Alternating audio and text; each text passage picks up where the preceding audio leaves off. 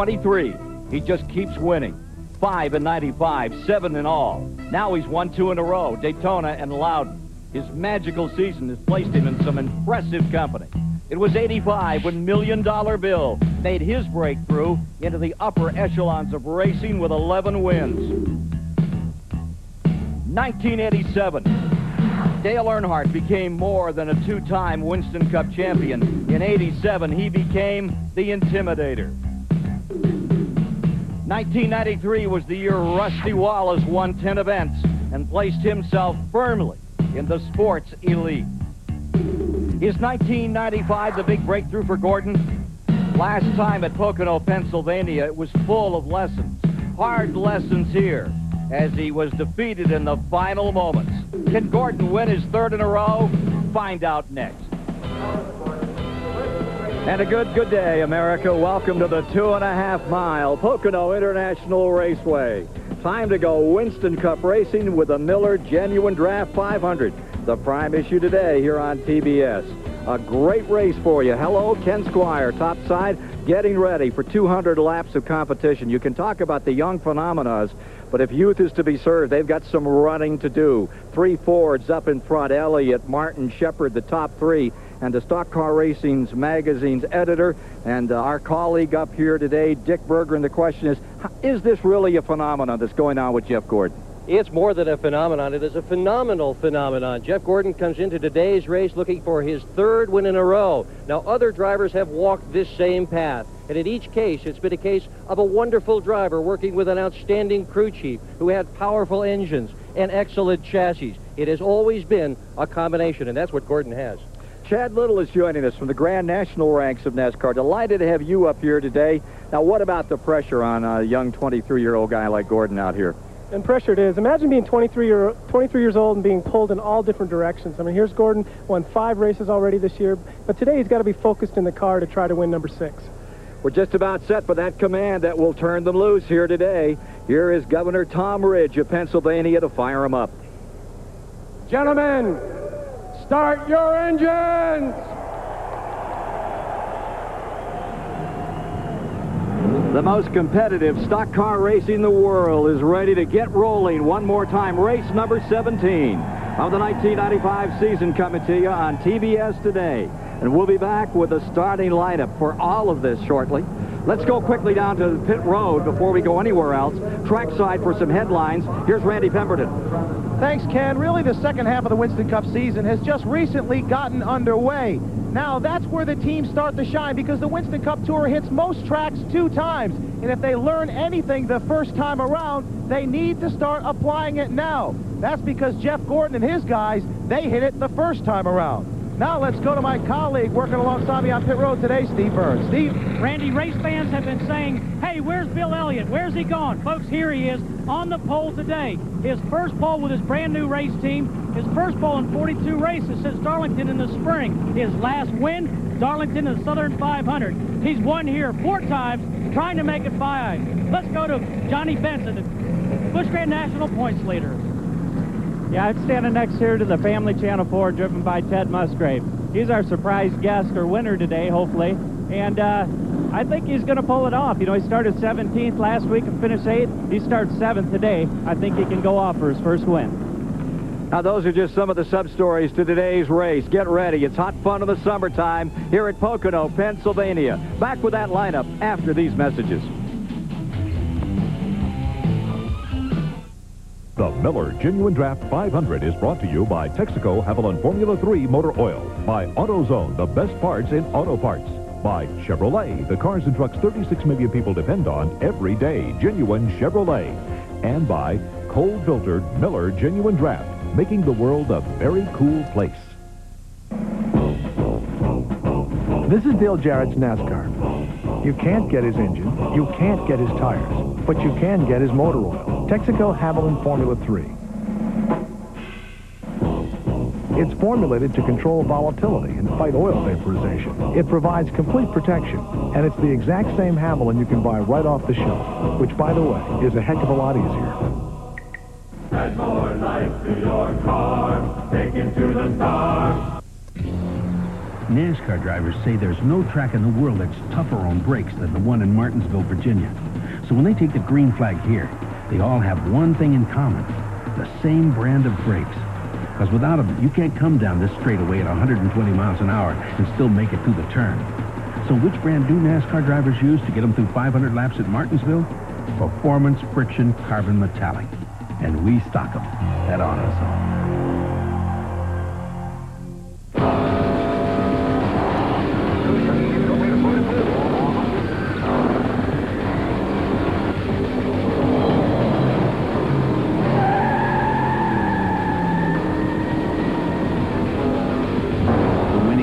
NASCAR Winston Cup history is back.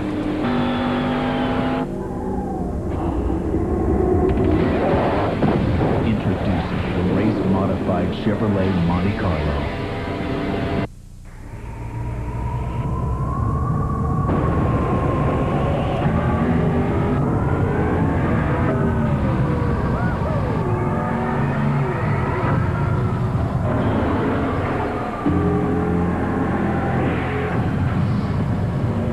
Genuine Draft Rusty Wallace stock car. Off. One opened up.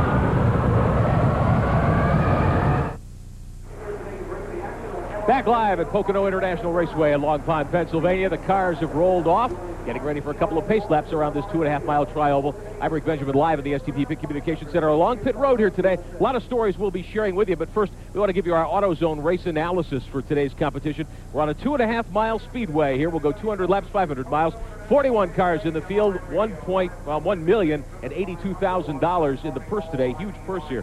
Pole sitter last year and the winner of this race, Jeff Bodine. Bill Elliott a little slower, actually, a mile and a half slower this year. The most wins at Pocono, 4 by 3 different drivers. Ken Squire, how they line up today? Well, here's the Haviland starting grid for today's race. The front row, we'll have Bill Elliott there, a 4-time winner at Pocono, and Mark Martin. In row 2, it's Morgan Shepherd and Ken Schrader. For row 3, the 87 and 93 champion Dale Earnhardt and Sterling Marlin. In row 4, it's Ted Musgrave and Bobby Hamilton with the #1 Pontiac in the field. Row 5 is Joe Nemechek and Rick Mast. Row 6, Jeff Gordon and Darrell Waltrip, a 3-time winner here. Row 7 is Ricky Rudd and Ward Burton. Row 8, Dale Jarrett and Brett Bodine. In row 9, it's Kyle Petty and Hut Strickland. For row 10, there's Derek Cope and Jimmy Hensley. Going into row 11, you have Michael Waltrip and Rusty Wallace ready to do business. In row 12, Jeff Burton and Terry Labonte. For row 13 today, there's Dick Trickle and Steve Grissom. In row 14, Jeff Bodine and Robert Presley. Row 15 is Lake Speed and Rich Bickle. Row 16, Jimmy Spencer and Bobby Labonte. Row 17, Bobby Hillen Jr. and Kenny Wallace. Row 18, Mike Wallace, who's won 2 ARCA races this week, and John Andretti. Row 19, Dave Marcus and Jeremy Mayfield. Back in row 20, rookie Ricky Craven and Todd Bodine. And starting 41st in row 21, Elton Sawyer. The latter 3, all provisional starters. Randy Pemberton down on pit road with Ted Musgrave. Wow, just got done talking about them, and it looks like they're going to take the left valve cover off. The crew is under the hood. The engine definitely sounded flat. They have now shut it down. Ted sits here. The crew looking frantic. They fired him back up. It still sounds flat to me. They've just fired it up, so could possibly be a long day. They've lowered the hood. They're going to try and go out there and ride it out. They may look further into it under the next caution. One other note, a problem on the 33 car of Robert Presley. Just barely got the car fired up. They've had to push it back to the garage area. Apparently a broken stud, which holds the gooseneck on from the radiator to the engine, has broken. And so now there's trouble there as well. Unbelievable. Steve Burns? Randy, here's something everyone at home can relate to. Really, the problem is the radiator is leaking. They changed radiators this morning, and it's leaking. They can't get it started. So Musgrave in trouble, as well as Robert Presley early. Let's take a look at the Chevy course description on this 2.5-mile track. It's a toughie, this particular facility. 162-mile-an-hour average in qualifying. That long front straightaway, Chad, where you really carry some speed. One of the longest ones in the whole NASCAR circuit, actually. Then that high bank turn 1 area.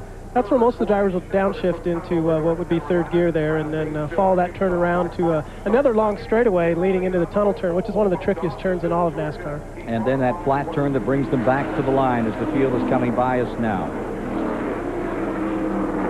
Take a look at our in-car cameras for just a moment here. We're riding with Jeff Bodine. Exide car has 3 cameras on board, starting in the 27th. And Bill Elliott will be carrying a camera for us today, right up on the point. Great to see Bill back. A year ago, he was on the pole. What about a picture here from Rusty Wallace's number 2, starting in 22nd position, and what a story about his starting spot we'll get to in a moment or two. Further back, now this is a guy that's got to win sooner rather than later, Ken Schrader.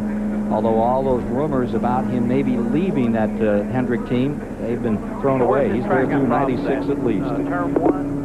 So you're riding back with the Xerox car as they get ready to go here. And that is Mark Martin, who starts in the outside of the front row. Again, Ford's top 3. Last time we saw Ford's up there, Darlington, a year ago.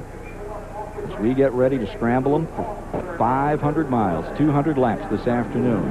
Dick Berggren, how are we coming down there with Musgrave? He's got his problems remedied. Is he just going to ride this one for a while and see what happens? The interesting thing there, Kenny, is that that's a 2-car team. Jack Roush fields 2 automobiles, one for Musgrave and the other for Mark Martin. And all year long, they have not had a DNF, a failure to finish in any race. And today, they appear to have a failure to start properly. Ranked 4th in points, Musgrave having a problem early here before we get this race officially underway. I hope it's not because Johnny Benson gave a plug for Musgrave before the race started. Johnny, if that's the case, then don't ever give me a plug before our races start. We've got the 2 top drivers in Grand National with us today. John Benson out of Grand Rapids, Michigan, and from over in the Northwest, Chad Little. No fighting between you two on an off day. All right, field getting set for a go. Stay with us this afternoon for flag-to-flag coverage of this Miller Genuine Draft 500 as Bill Elliott leads them down his 47th career pole. 4-time winner here at Pocono brings them to the line. And it's great to see that Elliott team back in Dawsonville, Georgia, leading the field under green. To the stripe. And Elliott breaks out in front immediately. Hurdling into turn number 1, stacking them 4 wide. The starts at Pocono are amazing. It's so wide, the cars can go 5 or 6 wide as they enter turn 1 there. But they can't go through turn 1 5 or 6 wide. They're not listening to you there. It's hairy going through turn 1 too wide, especially when you get to the tunnel turn. That's the one you really don't want to be going side by side over if you're racing somebody for position. The guy on the outside's got to give way. Here's Earnhardt getting that move on the inside with Marlin, with Nemechek. They have Schrader pinned on the outside as they go over that 8-degree tunnel turn, turn 2, head into that short chute, and then down into that long flat corner.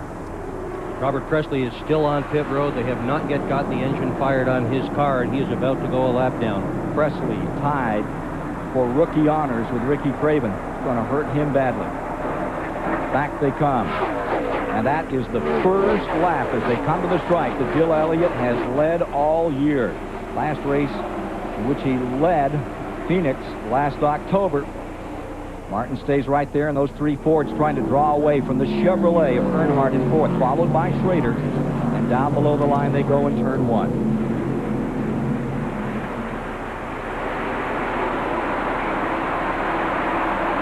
Take a look at Gordon on the move here. Jeff Gordon trying to get that number 24 on Limbert and come along through, and Rudd trying to get beneath him there. What you'll see happening here is the cars will get a run on another one because of the drafting that goes on there, and then they got to make a decision is to get that run going on the car in front of him. You see Gordon getting a run on Nemechek there. Does he stick his nose underneath? Does the guy in front see me? If he does, if we make contact, then there's going to be a spin. So you got to make a decision there as a driver. That's for 7th place. The 87 and the 24 at it. It'll be interesting to watch Jeff Gordon today because after the last practice session yesterday afternoon, they totally changed that car around. They changed the rear sway bar. They changed one of the rear shocks. They changed as well the engine, the transmission, the gear, and the brakes in it. This with no practice. That's what they need. What we need to know is what they didn't change. The driver. They left the driver alone, and the crew chief is still there. That's always a question, too, when the race starts when they make that many changes. Is it going to be better or is it going to be worse? Here's Earnhardt in 4th place. Ken Schrader running in 5th. Those Chevys pulling. Here's Jeff Gordon scooting down to the inside. Makes the move on Nemechek. That's the 6th spot. Here comes Ricky Rudd into it. He's the tied car down to the inside. And Bobby Hamilton in the number 43 Petty car. He's making a good showing here in these first laps. Pocono is one of these racetracks where you really don't want to be tight. If your car is tight coming off the turns, in other words, you have to turn the steering wheel more than you want to. The car wants to push straight. You're going to have a long day because you can kind of see, I think Joe Nemechek's kind of fighting a tight condition right now, and the cars are able to get underneath him coming off the corner. They're able to keep more RPMs in their motor. Working lap number 3 on board with Ken Schrader. He goes chasing after Earnhardt. Schrader in 4th, Earnhardt in 3rd. Up in front, Elliott Martin. Take a look at this battle. Here's Michael Waltrip still looking for that first win under Rick Mast. Pulls right up under the 26. They fight further back in the field. Michael's best finish ever came here at Pocono, 2nd spot back in 1988, a long time ago. But he runs this racetrack extremely well. He's got a good feel for the corners. He knows just what to do to get around them well. You know, again, Pocono will be one of the places that has a tendency to be tight. If your car, what you want to do is you loosen your car up all week long trying to get it to handle right. So then you have what's called a loose race car as you enter the race, which would be perfect. You get a guy behind you, it's going to loosen you up, and that's really how the pass is made. Bud Strickland back there in 13th a moment ago. Now you're on board with Mark Martin as they continue their war, those front-running positions. Elliott, Martin, Shepard brought those Fords to the front for the start, and they continue to stay there at the present time. One of the things we're going to be watching for today is the condition of the first turn. Yesterday it was very, very hot here, and some of the racetracks started to break up. They have worked on it overnight. They think they have the problem corrected, but boy, doesn't that add an extra challenge when the racetrack changes during the running of the event. Get a pit report from Randy Pemberton. Just to clarify, Ted Musgrave, what happened was they had plug wires crossed on the left-hand side, 2 cylinders crossed. They did get it fixed. He had to start at the rear of the field. He's coming through the pack. One to watch. Schrader coming to the inside on Earnhardt down that long 4,000-foot straightaway. And look at Gordon coming, too, right in between the two of them, watching to see which way to run. 4th, 5th, and 6th right there. He took a look at Earnhardt, but then changed his mind there. Working lap 6. Sterling Marlin just behind them in 7th.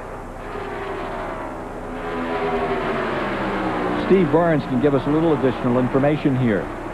Guys, I spoke to Andy Petrie just before the race and asked him about that turn 1 situation. He said he went down and inspected it with NASCAR inspector Elmo Langley. He said it is not a good situation. He said you'll probably see marbles later on, and Chad Little can tell you what marbles mean on the racetrack. Well, if the track's breaking up a little bit, it's going to be real slippery if you get out of the groove. I'm not exactly sure where it's breaking up. Maybe we can get a shot of that, but if it is coming apart, you'll want to keep your race car away from that part of the racetrack. Now, one of the good things about today, part of the good news is that the temperature has dropped dramatically from those 105-degree readings of a day ago, and that works in favor of this racetrack. That was turning this asphalt to glue.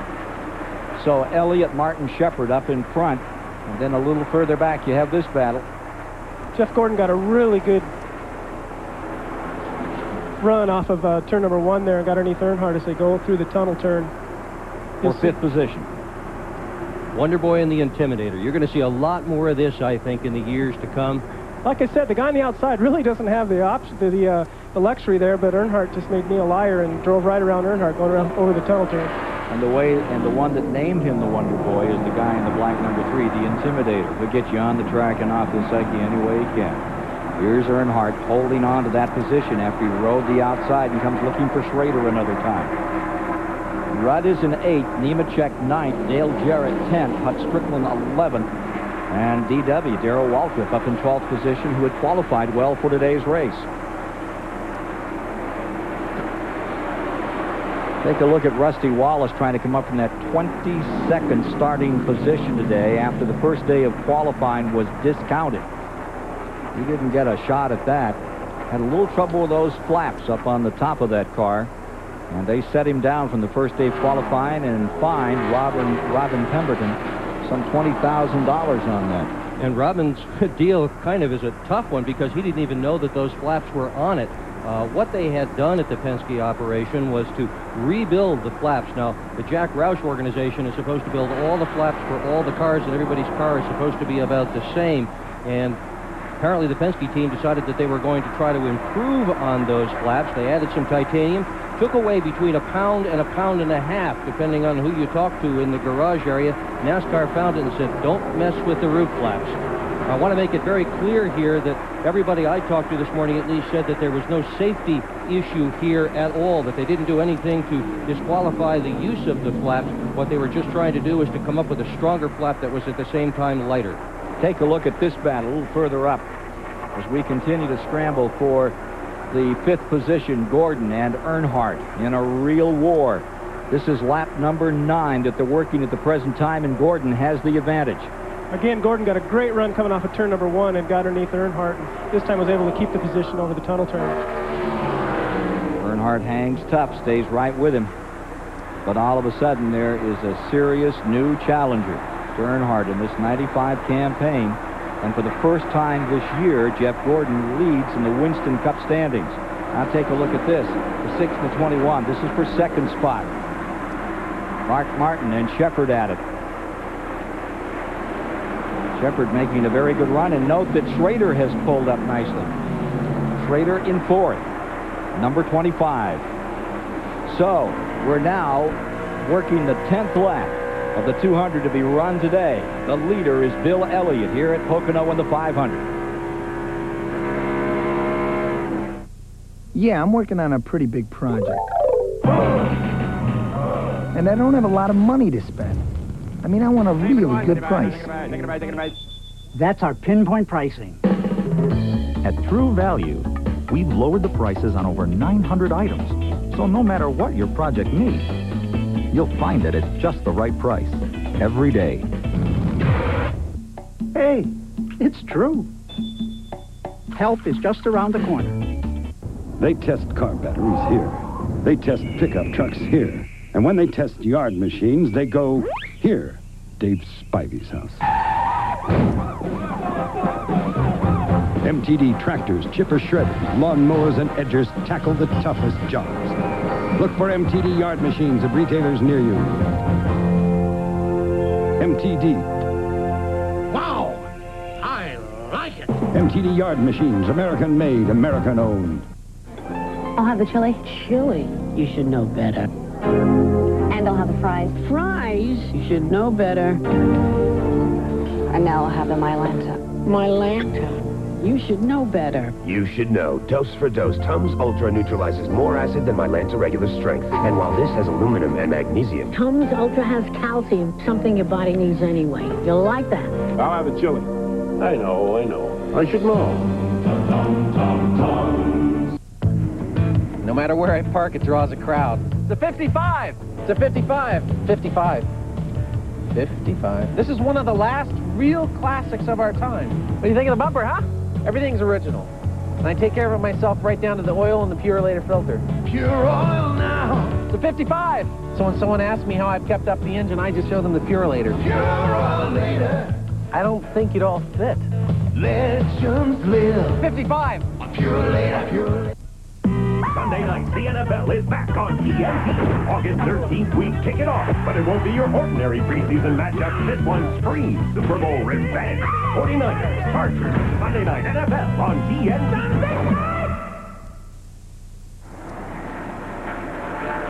Duralube presenting our aerial camera for you and giving you an idea of the immense crowd. Every seat's been sold for weeks. And the interval between Bill Elliott looks like the mid-80s again, with Elliott trucking up front. Coming after him, Mark Martin in that second position. You can see the interval back to the third place man, and that's now Ken Schrader putting a Chevy in there and mixing it up with those Fords. We've completed 11, working the 12th lap at the present time of 200. Schrader and Gordon have both gotten around the 21 car of Morgan Shepherd, and it looks like Dale Earnhardt's also fallen back a little bit. I see that that he's now fallen back into 6th. Here's Elliott. Took the pole at a little over 162. The record here is a 164 mark from a year ago. He did it. has that advantage. There's Martin right in that second spot. Schrader coming on. And you see Jeff Gordon also. So you got two Fords up in front. Here's Martin looking up at the leader. A couple of Chevys right behind. Earnhardt, meanwhile, is closing down on Sterling Marlin for 6th position. He's about 2 car lengths behind him. Watching Mark Martin work out here in the corner. I love the way he hangs onto that steering wheel. He always drives that way with the right hand tucked down low when he goes in the corner. Then he'll shift it more to the right side of the wheel and get a 10-2 position. He's the only driver I ever saw who could race that way, and he always does it. Well, you know, Mark Martin being one of the best in the industry, I tried that a couple times, figuring maybe there's something there. If Mark can do it, I can do it. It's hard to do. I'm real uncomfortable in letting go of the steering wheel and coming over like that, but Mark has he's mastered that, and he's real comfortable at it. I think it was you, Ken, that called that the Arkansas handle. Yeah. Darrell Waltrip has dropped from 12th back to 39th. And Steve can give us a little more as to why as we watch this battle for first place. It's a dandy. Steve, fill us in on Darrell Waltrip.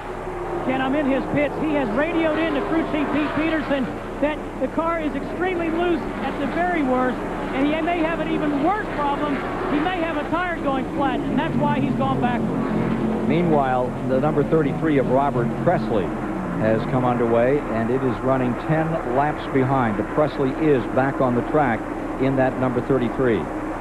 Change of leadership, and you have Mark Martin now in front, and Elliott holding on to him as they draft down into that tunnel turn. Closing is Schrader.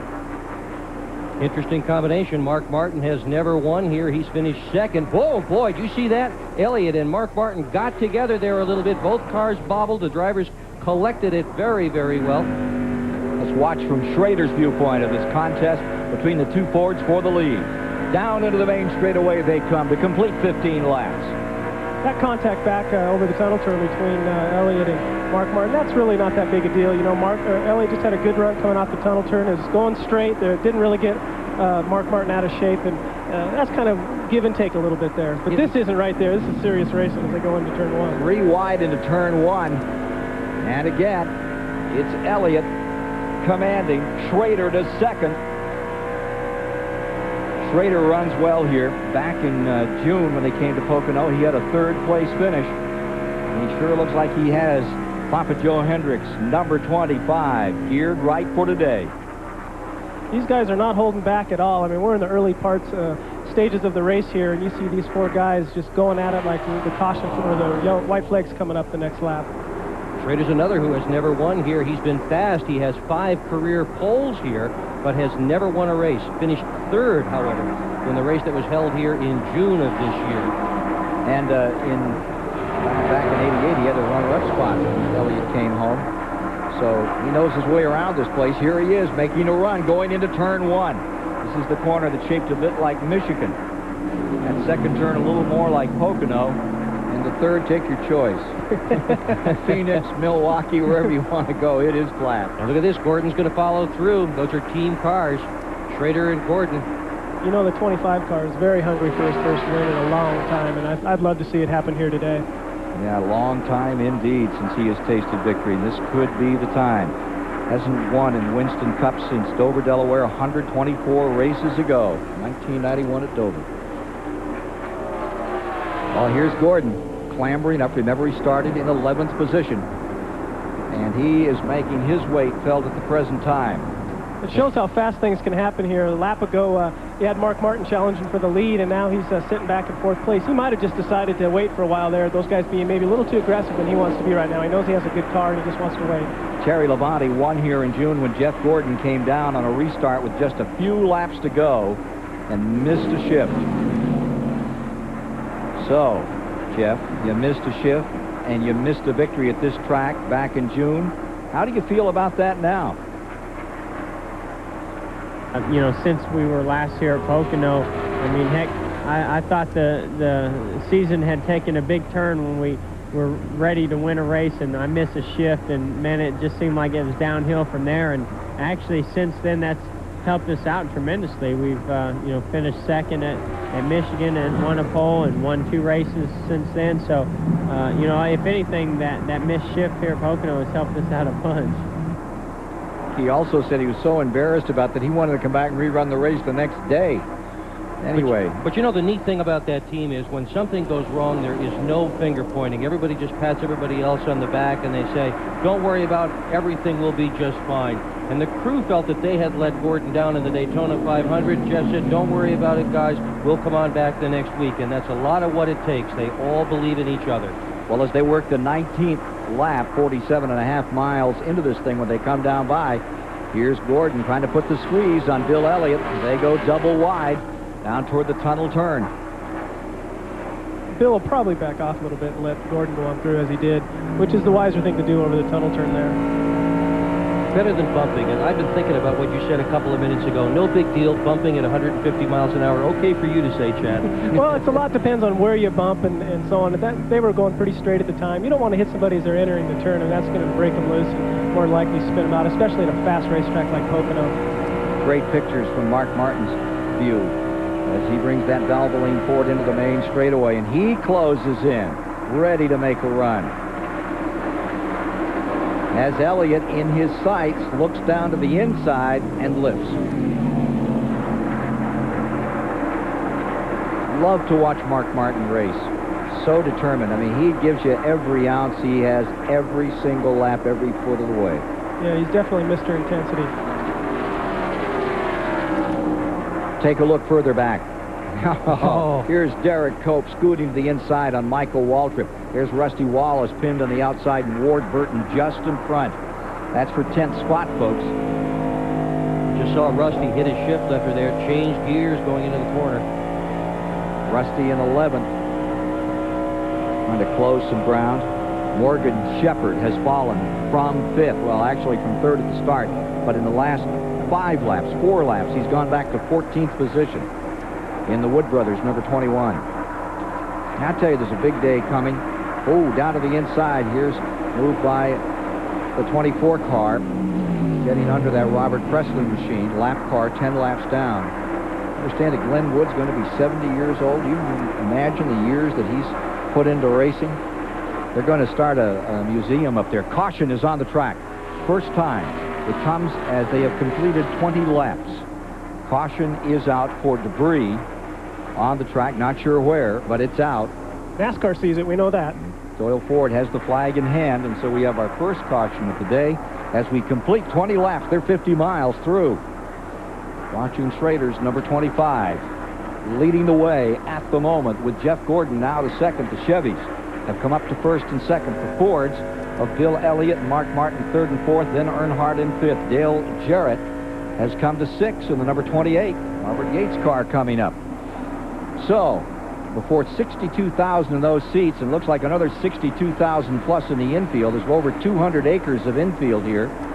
Got yourself quite a crowd, and for a moment they get a chance to sit back for a second. Nice day for a race. Temperatures just about perfect, not anywhere near the high temperatures of yesterday or the day before, or for that matter, the last couple of weeks.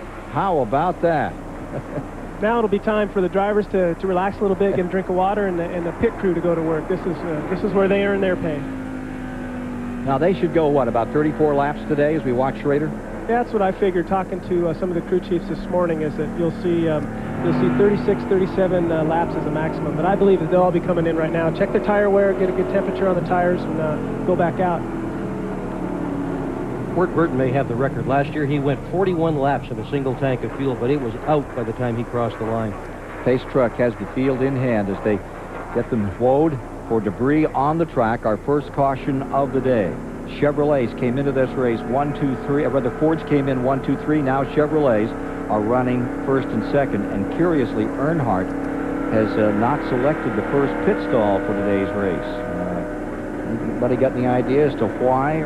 He usually likes to be right down there on the end where he can scoot out. That's Neverland down there. There's so far out from everything else that's going on. If you have a problem there, it's so far to get back into the garage area. NASCAR reminded me to tell you to roll out of this corner. Randy Pemberton is down there in Jeff Gordon's pit. Let's go with him now. We'll give you a few of these pit stops as they come in under caution. Well, as you said, Ken, this is the first time the crew goes to work. Actually, the coolest day we've had since these teams have gotten here on Friday. Track temperature right now about 116. At least that's the surface temperature in the pits. They're calling for 4 tires, only 1 can of fuel on the DuPont Chevy. Gordon has radioed in. He said, I'm pushing a little going into the corners and a little loose coming off, but no major changes. They're already around to the left side of DuPont Chevy. Down and away, an excellent stop. There's Schrader out just as quickly. And here comes number 6, Mark Martin, not to be outdone. There's a 5 o'clock traffic jam. Yes, sir. A little after 1:30 in the afternoon Eastern here on TBS. It's the Miller 500 from Pocono, Pennsylvania.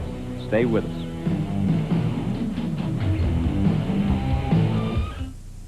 Tonight on CNN Presents, the Russians are coming, the Russian mob, and they're deadlier than the mafia. When they smell money, they become dangerous. From prostitution to murder for hire to nuclear terrorism. Bottom line, everything is money and greed. From Mother Russia to the streets of New York. A Russian criminal, he wants American dream. They're straight out of the wild, wild East. CNN Presents, tonight, 9 Eastern.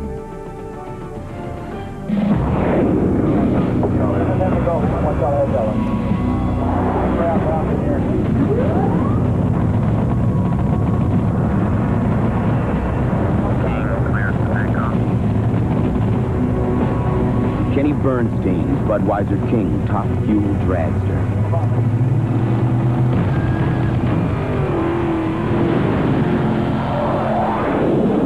Who says you need wings to fly? When it comes to roping a steer, folks in Grand Junction, Colorado will tell you that Ron Markin can ride with the best of them. And when it comes to overhauling an engine or rebuilding a carburetor, well, he can do it all. You see, when Ron's not riding a horse for fun, he's turning a wrench for a living. So he buys a lot of parts, mostly from AutoZone. Sure, there are other parts stores in town, but Ron knows that when you want the right part for the right price, there's just no place better than AutoZone.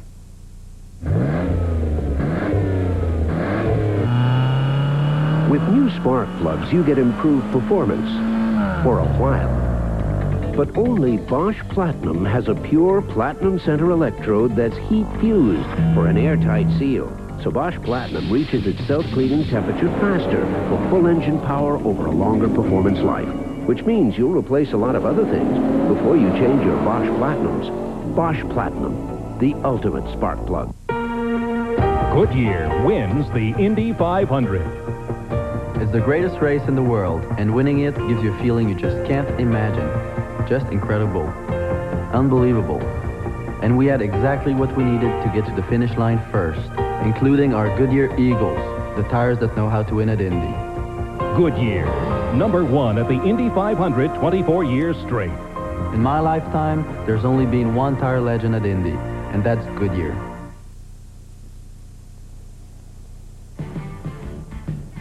Promotional fees and consideration have been paid by Auto Week, America's only enthusiast weekly. For a 52-week subscription for only $19.95, call now, 1-800-232-1522. And by Liquid Wrench with Teflon, the non-flammable spray lubricant with thousands of uses around your home, shop, and car. And by STP, makers of fuel performance additives like STP Super Concentrated Fuel Injector Cleaner and STP Gas Treatment. So no matter where you drive, go with STP and drive a better car. Working the 24th lap, 60 miles. There's the 17 car of Darrell Waltrip that's been in and out of the pits a couple of times. Let's go to the pits for more information from Steve Burns. Ken, major changes on the 17 car. They came in twice on pit road. They took a spring rubber out of the right rear and also adjusted the track bar. Bill Elliott also, although he's right at the front, also having some handling problems. They took a round out of the right rear as well. Said the right rear tire was wearing badly. Hey, let's go to Randy Pemberton. Well, Hut Strickland has been in after several good runs in a row. His luck is starting to sour. They changed, or at least the engine started to sour as well. They've changed the spark plug wires. Then they changed the spark plugs, found out that indeed they have lost the cylinder, possibly a broken rocker arm on Strickland. So he probably will not win today. Another guy that has had some problems, Kyle Petty, broke the bolt out of the hinge that lies right in front of the windshield on the left-hand side. So his hood was rattling. They've tie-wrapped it a few times. Kyle is down and away. So a myriad of things happening on pit road so far this afternoon. Dave Marcus was on the lead here for 3 laps and just pitted. They were under caution. First time he'd led since back in the Daytona 500. This is what, his 20 or 21st appearance in this race, 33rd overall on the Pocono 2.5 mile. A look at the overall in the field. We can give you some times on pit stops as well. We saw the 24 car Gordon at 17.7. 18.1 was the number 6 car when it was there, Mark Martin, and a 17.3 was recorded by Schrader's outfit. Good stop. Bill Elliott had a little bit of problems in the pits. He went from 4th to 11th. He'll be restarting in 11th now. And we're ready to restart. And here is Bill Elliott. Seems like he is ready to go. Mr. Hardy's car, the team back up there in Georgia, and they really have themselves a qualifying run. They made some changes on that team again. Well, Ernie Elliott told me this morning that they have made some management changes in the organization, and he thinks it's going to be for the better in the long term, and said everyone's getting along better now and getting back to the basics, as he says. 25 laps when they come by this time, and we'll be under green here in the Miller Genuine Draft 500 from Pocono, Pennsylvania. Field out of that flat 4th turn. Get ready for the Gordy show at Pocono. And we'll see. As they come down, Martin first, Schrader second, Gordy third. And then you have Dale Jarrett 4th as you're on board with Schrader. 5th is the Sterling Marlin car. 6 Earnhardt, 7th Rudd, 8 Nemechek, 9 Wallace, 10 Koch, 11 Elliott, and 12 is Michael Waltrip as Martin leads him down. They're probably restarting here in 2nd gear, so they're going to have to come up through 3rd and 4th and then go back down into 3rd gear into turn 1 here. So there's a lot of shifting as they go into turn 1 here at Pocono. A lot of them will never make it to 4th gear by the time they get to turn 1 on a restart. In fact, it takes so long to wind these engines up on a restart situation, but for sure when they're under racing conditions, they will change gears to go down this long straightaway. It is the longest straightaway in all of Winston Cup racing, and then they'll change gears again when they get into the first corner to get a better bite, get through that corner with better RPM. The old days, what they used to do is they used to just breathe the engines going down the straightaway. They would gear the car in such a way that about half, 3/4 of the way down the straightaway, the drivers would just lift a little bit off the throttle.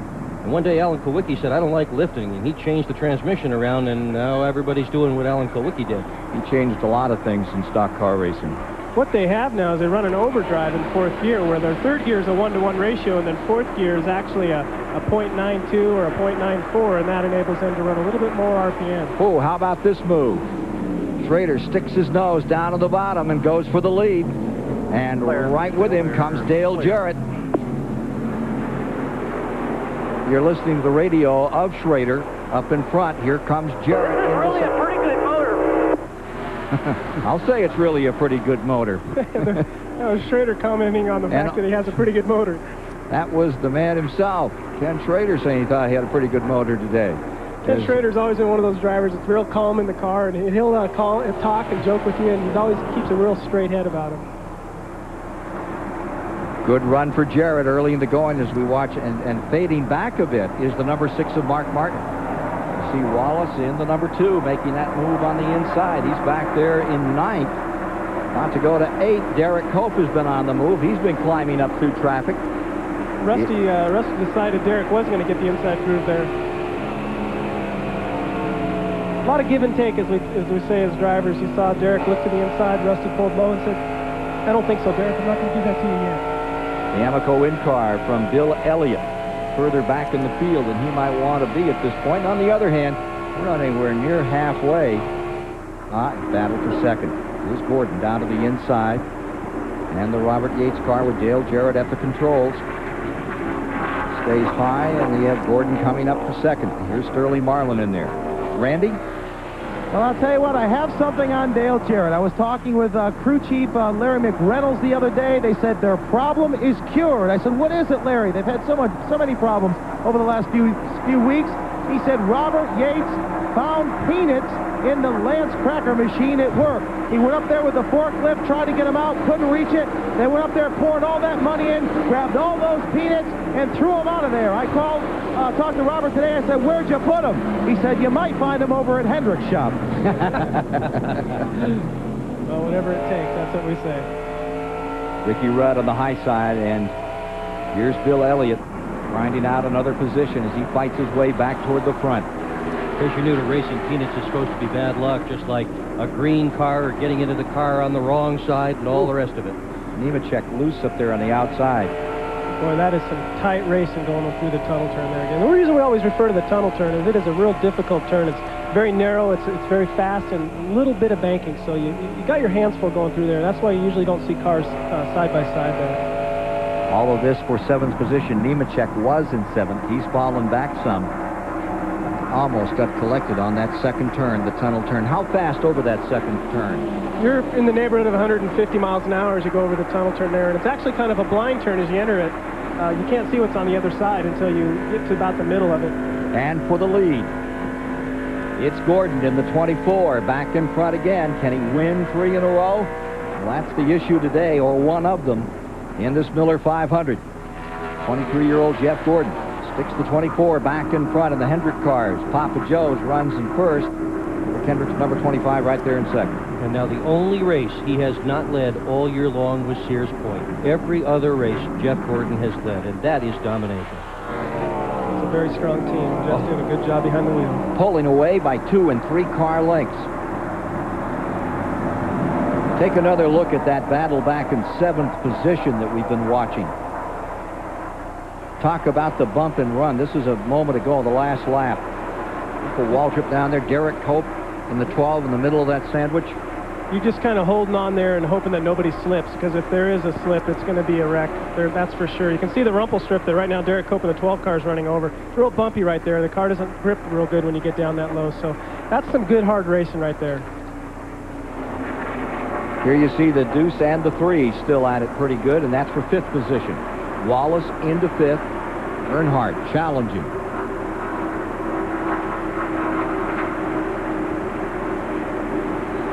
Wallace has not had the year this year he enjoyed last year when he won 8 events. Sure helped have a great run today, wouldn't it? Let's put a clock on this and see what some of these lap times are right now. We're at Pocono, Pennsylvania. 30 laps into the 200 to be run today in the Miller 500.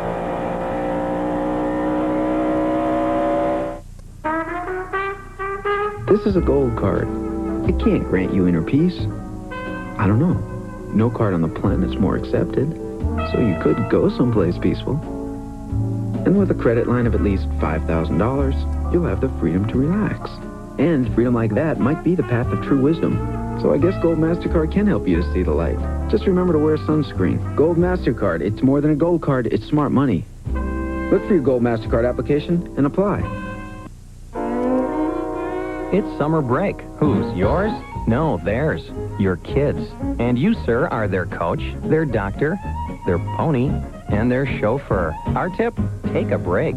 You've got a craving, McDonald's has a Big Mac, and now you can double up the beef for just 79 cents more. Get more all-beef patties, 4 all-beef patties, making a double Big Mac a burger big enough to satisfy a coach, a doctor, a pony, a chauffeur, and a dad. Have you had your break today? There's a fine line of motor oil separating your car's engine parts that's as little as 1/1000th of an inch. But friction and heat can make motor oil become volatile and vaporize, weakening its ability to protect expensive parts. Texaco Haviland Formula 3 is formulated to control volatility, fight vaporization, and provide complete engine protection, no matter what you drive. Add more life to your car. Take it to the star. No trendy health club. No $60 shorts. No bull. Speed Stick's no-nonsense formula gives you 110% protection. Like you, it never quits. By minute. Peerless Faucet didn't come up with the idea for a spout long and high enough to reach over and into large objects. We merely adapted it for the kitchen. High-rise faucet designs by Peerless. Get more out of your faucet than just water. Welcome back to Pocono International Raceway, live this afternoon on TBS Sports, the Miller Genuine Draft 500. We're watching Jeff Gordon on the racetrack right now. Gordon and Kenny Schrader have been putting on a great battle here in the last several laps. Rick Benjamin here at the STP Pitt Communications Center, welcoming Pennsylvania Governor Tom Ridge to our broadcast. Good to have you with us today. Glad to be with you. Glad to have NASCAR here in the Winston Cup Series. Great to be with you. Terrific event, a sellout crowd here as always, and you had some specific business to take care of with Richard Petty today. We've got some pictures to show. Well, tell us about this. Well, we wanted to make Richard Petty a part of Pennsylvania. It's appropriate to make exit 43 off of Route 80 that comes into the Pocono Speedway, the Richard Petty exit, and it was a real thrill for me to have the opportunity to meet the king. A lot of speculation about him wanting to possibly be governor. Sure. I told him, why would you want to be governor when you can be king? There's the sign for exit 43. You made that presentation earlier this morning. Yeah, well, we were real proud of the Pocono International Raceway. Richard Petty had come to Pennsylvania on several previous occasions on his own time, just because he's just a good citizen. North Carolina claims him, but he's been helping folks out in 50 states around the country. We thought it was a nice and appropriate way to honor him. Well, we appreciate you stopping by. It's certainly a great honor for the king, and pleasure to be here in the Poconos. Well, I want you to know this is the premier, one of the premier sporting events in the Commonwealth of Pennsylvania. We're delighted to have you here. Look forward to seeing you next year. Thanks. We appreciate you stopping by as we watch Jeff Gordon and Ken Schrader go at it, Ken Squire. Indeed. Battle for the lead as they come around for the 35th lap. They'll have covered 87.5 miles, only one caution to date. That was for debris if you're just joining us, and you're on board with Ken Schrader as he comes into the main straightaway. Wraps out some real speed. How fast will you get it all the way down to the mat on this main straightaway? Oh, they're approaching 200 miles an hour at the end of the main straightaway here as they go down into turn one. Hard break. Look at that right there. I mean, that's exactly what you're up against. That's good racing right there. And at 200 miles per hour, it is Schrader to the inside, passing teammate Gordon and taking over in first spot. Dale Jarrett still stays third. Rusty Wallace fourth. Marlin is fifth. Bill Elliott sixth. Earnhardt seventh. Rick Hendrick, who owns both of those cars, is in the pit area today, and I'm going to tell you what, when he sees a deal like this, he just doesn't even want to watch. He is one nervous camper watching several of his cars going at it for the lead. I think that Rick Hendricks is probably the most nervous in a situation like that because I don't think Schrader or Gordon are even thinking about it one little bit. Look at Wallace just blow into third spot. Steve Burns can add something to the story on Rusty Wallace today. Ken, Dick Berggren mentioned the roof flap incident from qualifying day. Rusty Wallace started 22nd. As you see, he's now third. He is driving his favorite race car. That's Midnight. He has an incredible record in that car. 26 top fives and 13 victories. Yeah, that car has done some winning, done some great racing here. Seen it many, many times, and it is one of the favorite machines. He's one of the few that names his cars. He debuted this car back in Richmond, way back in 1992. They keep adding new sheet metal to it, and we saw this car at Dover, Delaware in June. That was the last time it was in that big crash. Remember, early in the going, didn't look like it was going anywhere. Came back to finish ninth that day. They don't name him until they win, though, Ken. And when he won that race at Richmond, they decided to put the name on it at that point, and they've run some of these cars 3, 4, 5, 6 races. No name on it until it wins. It's just PR and then the number in the order in which the car came off the jig at Penske Racing. 09 was the original number on this car that you're riding in right now with Rusty Wallace as he closes down from third spot on the leaders. Rusty, what was all that controversy over the roof flaps about? But this is just a non-approved part, and the reason we got a fine at all is because they're trying to deter these manufacturers from building trick parts and trying to sell them to people. And they want to get a good control. So I understood it. I said, I appreciate your position on it. Appreciate you being kind about it and understanding it. And that was it. It's been around for so long. Robin Pemberton didn't even know it was on a car. He was shocked. I said, I got something I got to tell you here, buddy. The Miller Genuine Draft In car, you're riding with Rusty Wallace. Interesting thing is how anybody discovered that. Anybody got any ideas? The roof flap? Yeah, the roof flap. No, the roof flap that cost $20,000 to Pemberton. Oh, they're all watching each other in that garage area. NASCAR inspects those things very closely now. I mean, it's been a real safety factor, those roof flaps. They look at those every race. That's why, as Darrell Waltrip referred to yesterday, there might be a little bit more to that story than we're hearing. But the other teams watch the other teams, too, and each crew member is watching the other crew members, and they're all looking for something that they can blow the whistle on because they don't want anybody to have any sort of an advantage here. Importantly, the Penske team was very, very involved in the development of the roof flap. It was originally drawn out on a napkin that Don Miller still has in the Penske organization. So they certainly didn't want to do anything that would jeopardize safety, particularly after Rusty went upside down so hard at both Talladega and Daytona. And that's where that flap started. But the flap about how they got caught on that deal, I think, is about. It's a matter of who parks beside who in the garage area. I was going to say, that NASCAR plan where you can't have a closed garage where it's all open really takes care of business, doesn't it? I didn't even have to ask Steve Meal this morning, who was with the 6 team. He just came over to me and said, Dick, we don't care what they do. It doesn't matter to us. And he was parked next to the 2 car. Well, how about that? Here you see the leaders continuing to duke it out with Ken Schrader, Jeff Gordon first and second, Rusty Wallace third, Dale Jarrett fourth. Hey, folks, we're 38 laps in, and Hut Strickland is having an unscheduled pit stop and going behind the wall. That's too bad for the Kenny Bernstein team, still struggling. We'll look back here as the number 21 gets Morgan Shepherd's got a handful of 21. Terry Labonte after him. And there's the 24 on the shoot and scoot. Down to the inside, double wide for just a moment, and Jeff Gordon goes back into first. Schrader stays in second. Those guys are really running close. They've been going back and forth every other lap. I think they're having the ball. Yeah, ball's a relative word right now out there. I mean, there's a lot of work, and they're working at it, as you can see, hustling the cars. But obviously, they both have really good race cars, or they wouldn't be able to trade positions like that every lap. And they love to race so much, and they're really giving them a show. Take a look at Earnhardt in the middle here with Derek Cope just in front. Cope has made a great run in the 12 up to 8th position. Mark that as 7th now for Cope. Push Earnhardt back to 8th. Marlin in 9th as they circulate around this track in their 41st lap. Let's go to Steve Burns. Ken, this is unusual. Jeff Gordon radioed into Ray Evernham about 5 laps ago and said that 25 car just blew by us on the front stretch, and Ray said that's okay, just ride in behind him. Jeff then replied and said, I guess I'm getting loose, but now it looks like the car is getting better.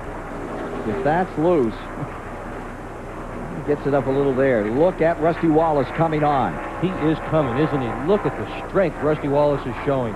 Remember, Rusty started 21st, too. 4-second spot, Rusty Wallace. And closing on leader, Jeff Gordon. More from the Miller 500 after this. Every day, we all find a way. A promise made, a promise kept, giving it our best. America's most complete source of auto parts, a national warranty program, and customer service only Napa can give. No wonder more people trust Napa to keep their vehicles running. We keep America running. We keep America running.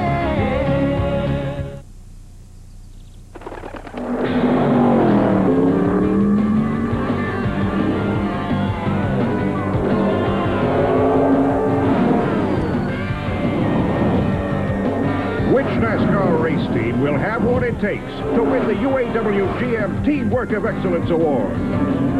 Just ask Dale Earnhardt. Who the heck are those guys?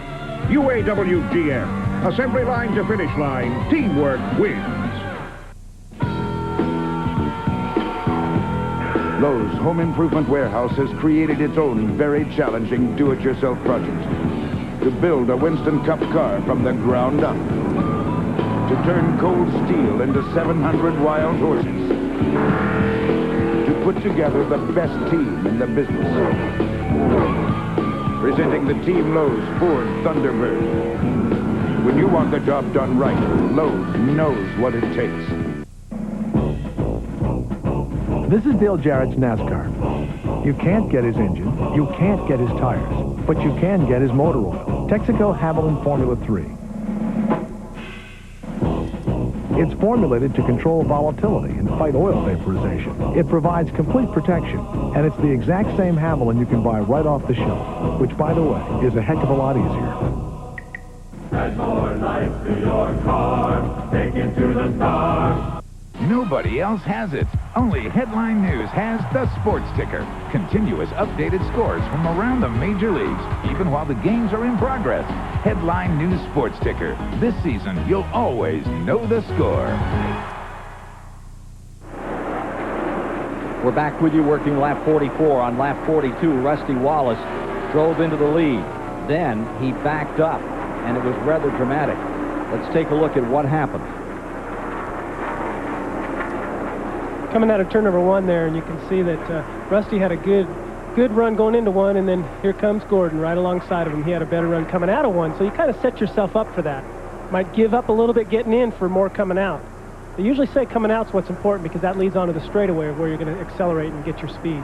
But the thing that had pushed him up happened just a moment before that. He got himself into the rough stuff on the low side, upset the chassis very badly, and up he went, and went from first right back to third. So that was lap 42. We're now working on 45 with the leader, Gordon. Wallace back to second, Schrader into third.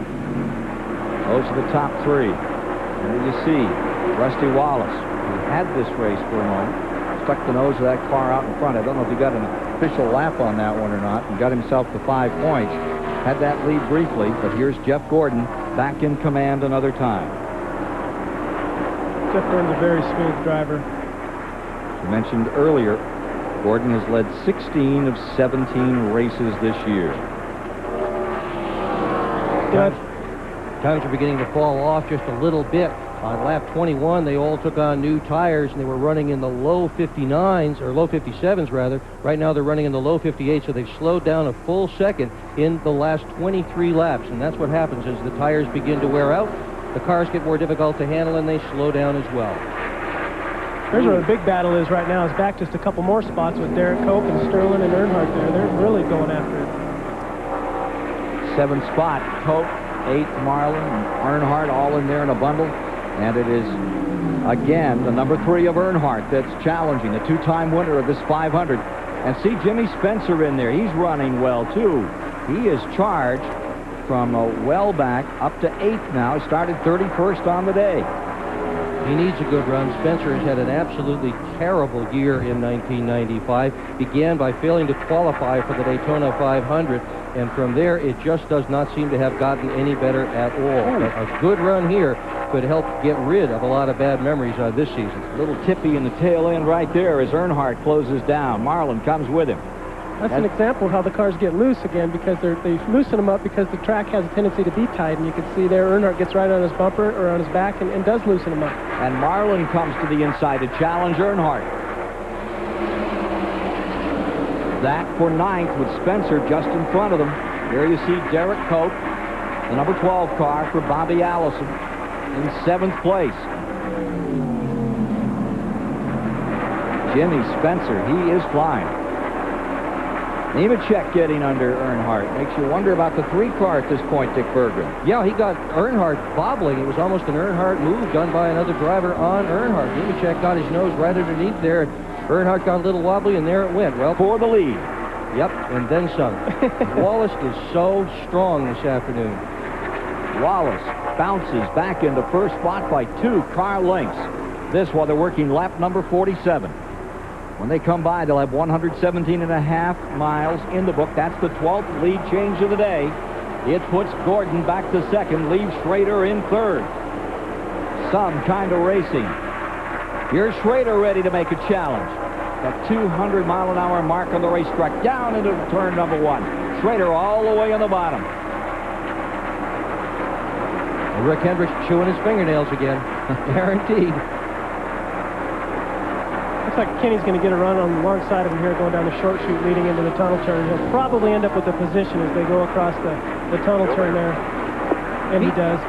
He's really not had a problem running fast. Kenny Schrader has run fast in many, many races this year. He just hasn't had any luck. It seems as if every time he gets going really well, something goes wrong with the car. At Charlotte, he lost an engine while leading. In fact, he lost it while dominating. At Talladega, he lost an engine while leading. At Atlanta, he crashed while running fourth. At Rockingham, he crashed. So it's not a question of speed. Schrader has had that. He just has to have the speed and the finish in the same race. Wallace continues to pull away right here at the moment, and Schrader holds his own. Look at Bill Elliott, guys, as he comes counterattacking down to the inside. He had passed Yates. Now he gets under Gordon. That's a good example of what happens when you get cars running side by side and 2 guys behind are running single file. They're able to draft. The draft pulls them up to the 2 guys. I'm referring to Schrader and Gordon there when they were side by side. That momentum just keeps them going, and there allows Elliott and the 28 car to go right by Gordon. 12 lead changes among 6 drivers. And for sure, Elliott is back on the beam. And for the lead, now Schrader attacking on the inside. Ken Schrader goes back in front. Wallace falls to second. And take a look at this. Here's Sterling Marlin dicing as you've got another Ford Chevy battle. You've got Mark Martin getting by the 24 of Jeff Gordon. That's Mark Martin pulling up and getting a little sideways there for a second. Going back up front another time. You have Schrader still holding on to that lead with Wallace right there in second spot. Wallace's Miller Genuine Draft In car giving you these great pictures. Saw the gear change there. You know, again, that gear change isn't because this is a road course. It's because the straighters are so long, the corners are tight, they need to shift so they have a little bit more RPM as they're coming up out of the corners. Is there any other place in Winston Cup racing besides the road courses, Chad, where they change gears at all? I'm not aware of any other track except for Pocono. I know a lot of the teams tried it at Indianapolis last year, but they found it to be just a little bit faster without the shifting. Again, Wallace getting ready to move in. Let me correct something. We were talking about Marlin a moment ago. Sterling Marlin is back in the 9th position, running the lead lap. Now here's Wallace down to the inside, putting the press on and going back for first place. I tell you, that must be about the 15th lead change already today. These guys are just going back and forth, back and forth. Market is 13 officially. Start-finish line, I think about 30 around the racetrack. Hey, they're saying there's a lot of grease in 3 now. Getting a report, we've got the third turn pretty well slicked up. Schrader's Budweiser in-car camera giving you these pictures. Down the short chute or the medium chute to the tunnel turn. As you see him going down the straightaway there as they enter into the tunnel turn. Rusty Wallace, winner of the 1991 Miller Genuine Draft 500, has the lead right now with 50 laps completed, 125 miles down in this event, and looking good. 3:75 to go.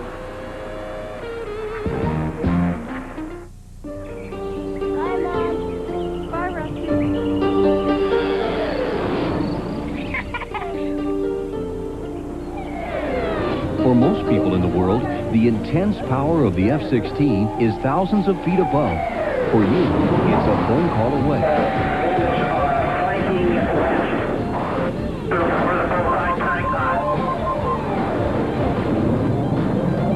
The Air Force Reserve, a great way to serve.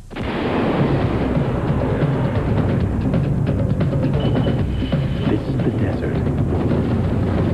And these are Chevy trucks. About the only thing growing out here is our reputation. The most dependable, longest-lasting trucks on the road. Chevy trucks. Like a rock. All right, what can I get you? Let me get a double espresso latte, half decaf, medium foam, and just named Dutch chocolate, okay? Thanks. I'll have an Austrian goat milk cappuccino with a touch of Madagascar cinnamon. Ordering the right cup of coffee has become quite complicated, unless I'll have what he's having. all you want is the richest coffee in the world. Just look for Juan Valdez. 100% Colombian coffee. Anything else just doesn't sound as good. In Normal, Illinois, Gene Goebel is popular with folks who need their car fixed.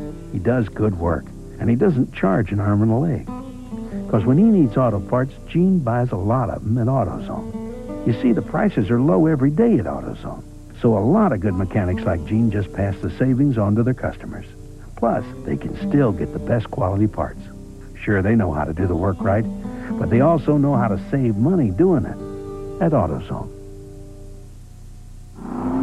Unscheduled stop for Dale Earnhardt just leaving pit road. He had been running back in 16th position. This takes him out of the top. This is at lap 53. You can see the damage to the front of the car, left side, and take a look at what happened. Looks to me like they're going down into turn number 3 here, and he got into the back of the 5 car. A little harder than he probably wanted to. He's on the brakes real hard right there. You can see the front end squatting down. I don't think that's why he pitted, though. I think the car was just, look at the parts falling off right there as he makes the contact. But I think it's about 5 laps probably before the scheduled pit stop. This car wasn't handling right. They decided to come in, maybe take a look at it. They didn't touch the damage at all. Here's Randy. Yeah, that's exactly right. They did have a little of that damage. They were a couple of laps from pitting and getting fuel and rubber anyway, so they decided to go ahead and pull it in now. If it's an aerodynamic advantage or a disadvantage, then they're losing a little time on the racetrack. So they wanted to come in a lap early, get it fixed. The 25 car of Kenny Schrader scheduled to pit probably about lap 57 or so, so they're all going to start coming here in the next 5, 6, 7 laps. Earnhardt back on the track. I would think it would be a little bit of an aerodynamic problem, Ken, because this is a kind of track that the speed is important. Leaders now coming in. Saw Kenny Wallace in here just a moment ago. Now you're seeing Jeff Gordon, first among the leaders to head on to pit road. Again, we've had reports that the 24 car was getting extremely loose, so he's coming in a little bit early, too. It's early in the race. You don't want to get down this early. Randy's there. Well, so far, a typical 4-tire stop for the Rainbow Warriors. They're going strong on the right-hand side. Looks like a little bit of a problem on the right-hand side. Not as quick as I've seen before. Up pit road, a couple of other cars now starting to pit. Left side tires going on. A couple of cans of gas in. Gordon down and away. 22.9 for Gordon. Not their best, but they wanted to make sure they got everything ready. Schrader coming in just a moment or so. Jeremy Mayfield has pitted. Kenny Wallace on pit road. Right now, the leaders are all coming down pit road. Rusty Wallace has pulled in, as has Schrader. Steve is with Rusty Wallace. Let's go to Steve Burns. Ken, you're about to watch one of the best pit crews in the business. Todd Parrott, Scott Robinson slams the jack underneath the car. Billy Wilford on the front tires. These guys are poetry in motion. They clean the windshield. Robin Pemberton said they will not make a chassis adjustment. This will be a normal 4-tire stop. Robinson to the left side of the car. The car goes up cleanly. Wilford to the front tires. Clean the windshield. He's down and away. 17.5. Let's go to Randy. Well, Kenny Schrader is in. Everything going A-OK on the Budweiser pit stop. Left side tires now on. Rights are already completed. Schrader down and away. That was a very good pit stop by Rusty's team. I tell you, I know that my crew tells me they love it when I come over the radio and say, I don't want a chassis adjustment. That means things are going good, and that just gets everybody excited. Fired up. Here you see Derek Cope coming back out, giving the Allison car a really good ride this afternoon. Rick Masters made his pit stop and is back underway. Bill Elliott, who inherited the lead, he is now on pit road with number 94. Green flag pit stops are so important. You just can't afford to lose any time at all. At 160 miles an hour, 1 second lost in the pits is worth 235 feet on the racetrack, almost the length of the football field. So a second means a lot. Steve is in Elliott's pit. Let's get down there for a moment. Ken, so far it's a clean pit stop. They are making a chassis adjustment to the right rear. Lug being tightened on the left rear. They're down and away. Clean pit stop. Good pit stop. Watching Lake Speed come in, making his pit stop. Steve Grissom in. Jimmy Spencer making his. Ward Burton. I anticipated some of the cars maybe just changing 2 tires under green here, but so far we haven't seen that. The tire wear must be a little bit more than to get away with that. This is the same tire that they used here in June, and Earnhardt tried that. He tried changing 2 tires and wound up losing the lead as a result. So these guys know what happened here in June for sure. Todd Bodine and Ricky Craven pitted. Here's the 28 car that had appropriated first position for a while, and watch Dale Jarrett coming in. Here is the Martin's Fire Oil in-car camera giving us these shots as he pulls number 6 to a halt. Randy? Well, Mark Martin is in, and Steve Mill and the crew go to work on the Valvoline Ford. I'll tell you want to know how specific these guys get in the cockpit when they talk about their chassis changes? Mark Martin says drop each of the rear tires 1 pound of air pressure. They go ahead and add a round of wedge. Left side tire is on. Mark rips the wheels. He's out of here. Well, the reason they wanted to drop 1 pound of air pressure is the car must have been just a little bit loose. So what he's doing is taking a little bit of spring rate out of the back of the car, and at the same time, you heard him say that he took a round of wedge out, which does the same thing. Michael Waltrip making his pit stop, and he is back underway. And our leader, unofficially, we have Musgrave into first place, getting 5 points, and he's on to pit road. 77 has just made his pit stop. Bobby Hillen Jr. now taking over in that U.S. Air Jasper car. 58 laps are now complete, and we're getting the 18 car with Bobby Labonte as the new leader. Morgan Shepherd on pit road. Randy's on pit road. give us a report on Musgrave. I'll tell you, Musgrave has come through the field. We haven't talked about him in a little while, but he was just about to creep inside the top 10. Right side tires already done as Morgan Shepherd whizzes by his right side door. Left side tires going on the Howard Comstock machine sitting on pit road. They're done. Wow, a great pit stop for Ted Musgrave. I believe it was about 19.8 as Morgan Shepherd is in up pit road. Already done with the right side tires. Now go to the left. The 21 car, of course, these are the guys that made the 4-tire stop famous. They're down and away. Morgan Shepherd not having a good day on the track so far, but a good pit stop. 19.8. Good stop indeed. Now when it becomes a scoring nightmare. Now the guy that just took over first spot is going to give that one up, make his pit stop. Joe Gibbs, number 18, comes in. Bobby Labonte, 2-time winner this season. We'll take a break here in the action. We're getting these green flag pit stops. Come back and re-identify the top of the field in the Miller 500. You want them? CBS has them. Movies for guys who like movies. One big, bad, in-your-face movie every Sunday night. Tonight. Don't move! Put the gun down! Wait! You're under arrest. I'm glad you came. Jamie Lee Curtis. Blue Steel. You want them? We got them. Movies for guys who like movies. 7 Eastern tonight. Only on TBS. Smaller electrodes, more power. More electrodes, faster start. Suddenly, everybody has a new spark plug idea promising instant higher performance. But one new plug's idea is higher performance that lasts. Introducing Autolite Double Platinum. Platinum on both sides of the gap for faster starts and more power every time. Platinum to platinum firing for guaranteed peak performance, long after other ideas have peaked out. Autolite Platinum and now Autolite Double Platinum. More precious metal for your precious metal.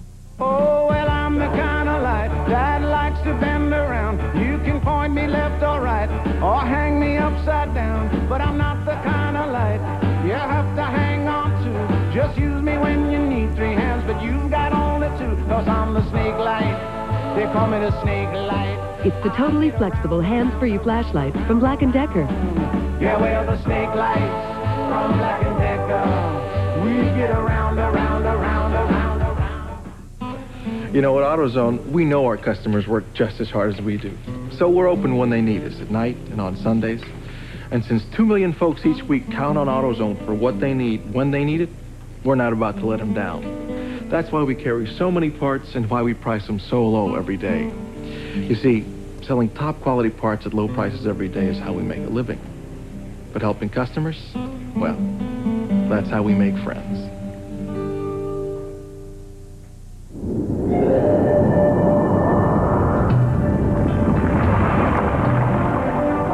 Monroe developed Sensatrack shocks to smooth out the road for a comfortable ride. But Sensatrack doesn't stop there. It's the only shock that also gives you extra control when you need it most. Sensatrack shocks and struts, only by Monroe, for comfort and control. Duralube platform giving you these shots of the 2.5-mile Pocono International Raceway. Great racetrack, and what an event we are having. Been under green flag conditions for pit stops, and now we have a new leader. Darrell Waltrip inherited first place for a while, picked up 5 points. As DW keeps on the comeback trail after that hard crash in the Winston Select down at Charlotte. Rusty Wallace has the lead for the moment. And we're showing Ken Schrader as the second place car. And by the way, we've talked about Hut Strickland going back behind the wall. Well, Johnny Benson up in Grand Rapids, Michigan, number 1 in Grand National Racing, is with us today. And he can tell us more about Hut. Yeah, Hut Strickland driving the Quaker State Ford had a really good start in spot 18th and looking forward to a great race. What happened? John, I ain't really for sure. It, you know, we started to skip there a little bit down the front straightaway there, and I think, you know, we just tried to ride it out there and get a caution, never could, and finally I think the thing broke a rock arm or something. I'm not really for sure what happened, but, you know, the Quaker State Ford, I really felt like we had a good run. It was going to have a good run today, and it just wasn't meant to be. Yeah, he definitely has been on a good roll this year, and looking forward to seeing him in victory lane yet this year. It very well could happen. Thanks very much, Johnny Benson, as we get back to racing here. And watch Schrader with a handful of Mark Martin right now. They are. They've been racing hard the last couple laps again. Everything kind of shook back out the way it was before the green flag started. 2 3/10 seconds from first place. Wallace back to this battle for second position. Whoops. Mark Martin and the Schrader car with the Budweiser in-car camera giving you these shots. They go down that short chute for the tunnel turn. You can see those cameras right on top of the roof of the car. They're just right behind the windshield. There's Schrader's roof cam. What a view, huh? It's pretty accurate, too. I mean, other than kind of no more tunnel vision right there. But that's about how fast you see the fence post coming by, and, you know, how it's bumpy like that inside the race car, too. How about the hood shaking and that kind of stuff, Jack? Can't really see the hood from inside the cockpit of the race car, but it's going up and down. You can feel the vibrations, that's for sure. How far ahead would you be looking here? Right now, you'd be looking at the car in front of you and maybe kind of drifting out to the left and seeing what's ahead of you every now and then to make sure nothing happens on the straightaway. Well, where's Jeff Gordon? Let's take a look here. See where our Jeff Gordon car is, and there you see it. Back there in 5th place. Man in between is Dale Jarrett in the 28. Up there in 4th. Gordon going for 3 in a row here today after victories at Daytona and New Hampshire International Speedway. Morgan Shepherd has lost a lap. Had to make 2 green flag pit stops back on lap 58 and was back in here on lap 61. Unfortunate situation for the Wood brothers. Gordon may be in 5th spot, Ken, but he is an awful long ways back from the leader, Rusty Wallace. You can see in this overhead shot that Rusty is pretty well out there all by himself. And when they went down that backstretch, they had the whole backstretch distance between Rusty and Gordon. We still haven't seen Gordon. How to find him right about now. There he is. It's a long ways back. That was a long pit stop that he took under green. Just ate up a lot of time, and that ate up a lot of racetrack. Well, what'd you say, 200 feet or 160 feet per second? 275. Oh, I got to go look it up now. 234.66 to be exact, at 160 miles an hour. Oh, my heart to slide ruled it. 9.91 seconds, guys, between Gordon and this guy up in front. We get a report now on Rusty Wallace, who we can in just a moment, and bring you up to date on laps. We've completed 65, 162 miles are down, 135 to go. A little further back here as Jeff Bodine scoots under number 4, Sterling Marlin. John Nemechek there and Derek Cope. Pretty good struggle going on. Jeff Bodine in the 11th spot. That battle is 11th, 12th, 13th. It's the same car Bodine had here last year when he won the race. He absolutely dominated, led the most laps. But it's a big difference. The difference between last year and this year. He had Hoosier tires on it then. He was testing almost every weekend for Hoosier, and that definitely helped. Story in this week's USA Today, however, Bodine says, all the problems with my team this year, they are all mine. He was going through a very difficult and unpleasant situation, a divorce situation, and says it has gotten in the way of running well. Best finish in 1995 so far, 7th. His only top 10 this year. You see him working that steering wheel as he goes down into turn 1. It gives you an idea of what the drivers are going through in each of these turns. It's not just a Sunday drive down the interstate. The Exide Batteries car dominated here a year ago.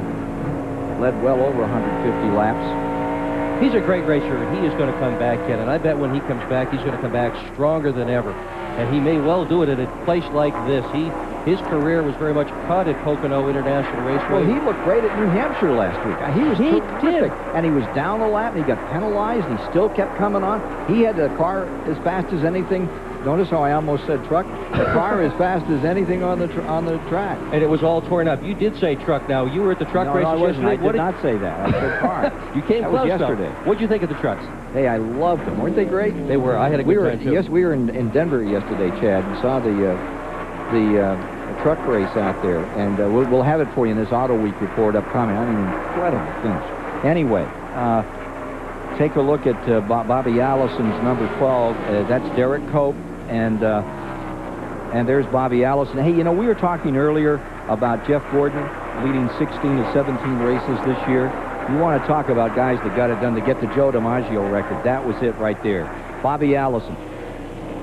39 straight races he led, 1971 and 72, driving for Holman Moody and driving for Junior Johnson.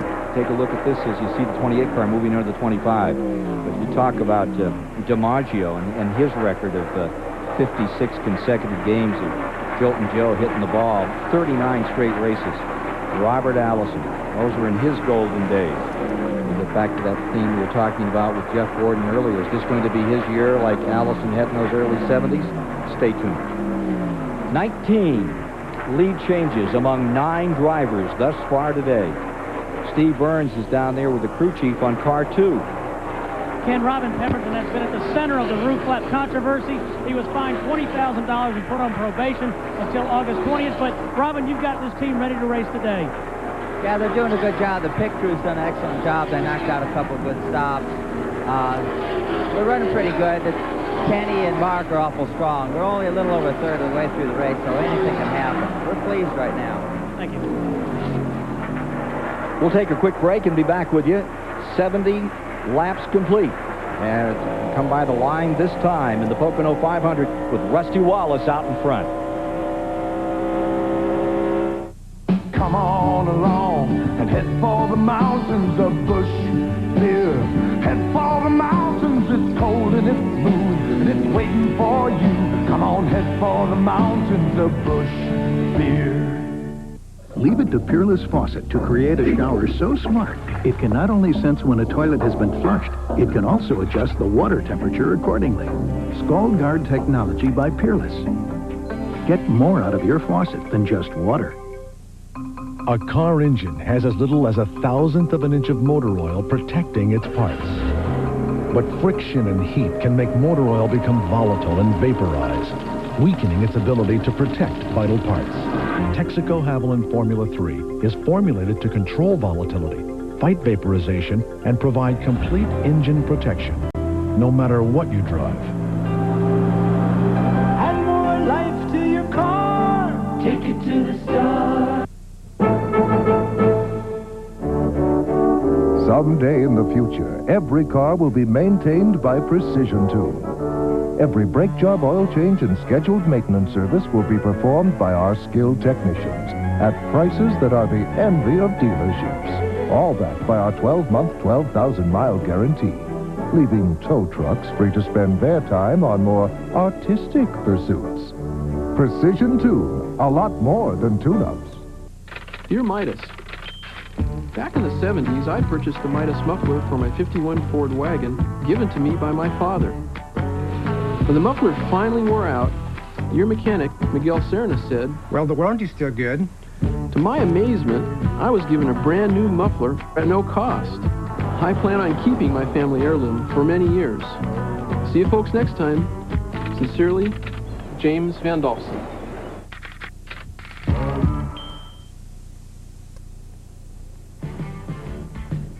Promotional fees and consideration have been paid by Plasticoat Spray Paint, the winning finish and the official spray paint of NASCAR. And by Exide Batteries for great starts every day. Replace your old battery with a powerful Exide battery, available at major retail stores. And by Pyroil, quality automotive formulas from the makers of Valvoline. For performance products, there's just one name, Pyroil. Back with you at lap 73. Pocono, PA, and what a battle. Mark Martin has just moved around Rusty Wallace. Closing in is Dale Jarrett. Right behind him is Schrader. The top 4 all still locked together. And picture this, only one caution for 4 laps. That for debris. Other words, caution free, and they're still stuck together like stamps coming down this back straightaway. Take a look at the number 28, right back in the thick of it. Mark Martin just making the move. We came back from commercial to get around Rusty Wallace and put that Ford of number 6 from Roush Racing back in front of the Penske machine. Let's put things in perspective a little bit here. What's going on in big-time auto racing is virtually every racetrack that we're gonna go back and take a look at this pass for the lead here. Mark Martin just blows by the inside to take it over. To put what's going on here in perspective, virtually every racetrack on the NASCAR circuit has had to add additional grandstands. They are all sold out. Many of these stadiums now hold over 100,000 seats. And as soon as the promoters announce that they're going to pour footings for another grandstand, the tickets are all gone. And a lot of people are saying, well, it's NASCAR hype. They do a great job of promoting the event. I disagree. I think it's racing just like this that's selling this sport to Americans. Nobody's going to disagree with that. Not one snitch. I'll tell you, the racing here over in a Ford and Chevrolet, and of course, Chevy for the present time is back there in the standings. But look at this battle. As you watch these two Fords right up there in front. Now you got three. Excuse me. Jarrett's there. But Ken Schrader, he's been up in front leading today. Jeff Gordon's been up in front leading. And we're going to see a lot more of that before the day is over. Terry Labonte, the winner here in June, he's only about 7 seconds from going a lap down to these guys at the present time. Slow on pit road, that last stop, and that may catch him. You talk about stadiums they keep adding to. I believe there's another 10,000 seats down at Richmond. We're going to be there September 8th, Saturday night. And the Sawyers just keep adding seats, and they can't stay ahead of the demand on that 3/4 mile track. It may be one, I don't know, you can't call it a short track. What would you call it? Super speedway, short track? I like it as a short track. I think it gives you the best racing in almost any league. I'd say it kind of fits in the short track category, too. Boy, it sure gives you some super speedway thrills. And that one's under the lights, too. That's going to be a great show right here on TBS. Caution is out, second time in the day. Caution coming on another time, and I don't see anybody down. I think we may have a debris. We'll wait and see. So coming back to the line. Mark Martin in command, Wallace, and everybody's kind of waiting for word from NASCAR as to where we are on this second caution of the day, which comes at lap 75 when they cross the stripe, 187.5 miles complete. So we'll take this break and then rejoin you for more of the action in the Miller 500 from Pocono, Pennsylvania on TBS.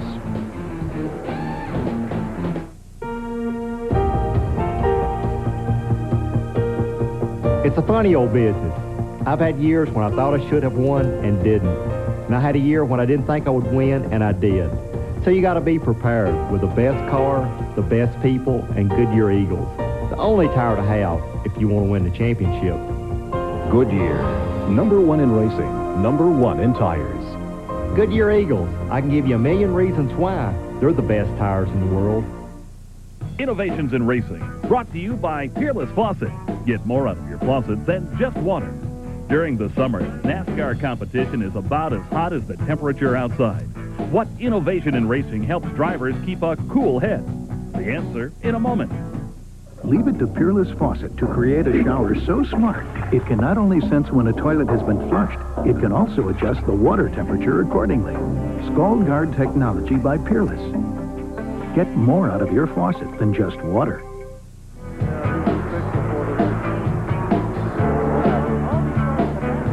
Inside the car, where temperatures may reach well over 100 degrees, one innovation most drivers use is a cool helmet.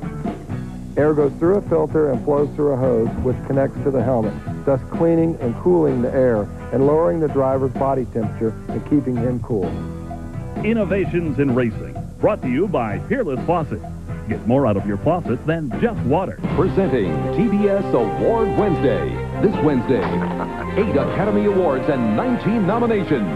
The biggest night of movies on television. TBS Award Wednesday, 8:05 Eastern, Wednesday, only on TBS. Live at Pocono, the caution is out and the leaders are on pit road. Mark Martin has changed 4 tires, gets down and away first, and Bill Elliott follows him out of pit road. It's just a mess on pit road right now. Rick? As the field starts to move back away under caution after that gaggle of leaders having pitted here, just about a third of the way home today in the Miller Genuine Draft 500 here at Pocono International Raceway. Rick Benjamin of the STP Pit Communications Center for you today. I want to show you our Fram race recap to this point. You've heard Ken Squire discuss all the lead changes, 19 official lead changes, many more other places around the track. We got 9 different cars out in front, running a little over 144 miles an hour. This is the second caution so far, only 4 laps run under yellow, and only 1 car, the Hut Strickland automobile, out to this point. We have other statistics here, I believe, to show you. Hut Strickland's car, the only one that's behind the garage area wall at this point of our race. Drivers running for a little over $1 million.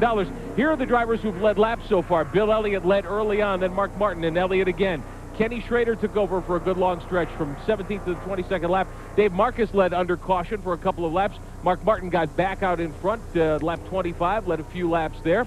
Other leaders today, Schrader back on top, and then Gordon showed up front for the first time. Schrader and Gordon traded it back and forth. Wallace and then Gordon back in front, lap 43 to lap 46. Then it was Wallace and Schrader. Wallace and Dale Jarrett, his first lead in a good long time.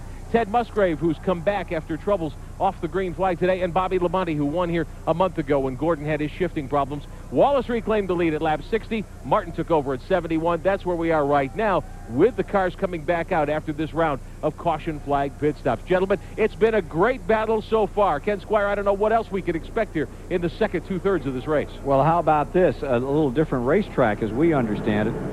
Secondary cars now on pit road, those that are a lap down. The track may be breaking up in turn 3 is the latest report we've received. About a lane and a half up from the low groove. They're saying that the track may be in trouble up there. Well, apparently that's what our caution was from, is debris in turn 3. It's hard to say see exactly from here what might be breaking up there, but if it's only a groove and a half up from the low part of the racetrack, that's racing groove. So, here's the situation. NASCAR put out a yellow flag, and they have NASCAR officials looking at turn 3 at the present time. And 37 very, very concerned drivers in that lead lap. You know, this is summertime here all over America. We're feeling it these days with the temperatures up in the 100s plus. Hey, when you were a kid, what did you like to do? What was your summer fun?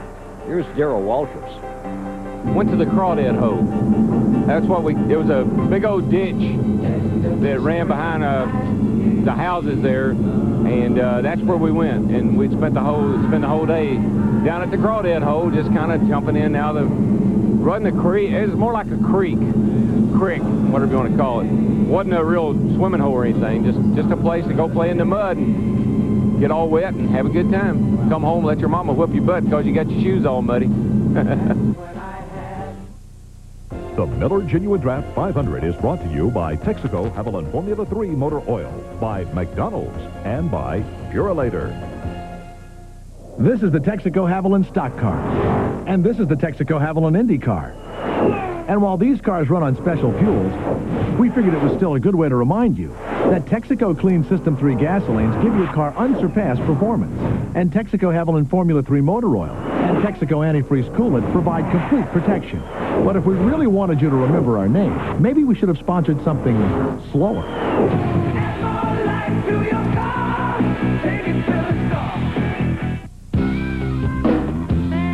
Summer vacation? Not for you. You've got work to do. You, mister, are a roofer, a gardener, and a dog catcher. You're working hard because you've got a mouth to feed. Our tip? Take a break to McDonald's, because right now you can double up the beef on your quarter pounder with cheese. Get twice the beef for just 79 cents more. Giving McDonald's double quarter pounder with cheese a big beefy taste to satisfy a hard-working man like you, and you. Have you had your break today? People ask me to endorse the strangest things. A green recliner? Not much of a sitter. I like going fast. 68 Shelby. It was only about 300 and some odd made. This car rips. Pure oil now. Keeping them up's half the fun. They all get Purolator filters. Pure oil later. I snag them from the track. Legends live. A Purolator, pure.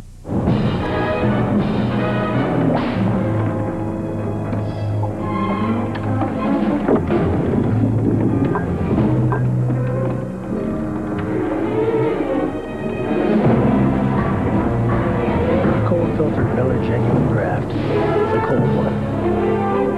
You know the beer, you know the taste. With Miller Genuine Draft, the world's a very cool place. And welcome back to Pocono International Raceway, live on TBS this afternoon. We're under caution. Concerned about the track surface in turn 3. We'll hear more about that in a moment. Right now, I want to show you our official directory race schedule here on TBS Sports.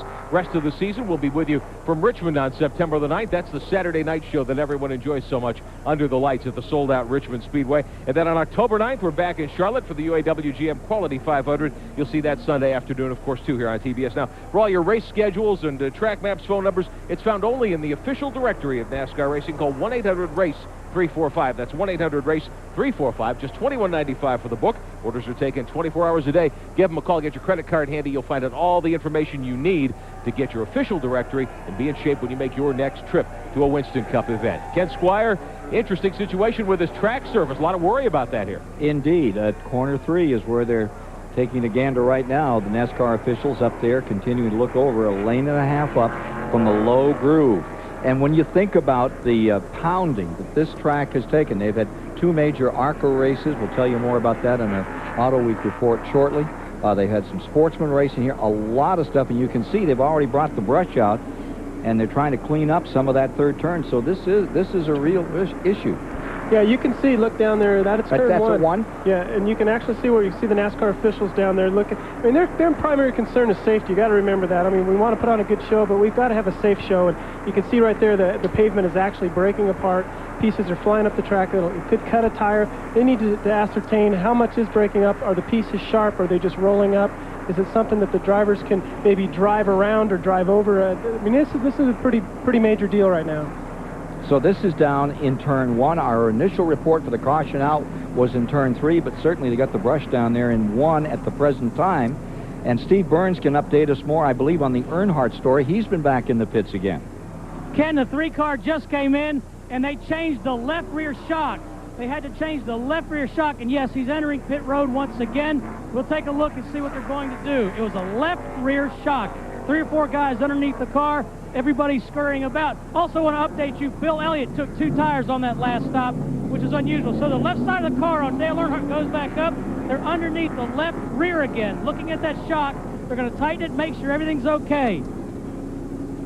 I wonder if Dale was changing the shock because his car was ill handling, or maybe that's the reason it was ill handling. Maybe the shock broke. It's hard to say right now. He's been taking a drubbing in the point standings of recent. Not only did Jeff Gordon take the lead for the first time by some 40 points, but now 92 points back in third is Earnhardt in his quest for an 8th Winston Cup championship. Gordon up in front, and look at Musgrave in 4th, and he's looking very strong here this afternoon. Remember, he would take the champions pit, Earnhardt. Now he's back in the middle of pit road. Probably still very much his preference. He wants to get closer to get to that garage area. They need things here. It's such a long, long pit road at Pocono. So we're going to take a quick break and be back with you again. Our initial report on the NASCAR scanner was turn 3. It's turn 1 they're working on. We'll find out if there's another problem on the other end of the track in a moment. You know, a lot of people who work on their cars will only shop at AutoZone. They depend on us for the best quality parts and low prices every day. They come in, get what they need, and then get back to work. Because you see, they believe if you want the job done right, you do it yourself. Well, at AutoZone, we couldn't agree more. Because when you take the time and the effort to work on your car yourself, you ought to be choosy about where you shop. We just thank you for choosing AutoZone. Splitfire earned a United States patent.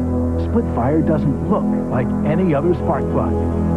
And the patented Splitfire doesn't work like any other spark plug. 5 extra horsepower by merely installing these plugs. Quicker in the quarter mile.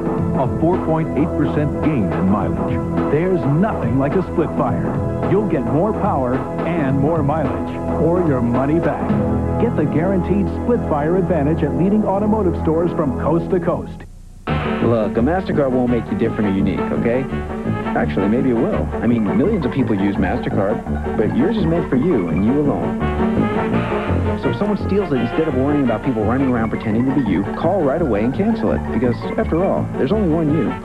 What's more, even if somebody does manage to charge stuff to you, you won't pay a cent, and we may even be able to get you a new card the next day. But just for you.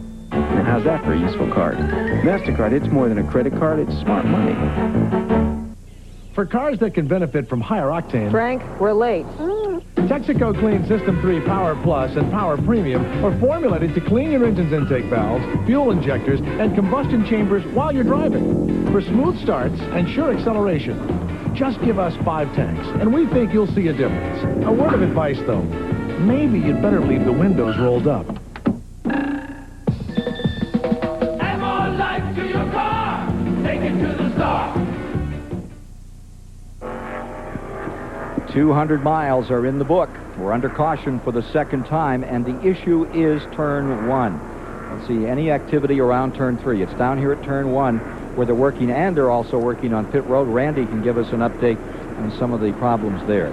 Well, Terry Labonte in particular, he's been on pit road. They've had to drill a hole in the right rear corner, try and bring a bungee in to try to straighten out that fender a little bit, give it a little more secure feeling. Other than that, little hot tempers down here, but that's just the way it is, a racing incident, so to speak, and that's about it from Labonte's pit. Now let's go up pit road to Steve Burns. Steve? Randy, Dale Earnhardt's back again. This time, they go to the right rear. They have a shock ready to put in, but I'll be honest with you, folks, I asked Andy Petrie what was wrong with the left rear, and he said, I don't want to say, but I can tell you for a fact, they are putting a new shock in the right rear. New shock in the right rear.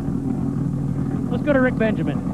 All right, thanks, Steve Burns. As we watch the work going on up under the right rear corner of the Goodwrench Chevrolet there, that is a major stop. That is going to cost Earnhardt a ton of time in the pits and certainly put him behind the 8 ball when we go racing again. Now let's take a look at our Auto Week weekend racing, brought to you by Auto Week, America's only enthusiast weekly. We've got some highlights to show you of the ARCA Supercars here at Pocono and also the NASCAR Super Trucks in competition. This is the Super Truck event at Colorado National Speedway. Yesterday afternoon, the battle between the 3, the Goodwrench car of Mike Skinner and the 98 of Butch Miller. Final lap, they came off of turn 4 door to door after Miller had led much of the way. Looked like he might lose again, but he didn't. He nipped Skinner at the line by a couple of inches. Miller the winner, Skinner second, Hornaday, Sedgwick, Dave Rezendes, and Jeff Bodine's truck finishing in the top. Now, at Pocono yesterday afternoon, the ARCA cars ran 150 miles. Second super speedway battle in 3 days. Again, it was Mike Wallace in the Duron Paints Klausner Furniture 90 who was your winner.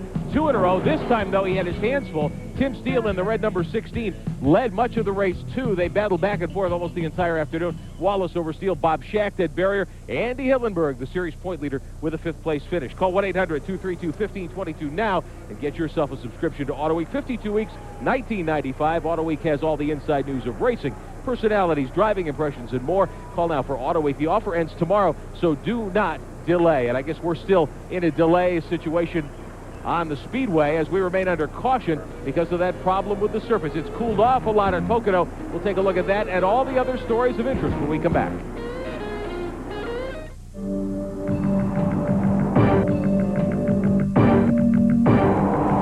Don't wait for this kind of excitement. Get Auto Week. Don't wait for racing news. Get Auto Week. Call 1-800-232-1522 for this TV Race Weekend special. Get Auto Week at the lowest price ever, $19.95. Just 38 cents an issue. Stop waiting. Do it now. Call 1-800-232-1522. Auto Week. We're back with you at Pocono International Raceway, and I believe that we've just watched Dale Earnhardt at number 3 go down 1 lap. They've been trying to work on that shock on the rear of the car, and it looks like it's now cost him 1. It has indeed. It just took too long to change that shock absorber. At Daytona, during the firecracker, Rusty Wallace changed 4 shock absorbers. It didn't get down a lap, and I'll bet it's not going to be too terribly long before these crews' engineers' ways to get the shocks on and off the cars very, very quickly, because shocks have become a major tuning factor, haven't they, Chad? Well, I'm not sure if you'll see a quick disconnect shock or not, but obviously Earnhardt's having a handling problem, or he wouldn't have come back in and changed the right rear shock too. So they just missed it a little bit, and they had to change both of them as we get ready for a restart. So apparently NASCAR's also figured out that the track's going to be all right, because we're going to go green here in just a bit. With 207.5 miles complete as they come to the line, and you can see a little unhappiness in the face of Richard Childress. 33 cars remain in the lead lap as they come down to get this one going again, with Martin in the lead. We'll have Elliott in second, Rusty Wallace third, Dale Jarrett in fourth, Schrader in fifth, Earnhardt back on the tail end of the line. In the 6th spot is Nemechek, 7th is Musgrave, 8th is Spencer, and 9th would be Jeff Bodine. Gordon rounds out the top 10, followed by Bobby Labonte, Kyle Petty in 12th, Sterling Marlin in 13th. 14th is Cope. Earnhardt going on to the tail end of the longest line as they get ready for the start. And on this restart, the jump. And here's Earnhardt trailing the field. They head across the stripe and get this one going again, having completed 83 laps. Incidentally, it's clouded over, serious cloud over. We had a big boomer this morning as we were coming into the track around 6:30. Tremendous rain shower. And they thought it was going to stay clear for the afternoon, but it's thickening up just above the Pocono International Raceway. Here you see Mark Martin in front. Bill Elliott hanging right on in second spot. Rusty Wallace is in third, and they're showing Shepard a lap down. The 21 car, the Wood brothers, had a great run last week, and he's had some real good runs of recent last several weeks. Up in 8th in the standings. Elliott's Amoco in-car giving you this picture out the back as Morgan Shepard going to pick up 2 or 3 and get back in this lead lap. Well, apparently NASCAR has decided that Earnhardt was speeding on pit road, and that's why they put him to the back of the pack for the longest line.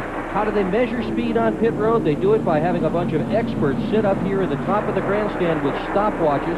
There are lines painted out on pit road, and they time them. They time how fast the cars go between a set of lines. And from what I have been told, that was a very accurate way to do it. I don't know, radar guns seem to catch me a lot. How do you feel about that? Well, no, obviously, the pit road speed is a safety issue, and they sit up here and they time. They know how many feet it is between the 2 lines painted on pit road, and they're just timing you. If you go faster than what they've calculated it to be, then you get a penalty. It's pretty black and white. In the background, you hear the spotter and the driver in the 25. That is Schrader as he continues to wend his way through the field. He's up into 4th. Martin, Elliott, Wallace, the top 3. And Schrader closing in again. There is some ways to fudge that pit road speed, though. Not that I've ever fudged the pit road speed before. But oh, no. There's, I've heard other drivers talk about you can actually know where the spotters are or the timers are up in the stands and know which lines they're using and speed in between the lines that they're not using. But I, of course, have never done that. I don't know who would, but I've heard that. IndyCar racing, they do use radar guns. They've got a whole bunch of people down there doing it, but most of the Winston Cup tracks, there's no safe place that you could go with a bunch of radar guns. So this is the best method, at least until they come up with something better. Here's Bobby Labonte putting the move on Jeff Gordon for 10th spot. Whoa! That Musgrave looking just a bit loose on the inside for a second there. It sure was, and here comes Spencer again. What a nice run Jimmy Spencer is having today, Ken. Don't worry, Spencer's not afraid one little bit to stick his nose in there, is he? No, in fact, I think he enjoys that. it. Yeah, I think he enjoys it. He really does. When a car's working good, though, it's a lot easier to stick your nose in there and feel confident about it than when one isn't handling well. And you can see the run Spencer's having today. His car's running good. He's going to be fighting for the lead here before too long. You can see the Heilig-Myers car down on the inside. That's Mike Wallace, who's won 2 races in 3 days in that ARCA campaign. Now stepping back in, driving the Junie Donlevy car and about to be overlapped by the number 24. He's running a lap down. Whoops. It's like Bodine's car jumped up on him a little. Just barely tagged the 18 of Bobby Labonte. Jeff Gordon watched all that, too, and you see him duck down. Now he's decided that Bodine is the one that was going to move. He tried to follow him through, but he couldn't. Labonte very wisely blocked that path, holding Gordon back. A lot of traffic right there, you know, after restarts, it's always I call it the scariest time of a race. You've got so many cars bunched together, and that's a good picture right there of all those cars together fighting for position. You have to watch a new race at Charlotte this May and dodge all those wrecks that seem to happen all around you, I guess. Scary time. 7th spot is that Bodine car. Look at that line being taken by Dale Jarrett in the black number 28 coming at you. And Musgrave right there with him as they scoot down to the bottom of the main straightaway. And you have to pinch it a little in one, and that's where that track is chewed up a little. This is one of Jarrett's best runs all year, Ken. He's had such tough luck. He got punted last week and crashed last June here at Pocono. He got hit in the back end and taken out, and he got crashed as well at Dover. But what a nice run he's having here today. Look at Derek Cope pulling down on the inside and making that move. Great shot over the tunnel turn. Boy, that is a good shot right there. Side by side over the tunnel turn. You're not supposed to go too wide, but every now and then, obviously, it's going to happen. That's where you're not supposed. That's where you can't do it. That's right? where you can't do it. That's where you can't do it. Saw 6 of them do it. And the drivers are now saying that there are so many different camera angles, good angles like that one, that you can't roughhouse anybody anytime on the racetrack. Used to be you'd get off of the back straightaway somewhere and you could bunt somebody, you could root them and get away with it. Now, boy, there's just no safe place. Now look at that. That's Cope. Front of your picture, left-hand side, in that number 12 car, and he is up to 11. That's and good. flying. Good to see Derek have a good run today. I think NASCAR has decided that with the problem with turn 1 down there isn't the fact of cutting a tire. They've determined that that's not going to happen. It's that the pavement is coming apart. As the pavement rolls up on the track, they've got to come out and sweep that off every now and then. But the track is determined to be safer. That's why we went green. We've seen that happen before. You're watching Sterling Marlin in that. Back for the lead again. And look at Rusty Wallace, second place, as the number 2 of Rusty Wallace sneaks through on the inside of Bill Elliott. That's for second. Leader is still Mark Martin. 19th place is what you were looking at a moment ago. Number 4, Marlin was there. In the 20th spot was Michael Waldrop. See Rusty put his hand out the window there, Ken, as he's going down that long straightaway. It's still pretty hot, even though we're getting a little cloud cover. What did they say the track temperature was? We talked about the outside temperature a little bit today as being really reasonable back into the 80s here in Pennsylvania as opposed to 105 a day ago. But track temperature is still a stickler. Yeah, it feels good, too. And it sounds kind of just a little thing like putting your hand out the window, but getting that fresh air blowing directly on your hand, it really feels good sometimes. Looking back at Bill Elliott now, he is running in the 3rd spot. I'm going to tell you what, if Bill Elliott were to win this thing, I hope Doc Mattioli has every bit of wood bolted down, because if not, the fans are going to take this place home. They're going to be so happy to see him win. They will be. That's a great shot coming out the back of Rusty's car there. You can get an idea of not only how stable these race cars are. It looks so simple in that shot because you're not seeing him fight that steering wheel. It looks kind of stable, and it is. The cars don't slide around that much, but you are steering them. Almost to halfway here at Pocono. I wanted to ask Chad Little a question about the changing temperatures. Chad, I walked outside of our pit communication center a minute ago. I'll bet it's 20 degrees cooler even than the start of the race with this cloud cover. What will that do to a race car, and why haven't we seen more drivers seem to have handling problems? Well, I think generally when it gets a little cooler outside, the cars will tighten up just a little bit. But, you know, the temperature's changing outside doesn't make a lot of difference at a track like Pocono. You see some places like Charlotte where it makes all the difference in the world. But it's still hot out. It's still very muggy, and that's why you see guys like Rusty putting their hand out the window. Remember, we talked about the start of the show, this track tends to be tight, so the guys set their cars up as loose as they can to get them to turn coming off of these corners. That's why you see a guy like Darrell complaining that as soon as the race started, my car's too loose, it's too loose. Martin and Wallace running 1 and 2. As to track temperatures, we can get a little more from Randy Pemberton. It has dropped significantly, at least standing here in the pits. I've got the barometer on the pit road here. It's down to 110. Early on, we had it as high as 125. Now, when we started this race, the sun was blistering down on us, and it has blistered all during this weekend's practice session. That could be why some of these guys have missed the chassis now. It's hard to say. Maybe the track hasn't changed that much, but the temperature here on pit road has gone down significantly. 15, 18, 20 degrees. You notice that as a driver, too. The changes outside. It's still hot, muggy, but you do notice when it gets cool like that. Rick?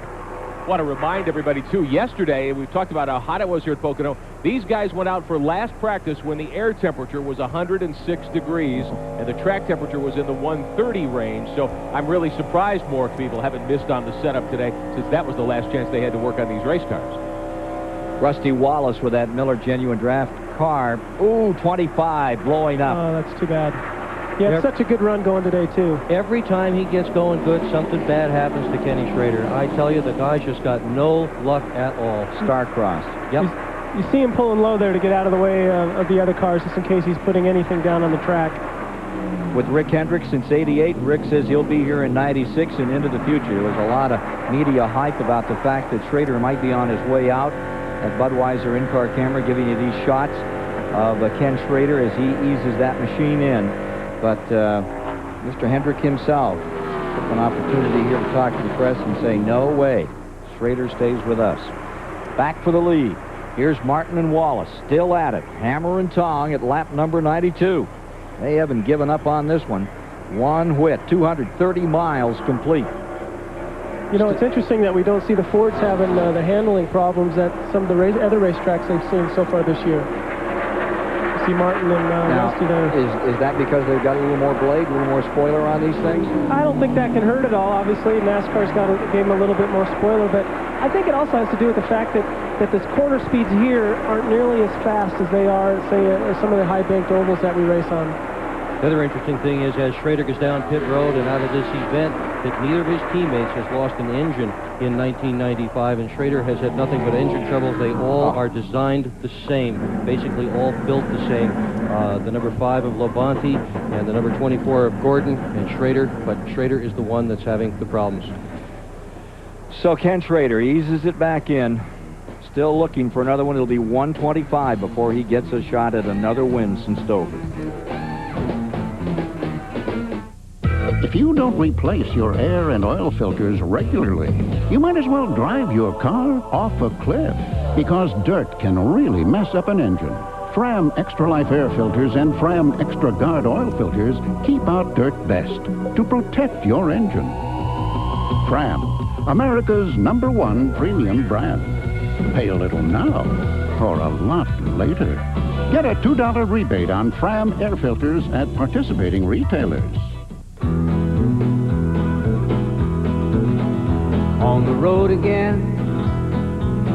I just can't wait to get on the road again.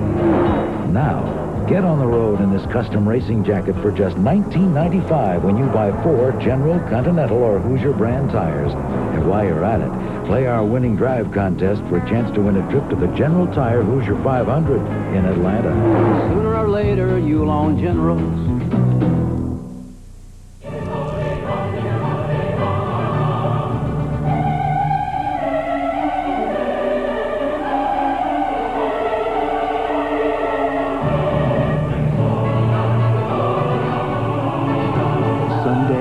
Sunday, we believe in putting on our best.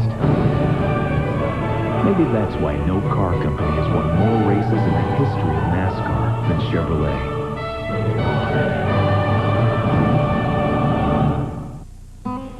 You know, working at AutoZone is more than just looking up parts or ringing up sales.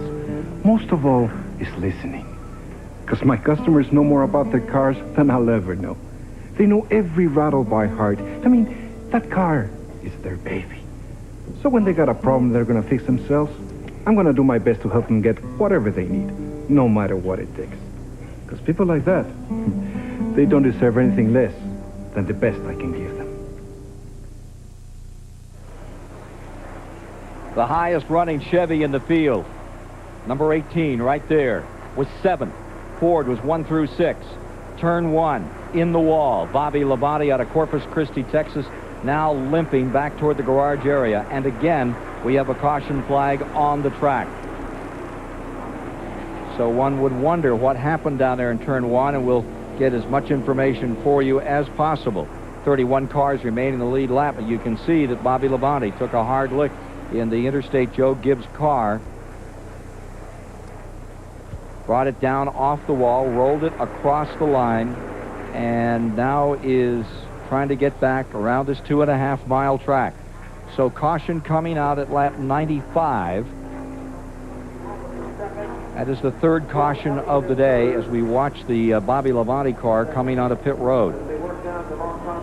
Fortunately, this is not the same car he won those 2 races with in 1995. This is another car because, boy, this thing looks torn up, Ken. Oh, hard left turn. Right back to the garage area, and end of the day for 2-time winner in 95, Bobby Labonte. Johnny Benson can give us more on the tire story here today. John? Yeah, the tire wear looks really good, as you can see here, but with the track coming up there in turn 1, it seems to be adding a lot to the tires. We got big pieces coming out and hitting cars, and this is really hard. And I think what's happening is the tire gets extremely slick and very much out of balance, and this could be causing some of the problems. Well, we're waiting for the leaders to hit pit road. Mark Martin now coming down pit road, ready to hit his stop as Steve Meal and the crew go to work on the cars. We documented Ford's unusually running up front here today. We talked about that at the beginning of the show. We are now getting around to the second part of the season where these teams start hitting these tracks for the second time. Could also be a factor as Steve Meal and the guys go to work on the left side. Some of these better teams start to work on their chassis setups from last time. They're starting to hit it. Mark down and away. Will he win the race off of pit road as Rusty Wallace blows by? 30 cars still in the lead lap as we move toward halfway with 97 of the 200 laps on the board. We'll be back to Pocono in a moment. You want them? TBS has them. Movies for guys who like movies. Don't move, hey! Jamie Lee Curtis. Tuesday. Movies for guys who like movies. 7 Eastern tonight. Only on TBS.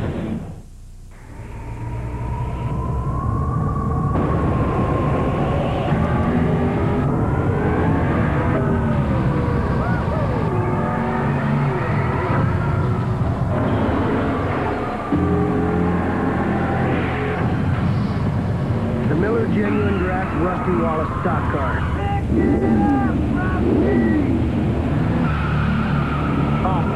Well conducted.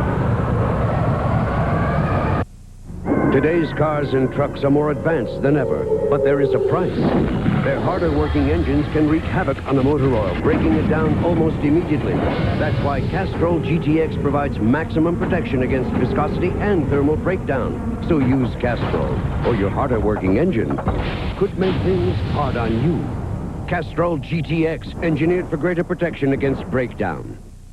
Try Super Clean, the Tough Task Cleaner Degreaser from Castrol.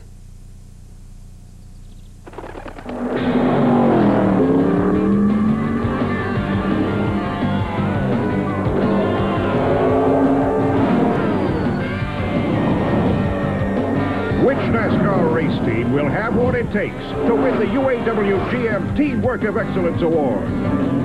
Just ask Dale Earnhardt. Who the heck are those guys? UAW GM. Assembly line to finish line. Teamwork wins. Smaller electrodes, more power. More electrodes, faster start. Suddenly, everybody has a new spark plug idea promising instant higher performance. But one new plug's idea is higher performance that lasts. Introducing Autolite Double Platinum. Platinum on both sides of the gap for faster starts and more power every time. Platinum to platinum firing for guaranteed peak performance, long after other ideas have peaked out. Autolite Platinum and now Autolite Double Platinum. More precious metal for your precious metal. Well, the race was on for the John Andretti crew. Cranifus Haas car, number 37, you see here. John Andretti started down pit road, motor failed, and we saw the 300-yard sprint from those 7 guys. They were looking in pretty good shape, and all of a sudden John got it started and said, thanks, guys, but I can do it myself from here on. Talking about young warriors, let me tell you what, those guys are veterans, and they are not kids anymore.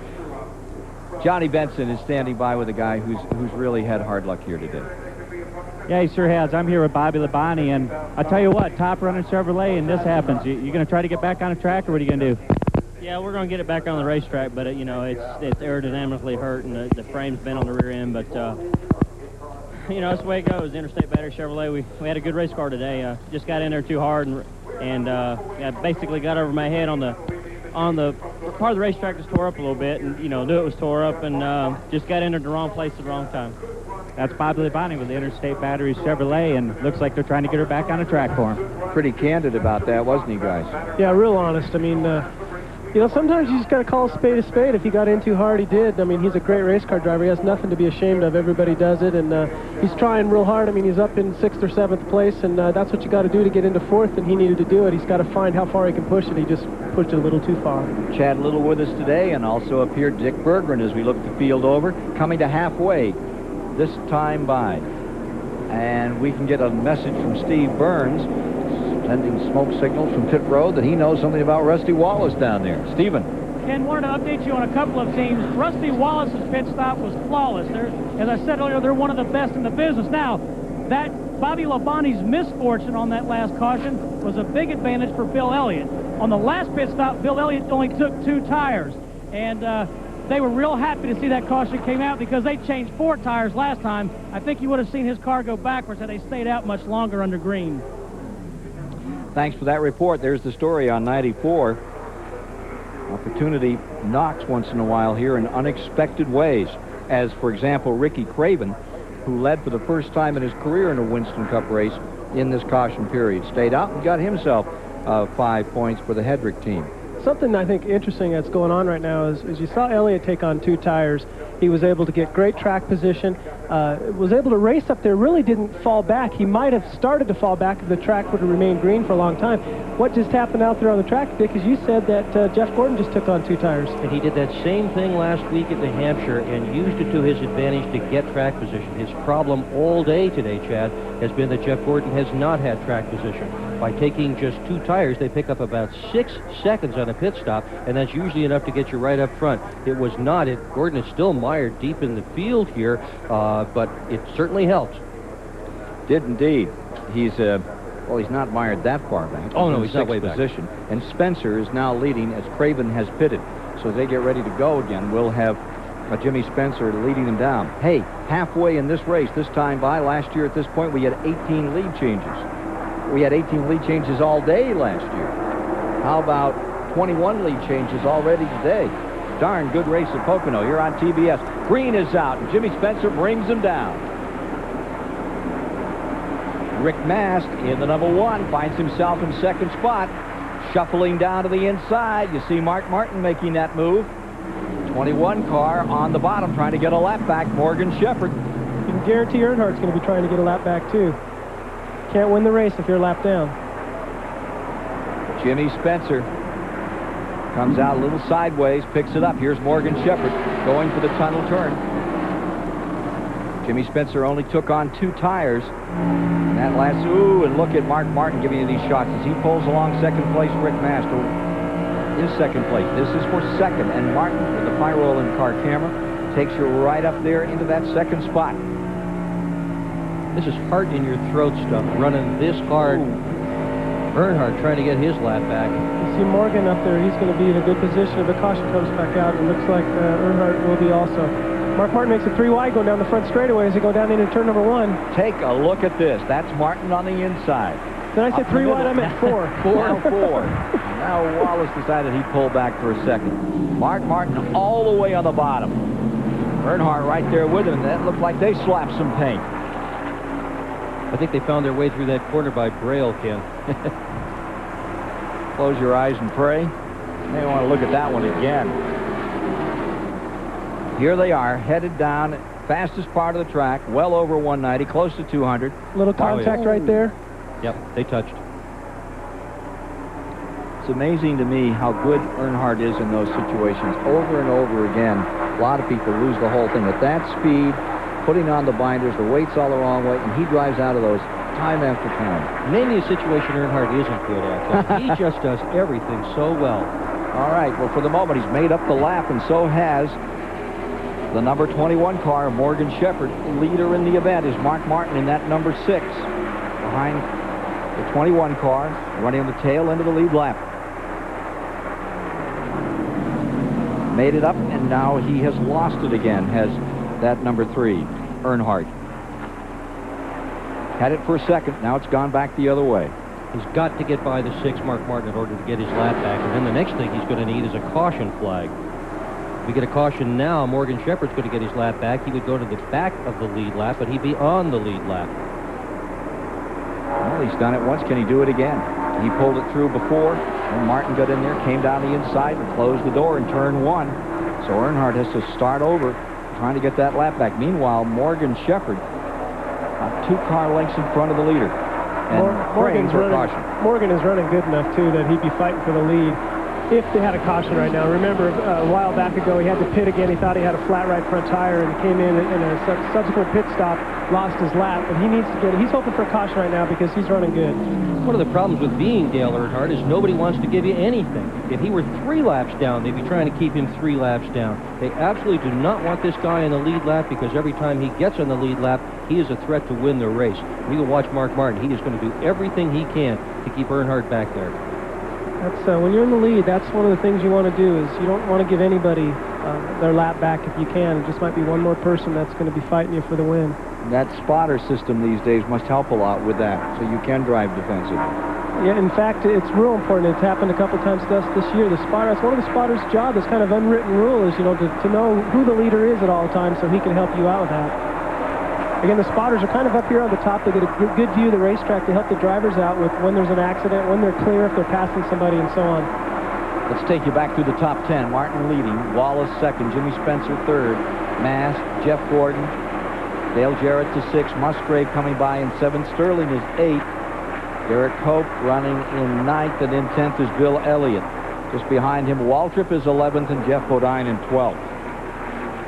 Like Mark Martin was building up a head of steam to try to put Shepherd a lap down as they came down the main straightaway in the last lap. Riding in the Miller Genuine Draft car with Rusty Wallace. I think Rusty's just about ready to take over Dale here, and obviously I think if Dale's going to get his lap back, he's going to have to do it on a restart because these front-running cars are just a little bit too strong right now. Earnhardt is not running up to snuff. There's no question about that. There are several cars out here right now that are faster than his. I wonder how much that dinged-up nose is having an effect. I would think it's got to be playing a little bit. This track is very fast at the end of the straightaways, and the aerodynamics is important for that reason. Earnhardt did not lead when they came to Pocono the last time, but he's led 7 of the last 8. The June race was the exception, and he has not led here today. Pocono's always been one of those kind of racetracks too, Ken, where at the end of the race you'll have 30 cars in the lead lap, and I think that's what we have right now. It's a competitive race here. 29 in the lead lap at the present time, with Jeff Burton in 23rd, Kenny Wallace 24th, Rudd is back in 25th, Hamilton, now you're riding with Mark Martin, Lake Speed 27th, Terry Labonte back in 28th, Craven is 29th. He is the last car on the lead lap. And Morgan Shepherd in 30th, a lap down with Earnhardt 31st. I'm really impressed with Morgan Shepherd and how he's running to keep his lap there ahead of Mark Martin. And I'm impressed that Jimmy Spencer didn't just spin that car out right there. Boy, that thing really got loose coming off the corner. Jeff Gordon on the low side now trying to take Spencer. And look at Dale Jarrett. What a nice run he's having today. And he's up there with Musgrave. That 6th spot is being contended. Look at Musgrave pull up on Dale Jarrett. All of this 4th position. Rick Mast in 4th, Spencer in 5th. You see Jarrett 6th, and the number 16 of Musgrave in 7th. And here comes Spencer down on the inside. Yahoo! Spencer doesn't give up, does he? Loose car or not, he's going to try as hard as that thing will go. 2-time national modified champion out of Burr, and 3 wide over the tunnel turn. Ted Musgrave got a really good bite coming out of the tunnel turn there, and that's going to help him getting down in there into turn 3 on the inside there of Rick Mast. Musgrave. Oh, a man on fire. The rocket man right now is Musgrave. Hosted a TV show the other night. Must have the owner of the car, Jack Rouse, saw him do the TV show and said, you know, Ted, I think you better stick to your regular job. May have helped him. Take a look at this. He is flying. 28 car also just drove underneath of Rick Mast there as they went down into turn number 1. Rick Mast having an excellent ride. Here's Derek Cope coming after him. And you see Bill Elliott clambering back into this thing. Mast sliding back a bit. Great run for Mast today, though. Another driver who needs a good finish. He has just saw Derek Cope blow motors. They went right into turn 2 there, what we call a tunnel turn. Luckily, there was no oil, or that would have been a bad situation for Bill, who wasn't but inches behind Derek.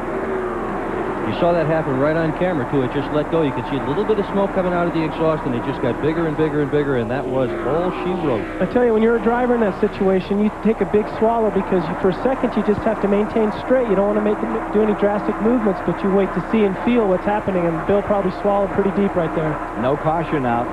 Had started 19th today. Derek Cope had worked his way up to 8th.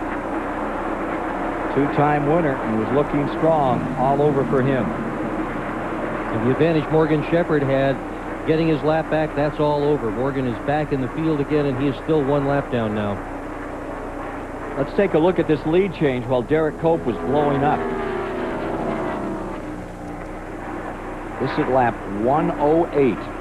It looked like Mark probably waved him by there. Rusty had a good run going, and Mark just kind of said, go ahead, I'll follow in behind you. As you saw, Rusty overtook him so fast. He looked like an arrow off a compound bow.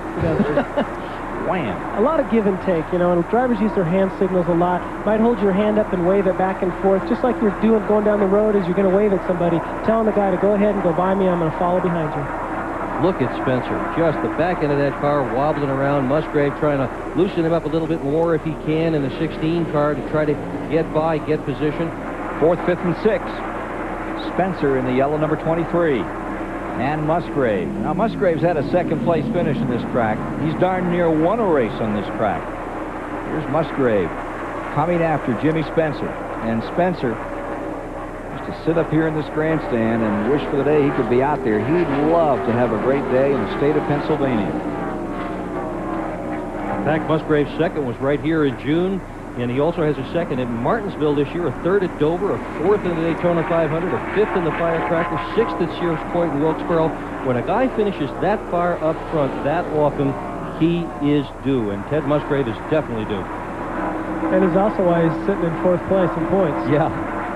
Well, earlier we saw Kenny Schrader's car erupt in smoke, and he had to go back to the Gerard Geria, and Johnny Benson is standing by with him now. John? I'll tell you what, Kenny Schrader's Budweiser Chevrolet started up fourth, looking for a good day there. What happened? I think ran real good. You know, Bud car was good. Ran top 4 or 5 all day, led a bunch, but something serious in the motor, Johnny. You know, that's one of them days that makes a lot of noise, don't run good, and pipes, smoke comes out the pipe, so we weren't going to fix it. Yeah, it's one of them things us drivers don't like to hear. Sorry about that. Yeah, you guys know a little bit about that. You had a couple of DNFs, haven't you, this year? You had 4 wins, Chad. Yeah, we experienced a little bit of motor problems at the start of the year, and knock on wood, we haven't had any since then, but we lost a motor at Richmond and again at Atlanta. Other than that, we've had a good year. From the Duralube aerial, as you watch, Musgrave flying through traffic has taken down the Jarrett colors in number 28, done the same to Spencer, to Mast, and he's continuing to close on the leaders. Johnny Benson, down here working in the pits with us today, first time, is the guy that is number 1 in Grand National points. Hey, let's take a look at Spencer a moment ago. A little arm wrestling out here. Arm wrestling. I like the way you call that. Yeah. You know, Spencer right there got a little bit loose and had to turn it away, and I'll tell you, Dale Jarrett was almost the recipient of some bad luck there. So was Jimmy Spencer. Yeah. Well, he's a pit bull in a shoulder harness. That really fits with but you know, guy in 23, he is isn't it? so brave, too, Ken. I mean, you see a guy with a car like that, I think almost anybody else would just say, well, I'm just going to ride this one out. Jimmy Spencer will get everything that car can possibly give. And a little more. Sometimes, yeah. We're watching Earnhardt slipping back here. Boy, his quest for that 8th crown, you come to midway in the season, and usually that's when things turn around in favor of Richard Childress Racing. We're up to the 17th race this year. That's not how it's going right now for Earnhardt in the campaign. Falling back to 3rd in the standings, he could take another hit here. Here he is sliding in behind the number 94 of Bill Elliott. That's 8th place car, Elliott, and he's trying to take 7th away from Rick Mast. Down to the inside comes Elliott, making a move, trying to get 7th position from Rick Mast, and he's got it. This at lap 112. Let's go back to Johnny Benson, who can update another story about one of these top Winston Cup racers who's had a short day. I'm standing here with Derek Cope of the Straight Arrow Ford, and Derek, what happened? Started 19th, made it up to 7th. Man, what a great run. Thanks, Tony. You know, the Straight Arrow Ford was running pretty well. You know, we had it, you know, gradually getting up to the front, you know, slowly but surely, not trying to abuse the car. And, you know, when we got up to the motor, let go going down the back chute. So, you know, an unfortunate day. We had a lot of people here from Straight Arrow, but nearby Bethlehem, so it was unfortunate. But we'll be back next week, Talladega. Yeah, thank you. Only 2nd DNF of the season for Derek Cope in that number 12. And they're headed down to Talladega. Allison country, Alabama country next week.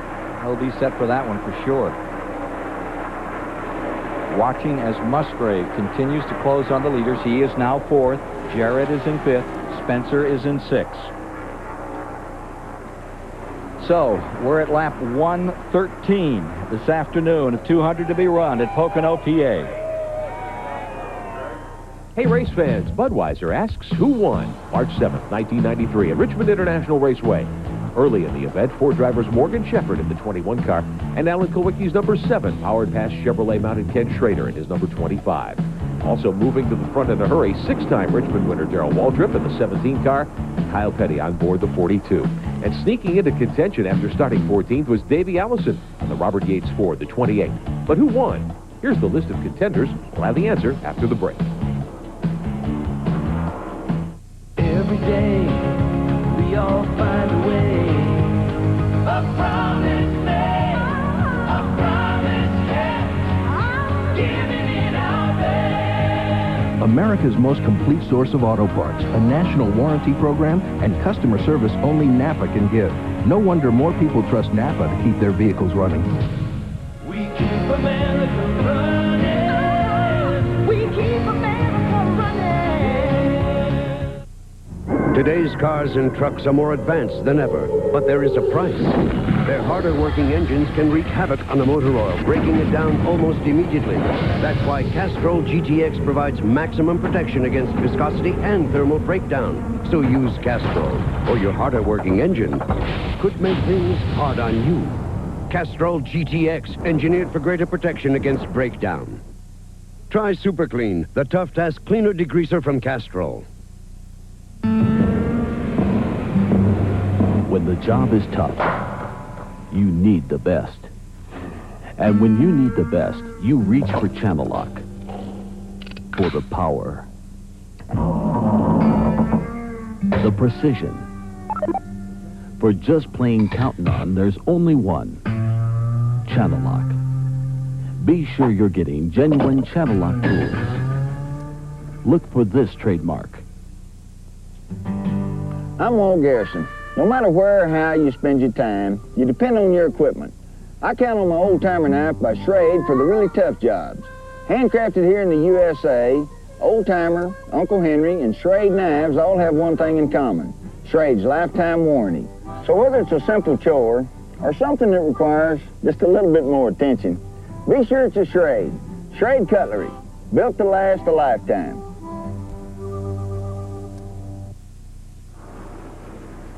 After starting 14th, Davey Allison picked up his second victory at Richmond. Allison's toughest competition this day came from car number 42 and Kyle Petty. Petty led the most laps, but lost ground to Davey at the end. Strong early runs made by Darrell Waltrip and Morgan Shepherd, but neither could keep up with Davey Allison, who picked up his 19th career Winston Cup victory.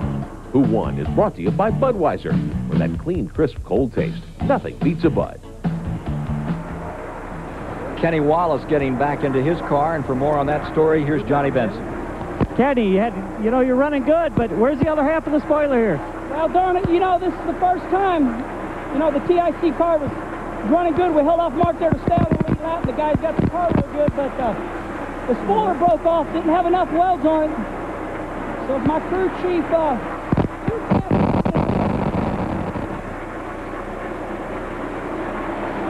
buttoning him back up and getting him ready to go out there. A little spoiler problem for Kenny Wallace. The old Red Dog got bit. There's Mike Wallace's car, number 2. Or rather, Rusty Wallace's number 2. Mike Wallace is still out here, but well down. 30th position, a lap from the leaders. Got all the Wallace brothers involved in this one today. As you watch car number 6, Mark Martin running in second spot. Just behind him is Jeff Gordon. It's about a minute, about a second and a half between first and second position right now. Okay, what's interesting, too, is Jeff Gordon's tires. Remember, he took on 2. He's still hanging right in there, although we do see Musgrave slowly creeping up there, but Gordon's hanging right in there. The front 3 haven't really lost too much ground. Well, you can see the 24, and indeed, around comes Musgrave, moving under Morgan Shepherd and closing up. It'd be interesting to see what happens if Musgrave gets to battling with Mark Martin. Musgrave told me this morning, he said, my car is actually better than Mark's. He's had him in the wind tunnel, so he knows the answer to that one. That team has no lead driver. Whichever driver is going faster, that's the one that leads. It's not a situation where Jack Roush says, well, Mark Martin's our top driver, so we're going to let him have all the good stuff. They both get all the good stuff. You saw John Andretti running slowly down on the bottom of the track up there as they came into that flat turn number 3. You can see Musgrave struggling right now to get around the 21 car, Morgan Shepherd, who remembers a lap down. That's the time right now where drivers really got to be patient. You make a mistake now that costs you, like get yourself in a wreck trying to pass a lap car. That's when you get paid the dollars right there. Musgrave's a real patient driver. He'll wait till he has the right timing to make the pass. Musgrave hangs it on the bottom, and this time he has it going to turn 1. Working the 120th lap. There's the difference between the 24 of Gordon and Musgrave. Rusty Wallace, you've seen him come and go. How do you rate this guy, Jeff Gordon, now in 3rd? You just go out there and you drive and you forget about it. I mean, he just does autograph sessions nice for the people. He treats them nice, stops and goes out of his way to do things, and which is hard to do sometimes when you're concentrating. But I think he's doing a good job. I don't see the boy doing nothing wrong. I've unfortunately, all year long, I haven't been in a position where I raced him, but every time I have, he's raced me clean. I haven't had no problems with him, and it's been okay. I think he's doing a fine job. It's just that, heck, what do you say? I'd like to be in his position right now. Yeah, you heard a few boos out here today, and you did in New Hampshire when Gordon was introduced. There's Rusty Wallace. The guy leading in 4 seconds back is Jeff Gordon. You know how it is. You either love or you hate the guy that's winning most of the races. You can flip the calendar back about 15 years, and you have another brash youngster some kid named Earnhardt, who was stalking the 7-time champion Richard Petty on the NASCAR Tour. In 80, they headed into the July event right here at Pocono. Earnhardt muscled his way past Petty and took the point lead right here. People were unhappy with him that day, beating the king. Can you imagine anybody being unhappy with Richard Petty? Well, it went both ways. He was a racer. But being look at this. Now here comes, and that two-tire change is beginning to tell the story on the 24. It's backing up, and 16's digging in. It is. Ted Musgrave just made a nice clean pass right there, going down into turn number 3. And I think the two tires are now starting. He's starting to slip a little bit more. He can't quite get the grip that the other cars can with the 4 tires that they changed. So you see 121 laps up, 302.5 miles completed here this afternoon as Musgrave continues to zero in on that first Winston Cup victory and draws away by 3 car lengths from Jeff Gordon. And here's Michael Waltrip in trouble again. It looks like Michael's got a flat right front tire, and he's having to slow down right now to... We may have the reason why. Oh, look at that nose. Yeah, that's the tire that's come apart right there. He and Todd Bodine maybe, huh? He's not pointed the right way there, as you can see, so they have made some contact, and Michael probably did a good job avoiding the wall. I think he scraped the wall. Did he? I think he banged it a little. Yes, he did. Yes, he did. And there were some tire marks there, too, Ken. Mm-hmm. Yeah, see the inner liner right there? That shows what the inner liner does. It's holding the car off of the rim, and then the car right now is resting on the inner liner. That's the safety feature that NASCAR has. What was the speed limit today on pit road? 60, 65? Anyway, down on pit road is Michael Waltrip, who had been running in the number 30 up there in 15th position. Amoco mid-race report upcoming for you. Tell you how it was through the halfway point in the race. Look at that. More lead changes in the first half than the entire race last year among 11 drivers, averaging 133 miles per hour. Those are the cars out. Strickland, Schrader, Cope from the 41. And here's a look at your lap leaders so far. If you're just joining us, we got about the first 40, 50 laps in with just 1 caution, 2 or 3 laps for debris. Schrader had a chance at it. He's retired. Wallace has been fighting for the lead most of the afternoon. Dale Jarrett looking very good out here today and continues to look good as he runs in 5th spot.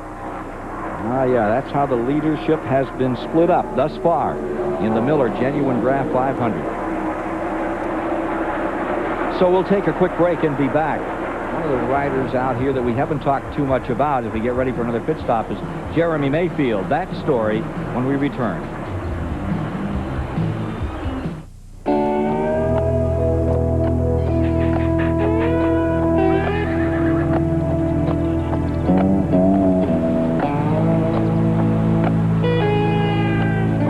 Put 700 of the world's most powerful horses together, and what do you get?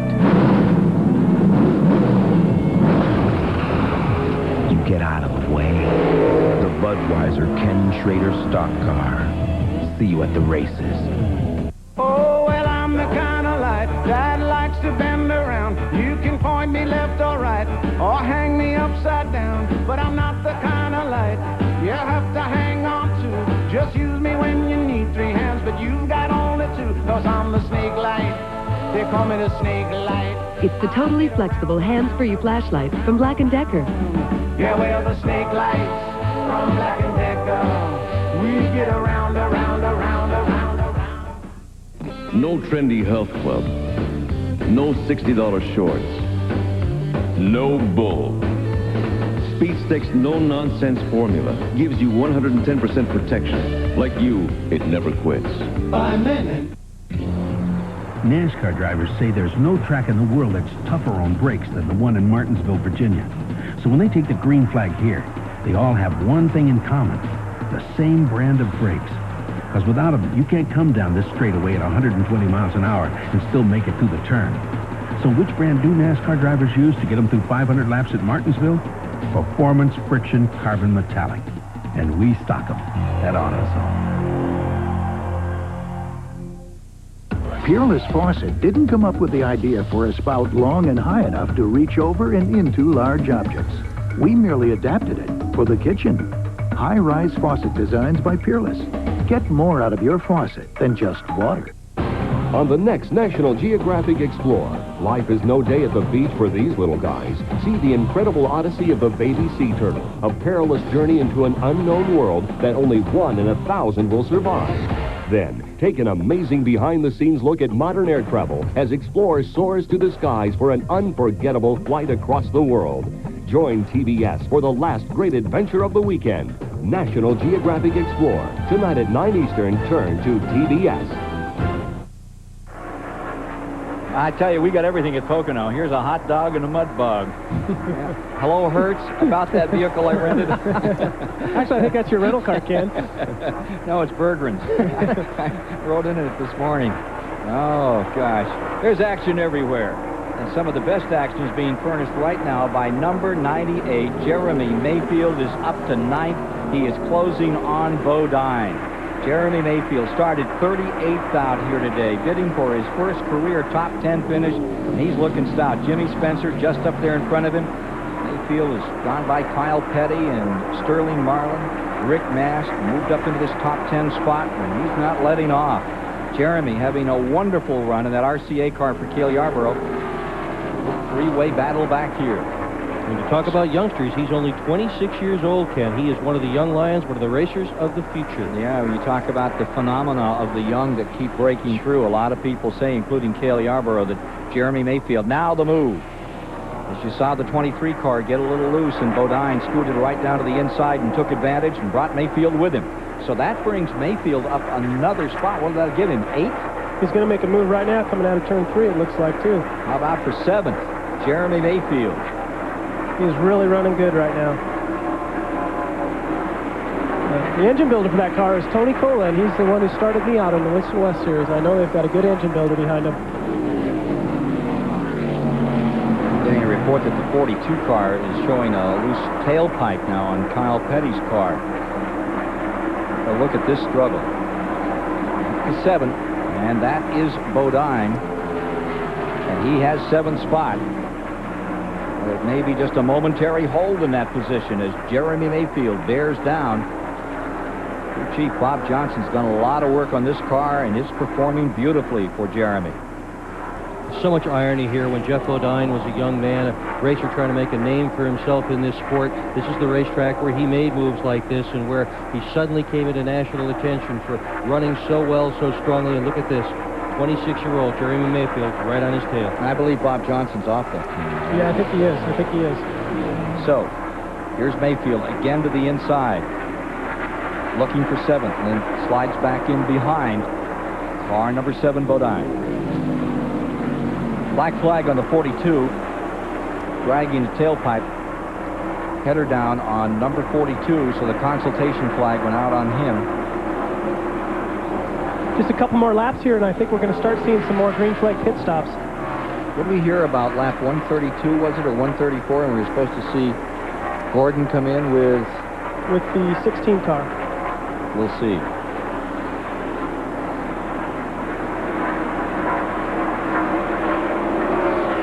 Kyle Petty going to be coming in for that tailpipe. You know, the crew chiefs talk amongst each other and try to make strategy for when they should come in. It was interesting this morning, Tony Glover gave Ray Evernham a real hint as to what he might do to speed up his pit stops. He said, you know, we start out the day with the car just about neutral, just about right. He says, and every time Sterling comes in, he wants another round of wedge, another round of wedge, another round of wedge. He says, we're just going to stop the whole thing. We're going to start it out with 4 rounds of wedge before the race starts. We won't have to touch the bridge bolt at all. Ray thanked him very, very much for that advice. A constant battle all the time. Oh, now, boys, good stop. You hear Kyle and them talking about having a good stop.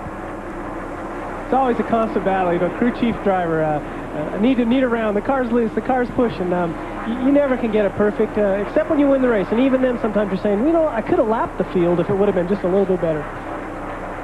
129th lap as we watch this, the first of the pit stops.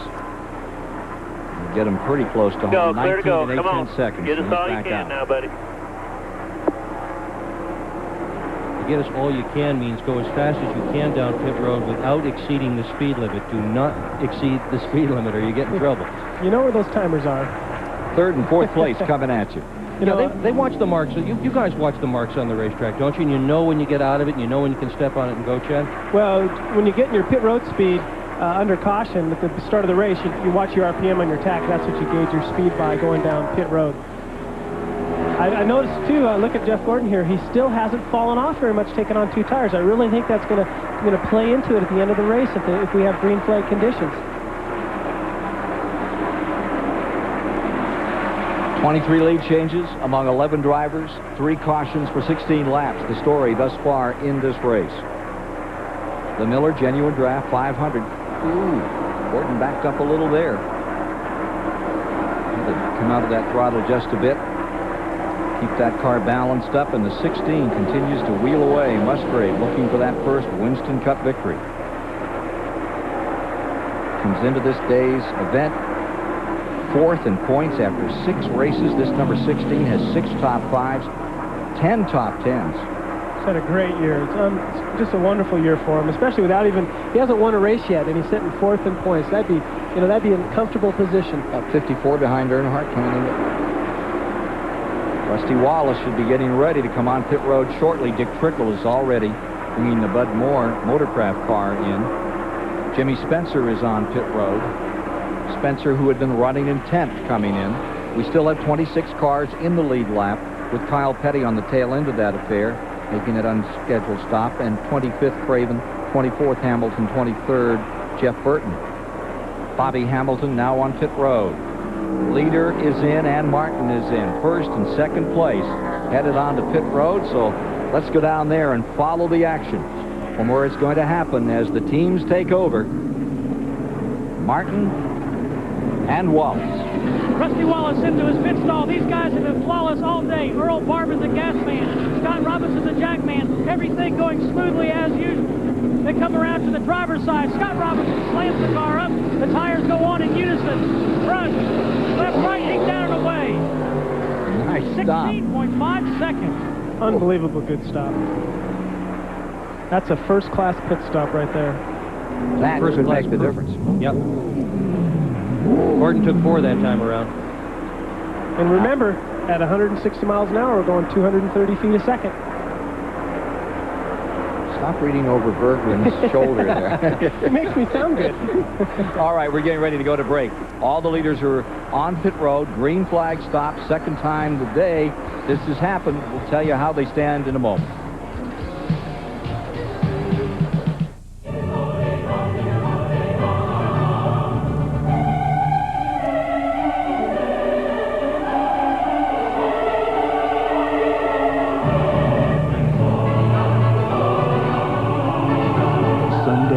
Sunday, we believe in putting on our best.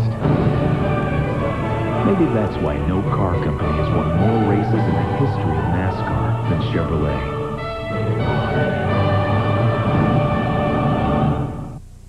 Today's cars and trucks are more advanced than ever, but there is a price. Their harder-working engines can wreak havoc on the motor oil, breaking it down almost immediately. That's why Castrol GTX provides maximum protection against viscosity and thermal breakdown. So use Castrol, or your harder-working engine could make things hard on you. Castrol GTX, engineered for greater protection against breakdown. Try Super Clean, the Tough Task Cleaner Degreaser from Castrol. Well, the battery's good, and the starter's brand new, so I figure it's got to be the alternator, right? I go into the AutoZone, get a new one. Well, this guy says, well, let's check the old one first. No sense buying something you may not need. Well, turns out it's a voltage regulator. I tell you, I could have spent a lot of time swapping out parts till I got it right. But with AutoZone, piece of cake.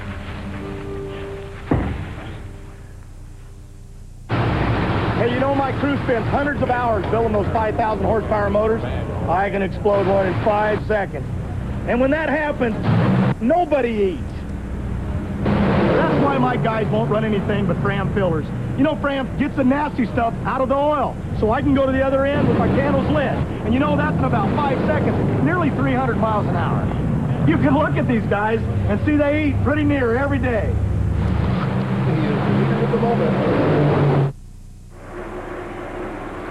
We're back at Pocono, Pennsylvania. That strangely shaped, highly competitive 2.5-mile track, and from the Duralube aerial platform you get a view of what these drivers are competing over today as Rusty Wallace continues to lead with Mark Martin in second, Musgrave third, Gordon fourth, and Jarrett fifth after this pit stop. Now, the mathematicians are at work here, and the question is, can you go home at lap 135? Well, I think the longest green flag stop we've had so far has been about 35 laps. Just simple math to tell you they have to go 37 then to finish the race. It's a 200-lap race. I think they can probably do it, but there's probably going to be some cars that are going to run out and not make it. So you've got to make at least one, maybe two, to get us home this afternoon. Yep, at least two. Oh, you've got to make two. two. You've got to make two no matter what. Yep. You absolutely have got to make two. But so many times the race here at Pocono has come down to a matter of fuel mileage, and about as long as we have seen them go is 42 laps. One day, Jeff Bodine, won in Junior Johnson's car. He went 42 laps on a single tank of gas. And at that point, Harry Gant, of all people, ran out of fuel, giving the race to Jeff Bodine. That was July 1990 in this race. July 19, 1992, Darrell Waltrip won on fuel mileage, beating Harry Gant. 10 years earlier, Darrell Waltrip had lost on fuel mileage. This race is very often determined by fuel mileage, and it's something we'll watch as it comes down to the end. And we're looking at a third-place battle that's far from the end right now. This thing has been a scorcher all afternoon, and for the moment, Musgrave has position over Jeff Gordon. Gordon going for his third win in a row. That doesn't happen any too frequently, and he is really putting every bit of effort into this. Ray Abraham and company has tried to put together a car for him that would give him the balance to take him home. We'll see what happens. Howard Comstock, Ted Musgrave's crew chief, is standing by right now with Randy Pemberton. Let's go and get a report on that number 16. Howard, another heck of a run for you guys. You had some problems off at the top of the race, but you got them fixed. What's Ted saying about the car? Yeah, we got him behind real bad at the beginning there, and I hated that, but he drove it up through there. It's a little bit loose when the sun comes out, so if the sun stays out, it's going to be loose the rest of the race. We're hoping for some clouds. Come on, clouds. Okay, that's Howard Comstock. You think the weather, if not the temperature, makes a difference? Just the cloud cover can affect these chassis. And you're seeing that shadow from underneath those cars. Sun has come back out, although we have a lot of overcast. There's some breaks here, and right now, the track is being favored by them. You heard Howard Comstock say they were hoping for some clouds. I think the reason why is because he's a little bit loose. Clouds would make the track tighten up just a tick, which would be towards his favor. The guys that are a little tight right now, they're wishing just the opposite, that the sun stays out. Watching as the 16 car running in the third position, those looking for Rusty Wallace in first and Mark Martin in second. And you have Fords currently showing 1, 2, and 3 on the field. The fourth place is the Chevrolet. We were watching that in the right-hand corner of that shot, Ken, that grandstand absolutely packed. When was the last time you saw a shot of a baseball stadium where every single seat was sold out? You're going to get in as much trouble as I do. You better leave that alone. Oh, it's just so nice. I mean, those of us who've loved auto racing all our lives to come to a place like this, and when this racetrack first opened, the grandstand was perhaps a quarter this size, and it was only half full, and Doc Mattioli and his family have worked so hard on it. NASCAR has worked so hard on it. The drivers have done such a good job, and this place is packed. Look at this crowd, and it just makes those of us who love racing very happy to see. Dr. Mattioli's spinach patch is packed today. It's like 120,000. Take a look at those folks enjoying this Winston Cup race. And next week, same story in Talladega, Alabama. And yesterday, the same story in Denver, Colorado. Dick Bergen and I were out there for the truck race. 8 o'clock in the morning, they'd sold every seat. Unbelievable. So, Rusty Wallace has the advantage, and let's check the interval, first to second spot. Tell you that Musgrave is third, Gordon is fourth, Jarrett is fifth, Nemechek is sixth. There you see Martin, your second place runner. Back in seventh is Elliott, Spencer is eighth, Mayfield still ninth, Kyle Petty 10th, Jeff Bodine 11th, and Darrell Waltrip. There's that interval, and it's tightening up now between first and second position. We're down to 22 cars in the lead lap. There's Musgrave in third and Gordon in fourth. We talked about Gordon trying to get that third straight. One of the tough ones to do. To get to that, Herb Thomas remember that name? Yeah, I sure Back do. in the 50s? And he did pulled it. that off. He sure did. But the tracks in those days were places like Macon, Georgia, and your old favorite, Langhorne, Pennsylvania. Yeah, Richard Petty's pulled 3 straight. Rusty Wallace has pulled 3 straight. Darrell Waltrip has done it. Earnhardt has done it. John Andretti in the 37 car just pulled in off of the track and behind pit wall. I wonder what happened to him. He's been limping for some time. For the lead, Wallace versus Martin. Lap 140, no contest. 6 goes down the inside. Martin's there. Now Wallace coming back after him. Let's see if he's got anything for Boy, him. that is some tight racing. Give and take like we talked about earlier. You know, I think Rusty probably gave him the old hand signal to go ahead and drive underneath me. I'll follow you for a while. We'll see how that works. Those Fords really having a great day. Ricky Rudd was saying that having that little bit of extra rear spoiler on these cars didn't have much effect last week at Loudon, but this week it could because of these long straightaways, in particular this main straightaway. You don't want any more drag than absolutely necessary, so your speed down the straight will be good, but you need enough rear spoiler to get the rear force down needed in the turns. You can see Wallace right here falling back a bit, but the Fords have a little bit more than they've had before. Let's go to Randy. Well, Steve Neal sitting here on this toolbox watching Mark go by. Are you better in the sunshine or the shade? It seems like a snip and tuck with you and Rusty, at least for now. Ted's coming on as well. Yeah, Ted's good no matter what. Rusty was better a while ago in the sun. We were better in the shade. Now the sun's out. Looks like we're a little bit better than Rusty. So it's a matter of a pound of air pressure around the wedge or track bar height back and forth. Rusty's real good. The darn Ted's right there coming, and that 24 is always lurking. So we just have to wait and see. Got a long ways to go. Hey, how come the Fords seem to be better today here? We're working hard, working real hard. We got our tails beat the whole spring and realized we maybe didn't do as much as we might have all winter. This whole crowd has pulled together and worked real hard, and we're having a pretty good day. Yeah. Caution is on the track at lap 142, 355 miles deep in the event. 145 to go, and they've thrown the 4th caution of the day. The 22 car down in the grass, Jimmy Hensley taking over in this machine, a couple of races back, comes to rest. So we have a caution period. That'll bunch up 21 cars for the lead. They'll come back to the stripe. Hensley's had no fun at all in this car. This is his 3rd drive in it at Daytona in the firecracker. The engine failed on the last lap in the 2nd race last weekend at New Hampshire. He crashed hard, and here he sits in the grass at Pocono. This is a hard-working team, Bill Davis Group, and you can better believe that they're going to get it together and get that car out front where it belongs.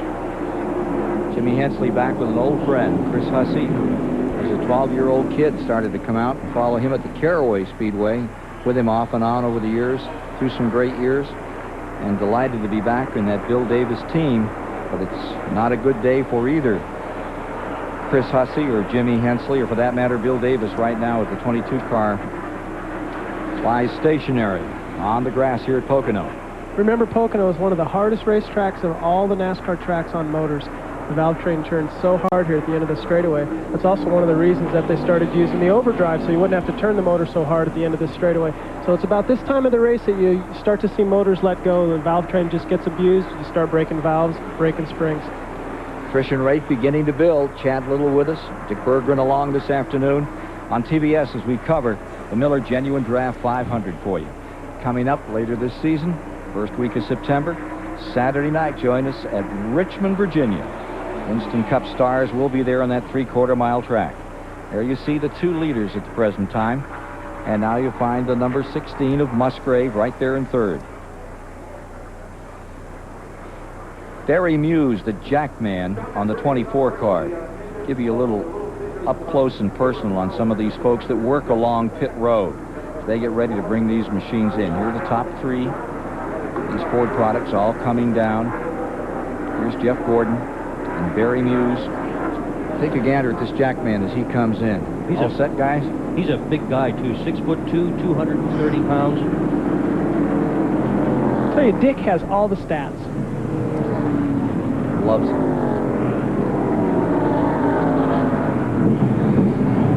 Here he goes. They use those special jacks now that just require maybe 1 and 1.5 pumps to get the entire car off the ground so the tire changers can pull the tire off. 2 tires. about 8 seconds. Barry Muse working on number 24, getting the job done there. Again, gets them back out on the track as you watch the Mark Martin activity here, and he's back, and we'll be back with more in a moment. The Miller Genuine Draft 500 is brought to you by MasterCard, by Splitfire, the patented performance spark plug, and by Goodyear. This is a gold card. It can't grant you inner peace. I don't know. No card on the planet's more accepted, so you could go someplace peaceful. And with a credit line of at least $5,000, you'll have the freedom to relax. And freedom like that might be the path of true wisdom. So I guess Gold MasterCard can help you to see the light. Just remember to wear sunscreen. Gold MasterCard, it's more than a gold card, it's smart money. Look for your Gold MasterCard application and apply. Splitfire won a United States patent. It's clearly different, but is it really better? Some of the toughest judges in the nation conducted trials and published their verdicts. 5 extra horsepower by merely installing these plugs. A 4.8% gain in mileage. Quicker in the quarter mile. There's nothing like a Splitfire. You'll get more power and more mileage guaranteed. You'll get it all for your money back.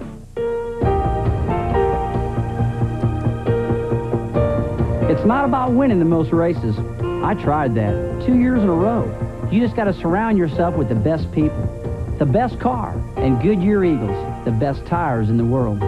Then you just got to go out and finish every single race. Goodyear, #1 in racing, #1 in tires. Goodyear Eagles and 31 top 5 finishes. Yeah, that ought to do it. You know the color of an Irish setter? Well, I need that color, but more red. And make it really bright. E equals MC squared. That would be red 109. True value. No matter if you want to match the color of your eyes or the color of your couch. We've got a paint system designed for you. Hey, it's true. Help is just around the corner. Promotional fees and consideration have been paid by Amoco. You expect more from a leader. And by Budweiser, Beechwood Aged Budweiser, the king of beers. This Bud's for you. Well, with this caution, just 12 laps after the other, we put 29 cars back in that lead lap. And Jeff Gordon is leading. First time Gordon has led since way back in the early going. Take a look at the folks that work on that Hendrick Motorsports DuPont racing team. Pretty young outfit out here that they've got together to try to give him his 8th win today, try to give him a national championship. He's leading in the points as we came into today's affair. Charlie Seegers, now there's one real old. You know what cheers would say, Ken? Let's go to Randy. Well, most of these guys on this DuPont crew, as you can see behind me, they're youngsters. They've put them all together. They actually have a coach here in the pit crew. Andy Papathanassiou used to be the jack man on this car, no longer. Matter of fact, right after that last stop, he walked up to the NASCAR official, said, was that better about jumping off the pit wall, trying to make sure that they appease and try to do things right, not jump over the wall too early. Tried to talk to a couple of these guys, get them on camera for a little recognition. Don't want anything to do with it. They said, our man is the crew chief himself. We don't want to talk. He's the guy that runs this program, does everything. So that's the way it is. Ray Evernham is the man. They said, we defer to him. If you want to talk to anybody, let Ray Evernham do it. So this team is total unity. Before the race, they had a little march out on pit road. Everybody high-fived each other, all in unison. It's quite something to watch. I mean, they are professionals all the way. Now let's go down to Steve Burns. Randy, I'm with Larry McReynolds, Dale Jarrett's crew chief. Dale Jarrett's average finish in the last 6 races has been 31st. Before this pit stop, you guys were running 5th. It has to be a big shot in the arm, all the adversity you faced. Well, it really has. You know, we still got 50-something laps to go, and no matter what the outcome, you know, we feel good that we've had that Texaco Haviland Mac 2 Ford up front most of the day. We keep adjusting on it. Hadn't got it quite there, but hopefully this last 50 laps it'll be a little better. Seen a little better that run. You know, Steve, I just want to take 5 seconds and thank all the fans for all the cards and letters. especially the prayers that they've sent to myself and my family during my mom's recent passing. It really meant a lot to see that kind of support out there. Okay, thank you, Larry. Larry McReynolds, who does an outstanding job in the pits, working on TV when he's not working on that car number 28. He certainly contributes a great deal. A guy that came out of working on stock cars over in Tennessee, proud to be a part of racing, and it certainly shows. Here is Jeff Gordon bringing the field down, getting ready on this restart. They say, NASCAR says that only 38 times has a driver gone on to win more than 2 races in a row, and only 13 times has it ever been more than that. And some very special times, like when Harry Gant did it. What Gordon has an opportunity to do is really outstanding, and it should be nothing to take away from that at all. Dennis Setzer was driving a truck yesterday, and he was saying that after Milwaukee, Harry Gant said, you know, I was sitting there, I wish I had a radio, because if I'd have been on, I could have coached you into first place. Which we still wish we had Harry around. Nice that he's having a retirement, and a good one, but boy, he contributed a lot. He ran well at this racetrack. And he ran beautifully at this racetrack. Back under green. Lap 146 is where they take it. I love the shot here as they go down into turn 1, and they're 6 and 7 wide. Oh, Craven getting tagged, tries to get it back and does so. Well, that's some good driving there by those guys to avoid a wreck in that situation. Ricky Craven in number 41 had his heart right up in his throat. Boy, that could have been a pile-up, 6 or 7 cars deep. That's why remember, he wrecked twice here. He wrecked in practice about 5 minutes before they finished practice, then he came out and qualified, and he tagged the wall in the identical same spot that he went off on. And now you can see that thing is loose. Let's look at it again on this replay. Yeah, I don't think Morgan. Yeah, he got across Morgan there. He probably didn't know he was underneath him, and then just did a great job of not overcorrecting the car. Another angle. Well, I'll tell you, Spencer, all those guys did a great job. What a mess that could have been if they did not do a great job. Well, for a change, Dale Jarrett gets by and nothing happens. Maybe his luck is changing. I hope so. Craven is on pit road. He's got a flat left rear tire out of that incident. Jeff Bodine has moved up in here with that car number 7 toward the front. He's into first place. Here's Wallace coming back after him as on this restart. We had this incident down at turn 1 to report on. Bodine is now your leader. Wallace is into second. Gordon third. Musgrave fourth. You have Dale Jarrett in fifth. Nemechek in sixth. There's the scramble. It's a beauty. It really is. Jeff Bodine is really driving well today and aggressively. Oh, gets a little tap. Oh, comes old, up high. The old I'll get on your bumper, make you loose trick, I see. And it worked very effectively, didn't it, Chad? Did a great job. Yeah. Wallace back in front. Bodine may have his sights set on him for more than a reason of getting back to first place here now. Wallace first, Gordon second, Musgrave third, Dale Jarrett in fourth. You know, everybody talks about what a phenomenal sensation Jeff Gordon is, how he's done so well with so few races under his belt, but very few people are aware that his crew chief, Ray Evernham, has barely more experience in Winston Cup racing than Gordon does. In fact, Ray Evernham has crewed for Gordon in every single race he's ever won, and he only ran 7 other events as a crew chief, 6 for Dick Johnson and 1 for Jim Sauter. So neither one of those men are extensively experienced in the jobs they're doing. Here's Morgan Shepherd just out that front 4. He's a lap down. And Musgrave right back in the picture again, as he has been all day long, and Dale Jarrett as well. As you look at these standings all the way through the field, see 147. We are right at 150 at this moment. 375 miles on board in the Miller car with Rusty Wallace looking back at Jeff Gordon. Got yourself a Ford Chevy Confrontation up in front in the Miller Genuine Draft 500 at Pocono, Pennsylvania. 29 lead changes. That's the most lead changes. Let's see. Go back to Charlotte. They had 32 in the 600 this year for the whole race. And this one's far from over. 50 laps to go. We could break that, Ken. Well, Morgan Shepherd just keeps plugging away. He remains a lap down in that number 21 car. He's tried all day to get the lap back that he lost so early in the going. That 132-mile-an-hour average is well down from the all-time race record that Alan Kowicki set here of 144 miles per hour.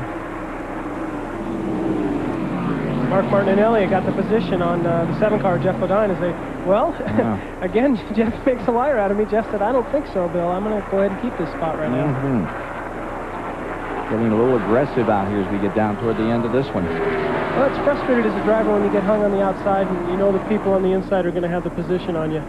He got shuffled back. Bodine, as you saw from the very point, he was up there leading when Wallace came up on the rear bumper. So it's Wallace, Gordon, Jarrett, Musgrave, and Jeff Bodine. Back to Steve Burns. Kenny with Paul Andrews, Jeff Bodine's crew chief. Paul, things got a little hairy with Rusty. Did Jeff say anything about it? Yeah, he said he pushed him.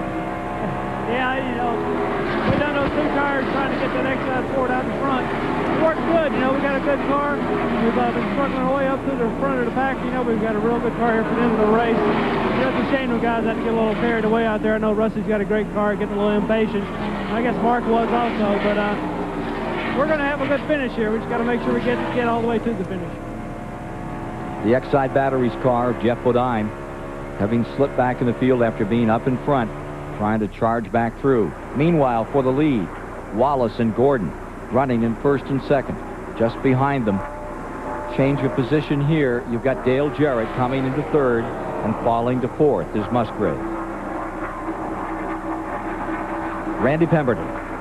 One thing to think about as this race continues to unfold here, they're looking at pit stops with about 20 or 25 laps to go. Now, Gordon's team knows that he runs well with 2 right side tires.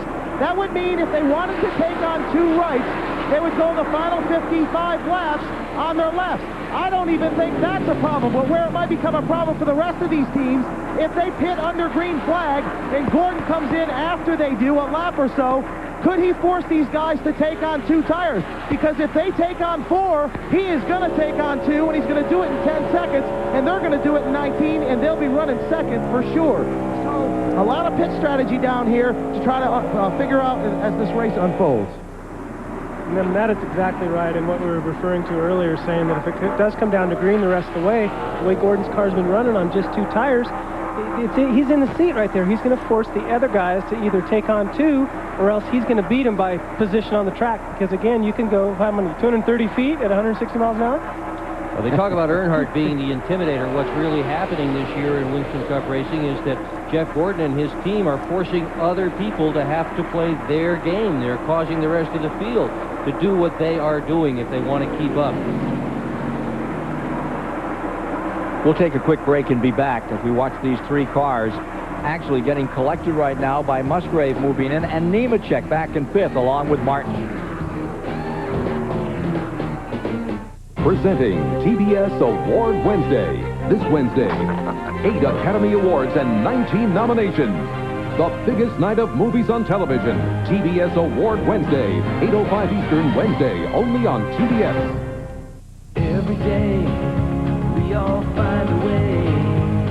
A promise made, a promise kept, giving it our best. America's most complete source of auto parts, a national warranty program, and customer service only Napa can give. No wonder more people trust Napa to keep their vehicles running. We keep America running. We keep America running. Have you had your break today? We all need to get away. There's one place that's on your way. McDonald's is your break today. Have you had your break today? Easy sausage, McDonald's way. Taste the place of smiling day. Ooh, yeah, yeah, yeah, yeah. Have you had your break today? Tired of the way water sealers let your wood turn gray? We have news for you. Introducing Olympic Natural Look Protector Plus. It waterproofs, plus it's guaranteed to prevent graying for a minimum of 2 years. If your wood's already gray, Cleaning first with Olympic Deck Cleaner is fast and easy. Then let Natural Look Protector Plus keep it looking natural, like no water sealer can. Guaranteed. Natural Look Protector Plus from Olympic. Oh, well, I'm the kind of light that likes to bend around. You can point me left or right, or hang me upside down. But I'm not the kind of light you have to hang on to. Just use me when you need 3 hands, but you've got only 2. Cause I'm the snake light. They call me the snake light. It's the totally flexible hands-free flashlight from Black & Decker. Yeah, well, the snake lights from Black & Decker. We get around, around, around, around, around. You're back live at Pocono International Raceway on TBS Sports. Great to have you with us for exclusive live coverage of the Miller Genuine Draft 500. Rick Benjamin here at the STP Pick Communication Center, along with John Andretti, the driver of the Little Caesars Ford. John, we'll talk about your situation in a moment. Look at this racing we've been watching here. Dale Jarrett takes the lead for the first time. I think finally Dale Jarrett's having fun in that Texaco Havilland Ford, and Jeff Gordon's doing what everybody expected. He's at the front, and you know, you throw a blanket over these guys. Now we're going to show you what happened a lap or two ago while we were in commercial. Rusty Wallace was the leader. Gordon was second. Now Gordon is going to make a move down the inside. Does Gordon look like the strongest car today? Well, I don't think you can really pick the strongest car right now, because as you get in there, he'll get a little bit loose. He'll slide up. Rusty will end up going back underneath him. Kind of like running Indianapolis Raceway Park in a midget. Some slide jobs coming up here. And we've got trouble on the race course. This involves the 81 of Kenny Wallace. Looks like one of the Skoll cars, the 33 of Robert Presley. Also in trouble. This would be down in the inside of turn 3. Cars are coming off of 3. Jarrett will lead this lap. Ken Squire, wild action indeed here at Pocono. Lap 158 as Jarrett brings him across, with Gordon in second, followed by Rusty Wallace third. Robert Presley, rookie in the Winston Cup ranks, clambering out of car number 33. Took a pretty solid hit down there. Turn 1 is the area of the track where this incident has taken place. Here's the Marcus car badly torn up. Car number 71. Kenny Wallace's 81 looked like it had already taken some abuse. Presley came down to the inside. Marcus got involved in it. And there you see the 71 tagging the 33. 3 cars involved in Kenny Wallace walking away. They just haven't had anything at all happen for them in Winston Cup racing this year. Nothing good. It's a frustrated look on Kenny's face right now.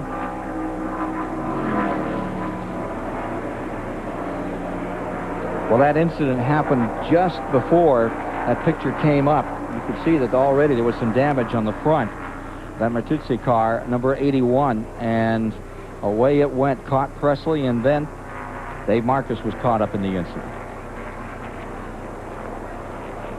Taking a look at some of the remains, car number 81, they tried, 6 times to qualify and had not qualified this season. And this their 7th effort, they made it into the show.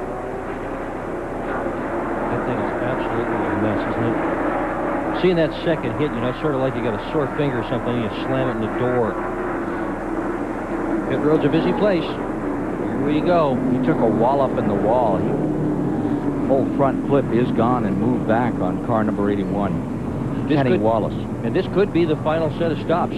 Somebody could go all the way from here, Ken. It's possible. It's been done before. Somebody could also run out of gas from here trying to do it. That's also been done before. Yes, it has. Let's get to Randy. Well, the 28 car is in. Jeff Clark down with the Jack 4-tire stop. He's down and away. Jeff Gordon spins the car just about coming off of pit road. It's a race between Wallace and Jarrett. Wow, this pit action is something down here today. Leaders all in, back on the track. We're back to 19 cars in the lead lap. 19 to decide it here in the 22nd running of the Miller 500 at Pocono, Pennsylvania. Another look at that field exiting the pits. Pressure is on to get track position here. Whoa. Some of Sterling Marlin's folks in trouble for just a moment. Try to get him out. Jeff Gordon lights him up as he comes on. Just in front of him, Dale Jarrett.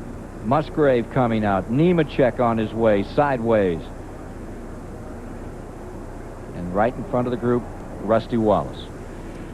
So we'll take a quick break and be back for the restart as we get down to decision time in the 500 at Pocono. You want them? CBS has them. Movies for guys who like movies. One big, bad, in-your-face movie every Sunday night. Tonight. Don't move! Put the gun down! Wait! Under arrest. I'm glad you came. Jamie Lee Curtis. Blue Steel. You want them? We got them. Movies for guys who like movies. 7 Eastern tonight. Only on TBS. Man has always been fascinated with speed. But winning is more than a flash of speed. It's a measure of skill. A test of guts. That's why the true spirit of NASCAR lies not in the machine, but in the man who drives it. We're proud to be part of this great sport. Busch, the official beer of NASCAR. In Floyd's Knobs, Indiana, people drive for miles around just to see Don Ballard. Because when it comes to car repair, well, there's not much he can't fix. You see, Don's the type of guy who believes that doing a job right and saving money go hand in hand. So he begins each job with a trip to AutoZone. Sure, it's a 20-mile drive. There are other parts stores along the way. But for Don, when it comes to getting the right part for the right price, there's just no place better than AutoZone.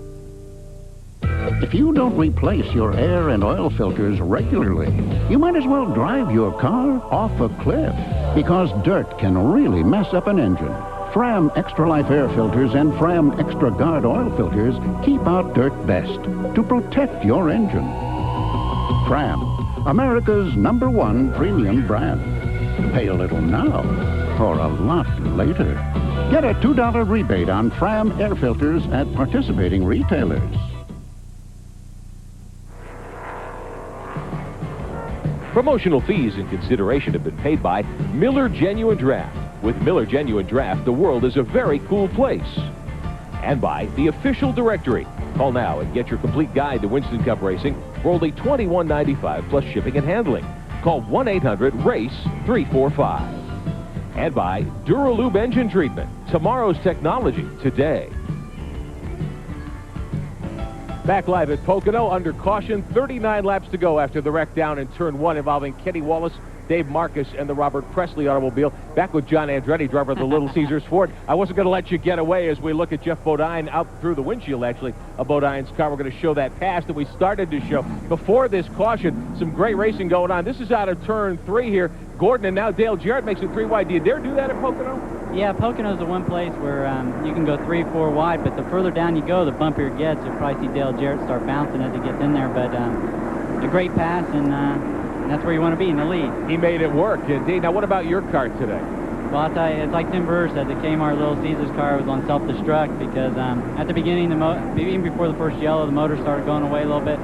It broke a shifter link, so it got stuck in fourth. And then at the end there, it screwed out a wedge bolt so that we didn't even have any wedge in the car. So it was just like everything was happening, but I didn't call in and tell them that the thing was really loose because I figured they had heard enough for the day. We just didn't want to kill the motor. Sure. Well, good to see you here. Sorry you didn't make it all the way. A lot of folks think you're going to get your first victory here soon. Are you ready to win? We are, and I think that the team is ready, and I think that we've come a long way, and we thought we'd have a good race today. Pocono's not been very kind to us, but we think that that victory is around the corner, and we're trying hard for it anyway. Look forward to seeing you soon in victory lane, John Andre. Now, one other thing, where these guys are stopping with 39 to go. Can they make it the rest of the way? Well, with Tim Brewer, they can. But I think with it depends on how many cautions are going to go here. Yeah. If they go enough, you might be able to squeeze 36 laps out. And I'll tell you what, if I was up there, I'd go for it. Well, we'll look for you to have a chance to do that later this year. Thanks, John. Randy Pemberton on pit road. What are these leading teams going to do here in the late stages of this Miller 500? Oh, Rick, this is getting good. I mean, these teams don't know if they can make it. I walked up to Jack Roush in the Mark Martin pit, asked him, do you think that you can make it? He said, well, it's a possibility. Now, he and Steve Meal right now discussing the possibility of going, I guess, about 38 laps. Now, Steve Burns has already said, I believe, that Jeff Gordon can go the distance. So possibly the Fords can't. I'll tell you, it's going to be something to see whether or not they can make it. Steve, can that 24 car go 37 or 38 laps here today? Randy, we overheard Ray Evernham on the scanner say, Jeff, I don't think the Fords can make it, but I'm sure we can. I talked to Crew Chief Robin Pemberton earlier, just moments ago, and he said there's no way we can make it. In fact, he was talking to Gasman Earl Barbin, talking about how they're going to get just enough gas and go. He said, I'll count you down, 1,001, 1,002, 1,003, take off. Just taking off was Sterling Marlin. For some reason, Hood was up. We'll try to get a report on that. With 92.5 miles to go, Marlin was in a lengthy time with the hood up. They kept working on the car and got it back out again. He had been running in 9th position. 3-time winner in Winston Cup Racing, Sterling Marlin. Topping off, final time of the day, perhaps. Including the winner of this race in June, Labonte, on the left of your screen, has just topped off and taken some additional fuel. Most of the guys who have been running in the back of the pack have chosen this opportunity to do just that. Realize if they've got a little bit more fuel than the other guys who are in the front who have track position have got to stop and get fuel at the end, then the folks who just took on fuel wind up with a track position. So what a neat cat and mouse game we have going on right now. Nemechek came back in, topped his off. The number 18 car of Bobby Labonte comes back out. Bit rumpled, but he's out here trying to score some points. With 19 cars in the lead lap, Wallace is in first, Jarrett is in second, Gordon third, Martin fourth, Musgrave fifth, Hillen in sixth, and Randy can tell us more about Sterling Marlin's car. Left front shock broke, changed it on pit road, so Sterling back underway. That's about it from the forepit. Looking further back on the restart coming up, we'll have Bobby Hillen up into 6th spot, Ricky Rudd in 7th, Jeff Bodine 8th, followed by Spencer, Bill Elliott rounding out the top 10, and Jeremy Mayfield just behind them in 11th spot as they get ready to turn them loose another time. And we should update the 4-time winner, Darrell Waltrip, has dropped out with apparent engine problems. That'll be his 4th engine problem in 6 appearances here at Pocono. Waltrip behind the wall. Go on board Martin's car on this restart with his roof cam. He is in 4th position. Pyro camera giving you this shot as they come down out of this turn number 3 into this long straightaway. They'll be at lap 163 when they take green.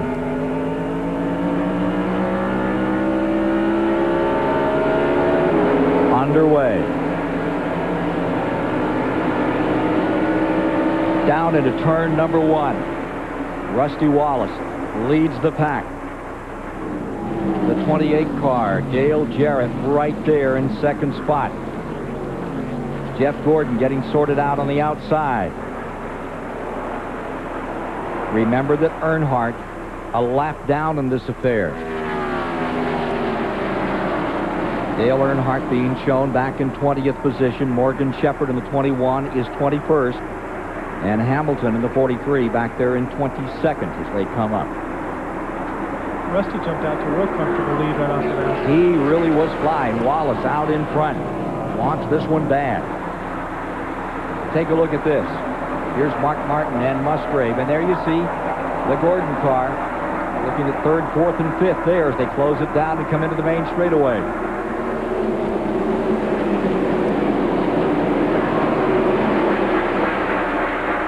Rusty is ever so hungry, and certainly after all the controversy about the roof flap deal here, he would like to win this race and put all that roof flap conversation behind and instead talk about how well they ran in this race.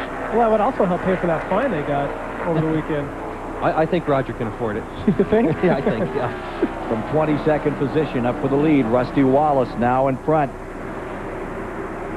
Riding Midnight, car that has 13 wins. In 31 races, Ken, what a record that automobile has got. 26 top 5s in those 31 races. Of course, Rusty's record's nothing to scoff at either. He's got 348 career starts with today's race, 40 wins. That's a pretty good record. That's more than 1 in 10 starts have wound up in victory lane for Rusty Wallace. Won the pole and the race here in June 1994. He won here in July 1991. Right now it's Wallace first, Jarrett second, and there you see Gordon in 3rd spot. And there's the 3 a lap down. You know, some of the lap cars here, of the 3 car and the 21 car, for example, they could play a part of this race as we get down to later stages. holding back guys like Gordon there that you see, and then some of the other cars running for contention. Dale Earnhardt, Gordon's getting really tough out there. So what are you going to do about it? We got to be more competitive and closer. You can't just, do it by getting beat like we did last week. We get competitive and start running second and third with him and racing with him more. You work with him more, on strategy and pressure. But right now we can't put pressure on him not finishing like that. Sure can't put pressure on now. A lap down in 20th position is Earnhardt. Gordon trying to muster just a little bit more and go back after. Those two Fords up in front, Rusty Wallace and Dale Jarrett. Great to see Dale Jarrett, that Robert Yates number 28, having this kind of day again. And it's really started 2 weeks ago when at Milwaukee he got into a Grand National car and won a race. Didn't even get an opportunity to practice the car or qualify the car because he was off doing other things, but he wound up winning the event. And he looks supercharged today, doing a great job in that number 28. Last win for that Robert Yates team, Sears Point. Ernie Urban was at the controls in May of '94. Right there in second spot and trying to close it up. Jeff Gordon around the lap car of number 3. Earnhardt and trying to move into those leaders. Martin stays 4th. Musgrave's 5th. Rudd is 6th. Hillen falling back a spot. Here's Jimmy Spencer up to 7th. Bobby Hillen in 8th. Bodine is 9th, and we're watching Bill Elliott on the move. He's around Burton and up into 10th. Morgan Shepherd just keeps hanging in there, trying to get his lap back all day long. There he is, 3rd in the serial order on your screen. 1 lap down in the number 21 car all day long. He has been trying to pass the leader and get a caution flag. Well, he thought he had a flat tire earlier in the race, and instead of taking a chance, he gambled and came in instead of taking a chance of staying out on the track and finding out for sure, and it worked out against him, and now he's been fighting all day long to get back in the lead lap. Had such a great run of that second place finish at New Hampshire International Speedway a week ago. Morgan Shepherd for the lead. Wallace first. Here's Jarrett right there, car length behind, and Jeff Gordon beginning to nip away the interval between the second place car and himself.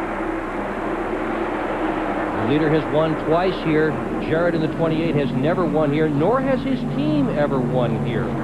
They came close. They led the most laps on one occasion with Davey Allison driving, but they have never won at Pocono. Jarrett looks like he's turned it up a little. I think they again from 15th spot. I think they've all pretty well got it turned up now. We're getting down to her on lap 168. Take a look at this battle. Back in 9th spot, that's Jeff Bodine trying to hold off Bill Elliott, the pole sitter. The X-side car, number 7. Right in there, you're riding with him as he's trying to find some running room. Dive down to the inside on Bobby Hillen. Hillen, that U.S. Air car, number 77, is having a great day. He stays up in the hunt in 8th position. Right behind Bodine comes Bill Elliott, followed by Ward Burton and Jeremy Mayfield back there in 12th. 170 complete when they come by. 30 laps to go here at Pocono, Pennsylvania. Here's the 75. Todd Bodine came onto pit road earlier, got spun around, just tapped the wall a little, but he has stayed up in this race. Todd Bodine, number 75.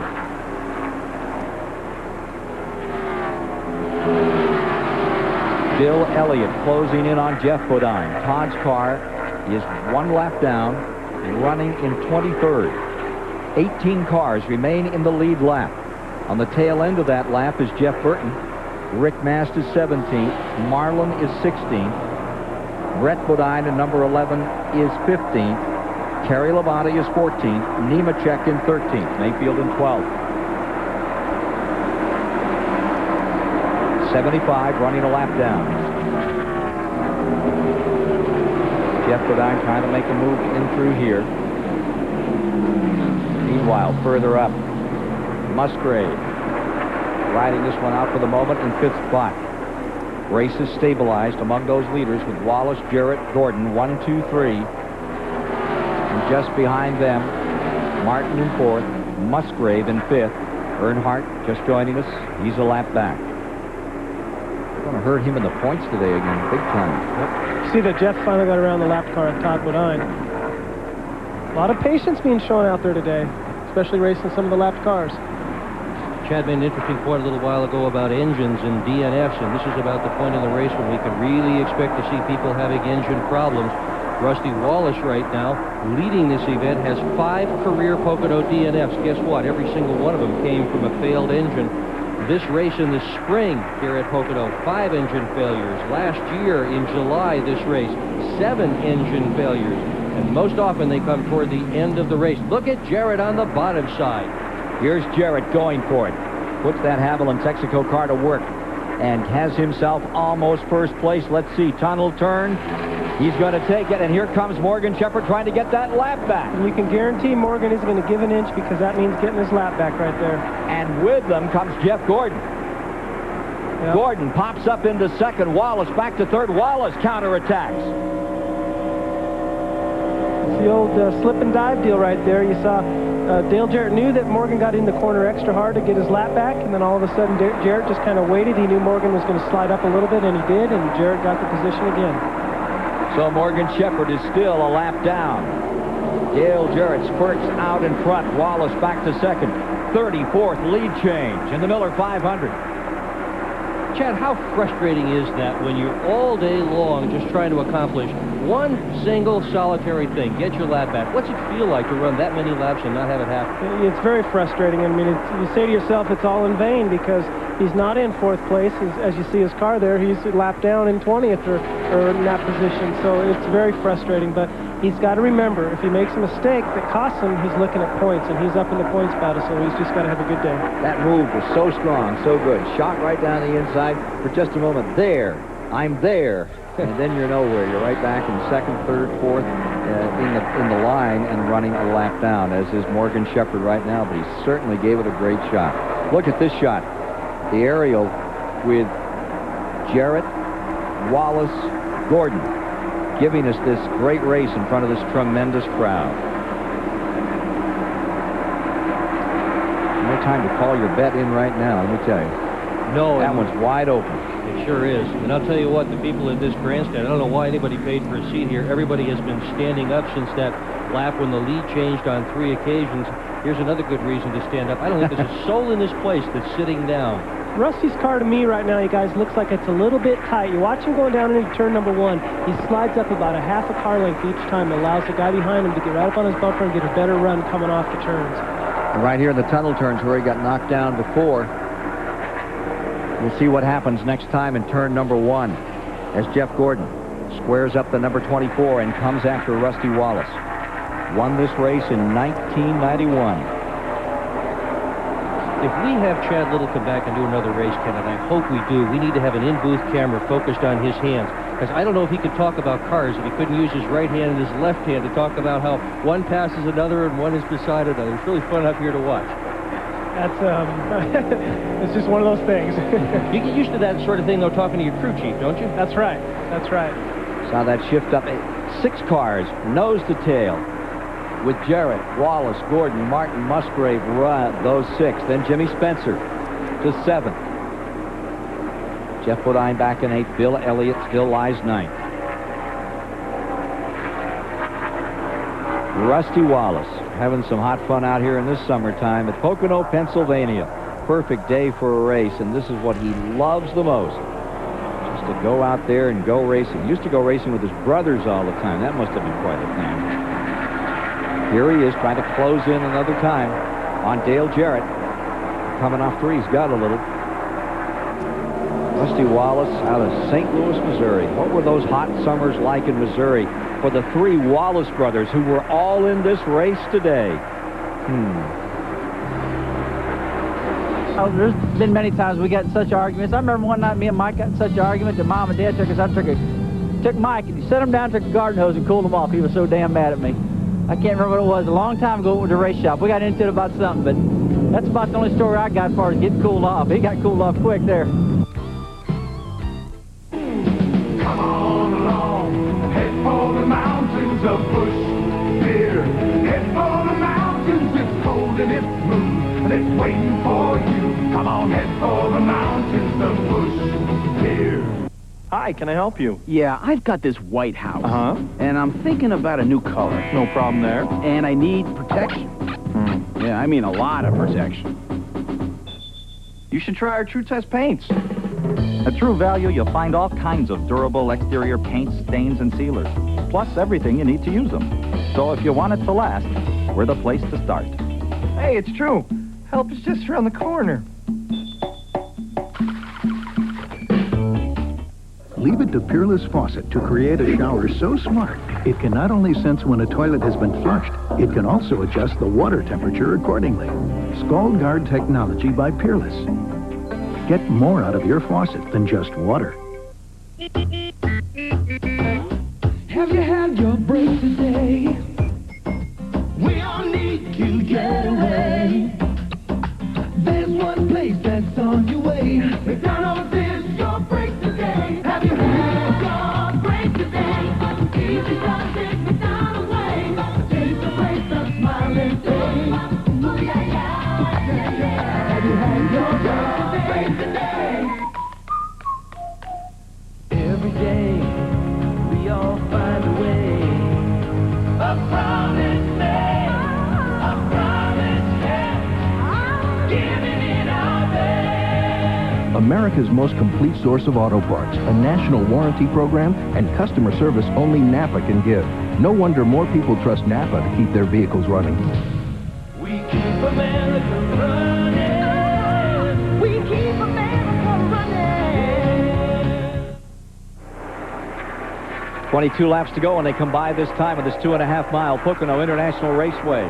Dale Jarrett seeking that first win in that Robert Yates car after taking over for the injured Ernie Irvin is in front of Rusty Wallace, and Wallace isn't giving out. He's digging in. Then in third spot, it's Jeff Gordon. Mark Martin is running in fourth. And going fifth is Musgrave, looking for that first Winston Cup victory. But the man of the hour, going for 3 in a row at the present time, Jeff Gordon is clambered right up on the rear deck of car number 2. 3 cars in a bunch. Put a hanky over that top 3 as they go down into turn number 1. You know, the reports that we're hearing, too, from the pit road is that the 28 car is going to go the distance. They're not going to stop, and the other cars say they have to stop. The 28 car is going to roll the dice and say, hey, we've got to win a race this year. This is what we're going to do it. Have you ever told a story like that so that on the scanner and tried to throw somebody off a little? Yeah. Here comes Wallace to the inside, ready to challenge at turn 2. Got it. Good pass. Gordon coming with him. Lightning fast changes all around this racetrack today, of which there have been 34 official lead changes among 13 drivers. And Rusty Wallace is back in front, but if he has to stop, Robert Yates will be smiling. Robert Yates, his car number 28, now lies back in third. Let's go to Randy. Well, if anything, if Dale Jarrett could stick on the bumper of the 24 and the 24 does not have to pit, which they don't think they do, he may be able to conserve just those few extra precious drops that he needs to get in that last lap and make a run at Gordon, because Wallace, they're already saying they don't think they can make it. So if Rusty's got a pit, that's maybe DJ's only way of trying to win this race is to save a few extra drops and make a run at Gordon the last lap or 2. What do you think, guys? It's a cliffhanger. There's no question about it, Ken. Of course, if we have a caution flag between now and then, it will change everything. But, boy, I'll tell you, I've been on pit road when this stuff is going on, and you look at the crews, and literally you can see the sweat on the palms of their hands as they're struggling with these decisions. I don't think you'll see the guys up front taking the gamble of going all the way. They're up in points. It'd be too much of a gamble for them to do it. I mean, today, the most they've run is 35 laps. They were telling me this morning it's 34, 35 is the most they can go. They've got to go 37 without stopping, so I don't think you'll see anybody doing that. No speed record here today, but certainly the excitement is as high as it's ever been at Pocono as you watch Jeff Gordon trying to reel in Rusty Wallace right now for his 3rd win in a row. A lot of the fuel mileage thing is up to the driver. How gently can he behave with his foot on the throttle, and how carefully can he run the car through a line. Clyde Booth said that when he went to work for Darrell Waltrip, the thing he wanted to learn more than anything else was what was Darrell Waltrip's secret about how to get fuel mileage.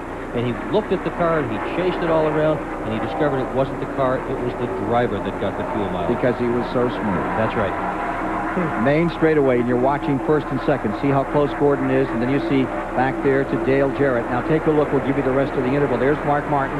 He is in fourth, and you see Musgrave right there in fifth position. So that's how they're laid out around the track. As we get down to show and tell time, lap 181 just put up on the board. You know, Martin and Musgrave right now are kind of hoping that they'll see a caution before the end of this race.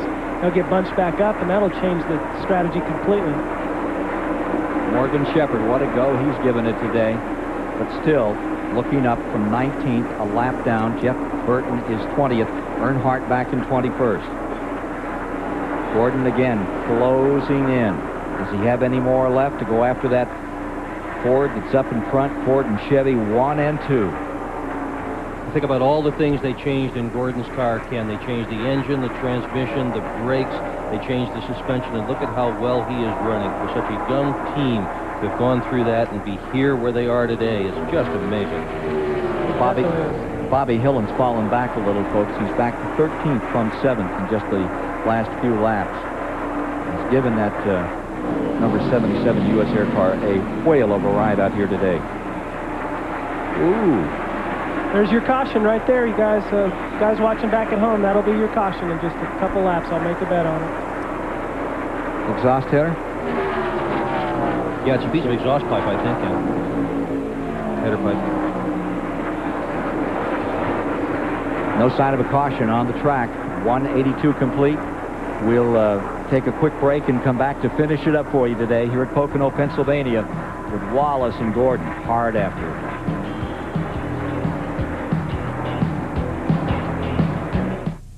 Life is no day at the beach for these little guys. See the incredible odyssey of a baby sea turtle, a perilous journey into an unknown world that only 1 in 1,000 will survive. National Geographic Explorer, tonight at 9 Eastern, turn to TBS. Smaller electrodes, more power. More electrodes, faster start. Suddenly, everybody has a new spark plug idea promising instant higher performance. But one new plug's idea is higher performance that lasts. Introducing Autolite Double Platinum. Platinum on both sides of the gap for faster starts and more power every time. Platinum to platinum firing for guaranteed peak performance, long after other ideas have peaked out. Autolite Platinum and now Autolite Double Platinum. More precious metal for your precious metal. Dear car owners, a local mechanic could take days to get the muffler that's made for your car or truck, but Midas has mufflers that fit thousands of foreign and domestic cars and trucks. And we can usually do the job in less than an hour. That's the Midas way, the way it should be. At AutoZone, most of our customers are folks who like to work on their cars themselves. But the ones who come in most often are those who work on cars for a living. Guys like Ed Graven. Now, Ed's garage is in Ogden, Utah, where most of the time you'll find him pulling an engine or sliding under a car. And just about every day, he drives past a half-dozen other parts stores on his way to AutoZone. Because Ed knows that when it comes to getting the right part for the right price, there's just no place better than AutoZone. One engine was filled with Castrol Syntec, a full synthetic oil, the rest with conventional oils. They were then drained and started without oil to prove a point. You see, Syntec has a unique molecular structure that bonds to engine parts. Lab tests show it leaves a layer of protection far stronger than conventional oil. And if Syntec protects this well now, imagine if you leave it in. Castrol Syntec protects in ways other oils can't. Try Castrol Syntec, now also available in the 10W30. Peerless Faucet didn't come up with the idea for a spout long and high enough to reach over and into large objects. We merely adapted it for the kitchen. High-rise faucet designs by Peerless. Get more out of your faucet than just water. Working the 186th lap of 200. Wallace in front, Gordon in second. And the Robert Yates car with Dale Jarrett at the controls in third. Tight together. Last to go, 3 in a row, Rusty Wallace, 1 year back. Dover, Pocono, Michigan. Trying for 3 in a row, Jeff Gordon currently in second place. 1 at Daytona, 1 at New Hampshire. Coming to the inside to try to win at Pocono, and he's underneath car number 2. With him comes Dale Jarrett. It's Gordon going into first. The Fords drop back into the second and third spot. The Chevrolet is now out in front. Some kind of change. This in that 186th lap. Well, you can hear the people down below just cheering Jeff Gordon on or whatever they're doing. I mean, you can hear him yelling from here. Rusty slipped just a little bit. That's all Jeff Gordon needed. He drove right underneath him, and along came Dale Jarrett. Take another look at that pass for the lead to put Gordon out in front in his quest for 3 in a row. You can see Rusty Wallace is a little high right there. His car's slipping right now. It's a little loose. You can see him fighting the wheel. Almost crushes the wall. How fast right there? 145 or 50. And his hand just went back and forth on that steering wheel as he sought it and tried to hang on, but Gordon got him anyway. Old-fashioned dirt tracking by Wallace. Keeps him out of the wall, keeps him up to second spot. Has he got anything left to go after? The Ray Everham prepared number 24 as Gordon goes for his 6th win of 1995. Steve Burns has more. Rusty Wallace will be pitting in 4 laps. They're going to take 3 gallons of gas and go. They cannot make it. There's the real issue in this race. Although you have Gordon up in front, will he have to stop one more time? I've just got to believe, you know, just from the point factor that if it's at all close and Rusty's that far off, I'd have to think that Gordon can't go the distance too, unless he's just getting great mileage, that they're both going to be coming in. Mark Martin lies 4th, Musgrave 5th, Ricky Rudd 6th. Jeff Bodine is 7th, Bill Elliott, the pole sitter, in 8th, Jimmy Spencer in 9th, and Jeremy Mayfield has brought Cale Yarborough's number 98. The RCA car up into 10th. Nemechek is in 11th. Rick Hendrick looking on. Looks pretty composed. You see Jeff Gordon fighting the wheel there a little bit too, coming out of that turn number 2. Looked a little bit loose. I think 28's trying to loosen him up a little out there. I'm sure he is. He still is right there. Remember Charlotte and May, Ken, on TBS. Ooh, down to the inside. Here he comes. Jarrett for the lead. He's got him. Jeff squeezed that one off. Boy, he was easy on the trigger, and then he pulled it. And Earnhardt had to pit early for fuel, and nobody else did. So sometimes these things happen. Randy Pemberton give us more on that car 28. Man, I'll tell you, they're just about laughing in the 28 pit. He keeps, Larry McReynolds said, I keep telling Dale to back it down, but that doesn't seem to be working. You know, he's telling him to back it down because he wants him to get a little bit better gas mileage. They're going to try to go the distance. And Gordon's going to ride on his back bumper and pick up a tow, so he uses a little less fuel, too. That's another way you can conserve fuel. Just ride on somebody's back bumper for a while. Let them pull you along. How much on a 2.5-mile track like this, guys? It's hard to say, you know, because you are on and off the throttle here 3 times because of the configuration of this track. But every little bit of drafting help that you're getting, you're saving some fuel mileage. Chad Little with us, racing next Saturday at Talladega. That great 2.6-mile track against his major adversary, Johnny Benson Jr., who's been with us, doing a grand job over in the pit area today. Robert Yates looking on as his number 28 colors. Saw a lot of battle flags coming in this morning early for Dick Bergen. Out the sides of pickup trucks and vans with number 28. They have not forgotten. No, they sure haven't. Actually, we were surrounded by battle flags. I felt as if we should have had half a dozen in our race, in our rental car as well. It seemed like everybody on the highway was coming to this racetrack this morning. And early. Yeah, 6:30 in the morning early. Lined up and down Interstate 90. Rusty's setting up for a pass right here, coming out of that dreaded tunnel turn again. You see him get a little jump on Gordon there as they go into turn 3. Wallace is back, 2nd place. Ready to do a little hunting up here in the country of Pennsylvania. The game, R28. Average speed down. We've had 5 cautions today, 25 laps if you're just joining us. Tore up 3 cars down in turn number 1. We've had a couple of incidents for debris. Now, we saw some debris out on the track. Remember, you saw debris out there, exhaust header broken off. NASCAR says it's so low on the track they'd have to run 4 wide to hit it. So they did not put a caution out. That looked like Dave Marcus running awfully low on the racetrack, though, Ken. If he can't get the car off the racetrack, that could be your caution. He was in that 3-car scrape a little earlier out there with Robert Presley involved. Yep, he's going very, very slowly on the backstretch. There are places where he can get off the racetrack, and Marcus has done that. He's pulled it into the infield to let him stay under green. Very sportsmanlike by Dave Marcus. Down to the final 10 laps here this afternoon with still 18 cars in the lead lap. And here are the front 3.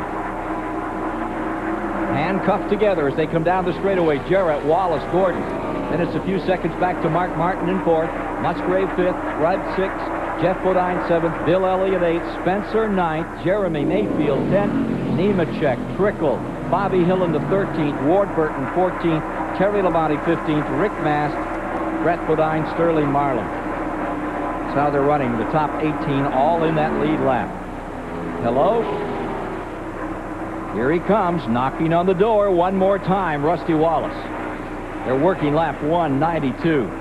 This is shaken down to be just a great finish. It's been a great race all day, and those people we talked about, what, 20 laps ago that had been standing are all still standing. Last 20 miles, no reason to sit down now. The only question with these Winston Cup races is how, not do they build more seats, but get more roads into these facilities. Because this is what Americans really want to see, the most competitive racing in the world, and we're certainly seeing a great example of it today here at Pocono, Pennsylvania. Top 3 in turn 1.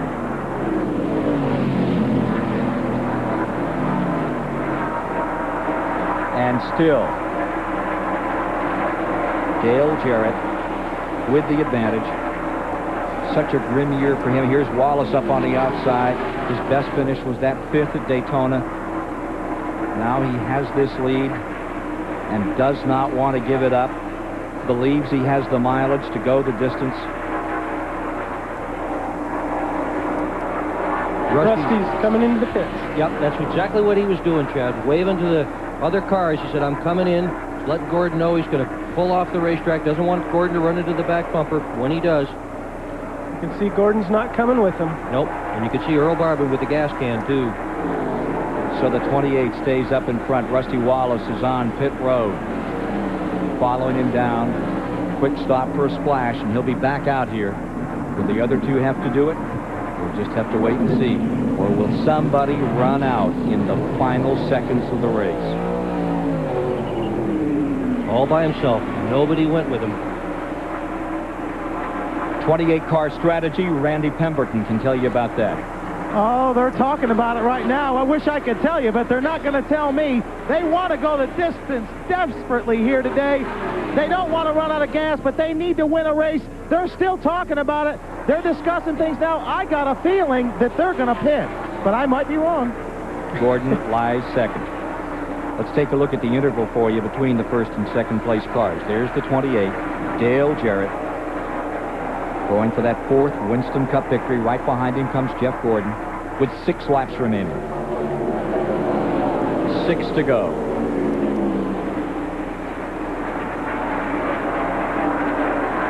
I bet the guys who set up the carburetors are wondering if they could have gone one jet size leaner right about now. Yeah, I mean, those are the questions that you always ask yourself after the race is over, the what-ifs of racing. I'm just really surprised that Rusty is getting that poor of gas mileage compared to the Ford of Robert Yates, the 28 car, or the Chevrolet, some of the other cars running up front. Okay, Martin 3rd, Rudd 4th, Musgrave 5th, Bodine 6th, Elliott 7th, Spencer 8th, Mayfield to 9th, Nemechek to 10th, Rusty Wallace now in 11th. The splash for fuel puts him back to 11th spot.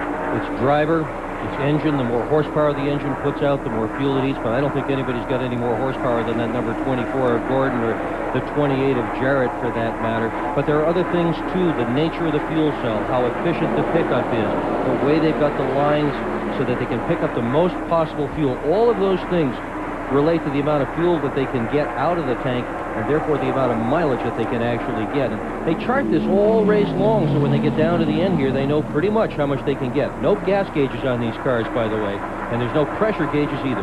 You saw Mark Martin there in that 4th position. Here's Musgrave, Ricky Rudd in the 4th position, Martin in 3rd, Musgrave in 5th, 3, 4, and 5. Getting down into the last 4 laps this time by.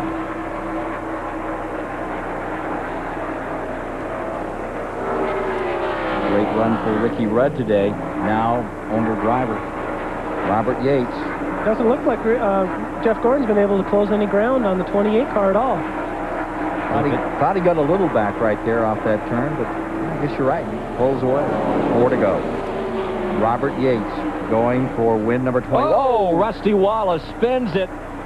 He wanted a caution. He got it the wrong way. I don't think he wanted it that way. You're right. He did get it. He's off on the grass. There's no caution. And the roof flaps work. And they're not going to throw a caution. He's No going the right caution way. out. No other cars are involved. Wallace running back from 11, spinning. Collects it, gets it going again. Jeff Burton's number 8, down on the inside. Look at the 24 car pulled right up on the 28 car as the result of that caution, or the result of Rusty spinning. The 28 car might have got out of the gas a little bit. 28 a little loose that time. Robert Yates, the car owner, going for the 21st win as a car owner.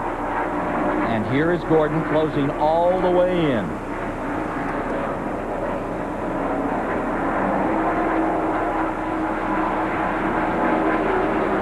Boy, this is getting down. Mark Martin's in the pits for fuel. Third place car, number 6, Martin, pit road. Jimmy Spencer in 8th place has pitted. Now, if Martin fuels, Will Musgrave, who is running in 5th spot, also fueled. Engines came from the same shop. Cars, too.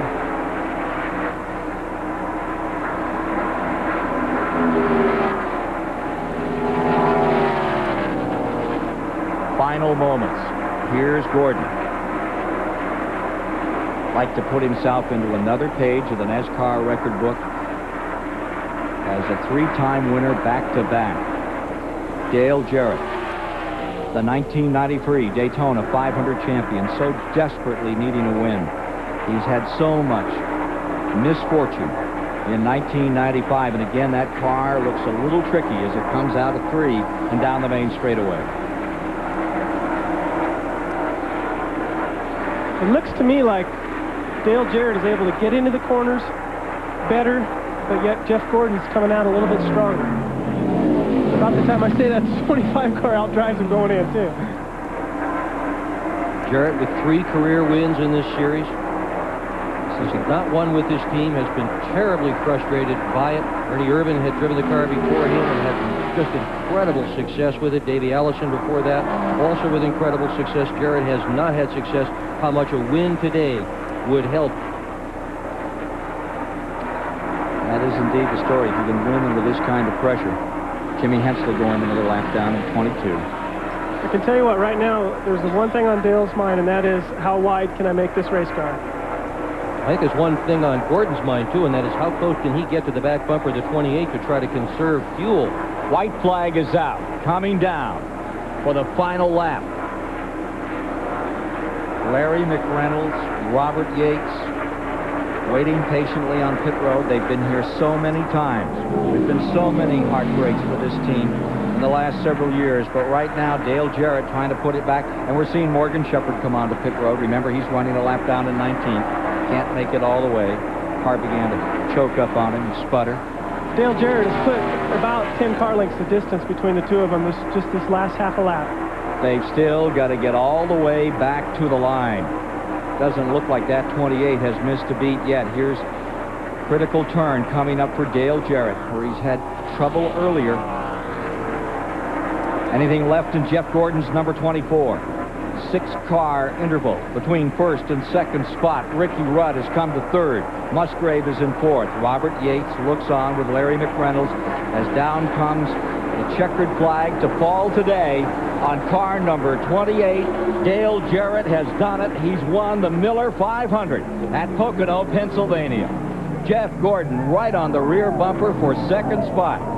But he is stymied in his chance and still racing. Here comes the 94 Elliott, streaking to the line in front of car number 7. That is the rig of Jeff Bodine that finishes in 6th today, moving to 5th. Elliott with a great last run. Another race coming to the line. And here's Jeremy Mayfield across the stripe in front of John Nemechek. Joe Nemechek. Brother John had a pretty good day yesterday. That was for 8th position. Let's go to Randy with Robert Yates. Robert Yates, a sigh of relief. Congratulations to you, Dale Jarrett, this whole team. A great victory. I'll tell you, Dale needed it, we needed it.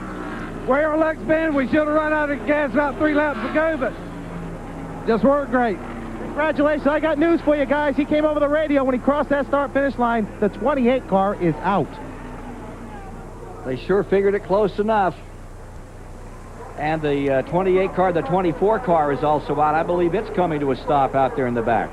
Well, they try to pump him up to get him around. Now the 24 coming down on the pit road, Jeff Gordon. And we'll take a quick break and come back to meet the winner today at Pocono, Pennsylvania. And getting a little assist from Michael Waldrop, Dale Jarrett. Presenting TBS Award Wednesday. This Wednesday, 8 Academy Awards and 19 nominations. The biggest night of movies on television. TBS Award Wednesday, 8:05 Eastern, Wednesday, only on TBS. At Chevrolet, we're not just out here winning. We're testing suspensions, developing more powerful engines, and learning more about aerodynamics. Because if you want to bring more race-winning technology to the street than any other car company, sometimes you have to work weekends. That's genuine Chevrolet. At AutoZone, most of our customers are the kind of people who like to work on their cars themselves. That way they save money and they know the work's done right. Of course, when they come to AutoZone, they know they're going to find the right part for the right price. But sometimes what they're looking for is just a little advice. And that's okay because we don't put a price tag on it. You see, at AutoZone, we take pride in taking care of our customers. And we've learned that when you treat folks right, they keep coming back. 5Gs hurts. When the car fires up, it's power. It's talking to me. All I hear is music. And you hit the throttle. It pulls your head back and it wants to rip it off. It's you, the competition, and everything has to be just right. Pure oil now. Man, from that time on, all you can think about is winning. Pure oil leader. Man, that's a ride. Legends live on pure oil.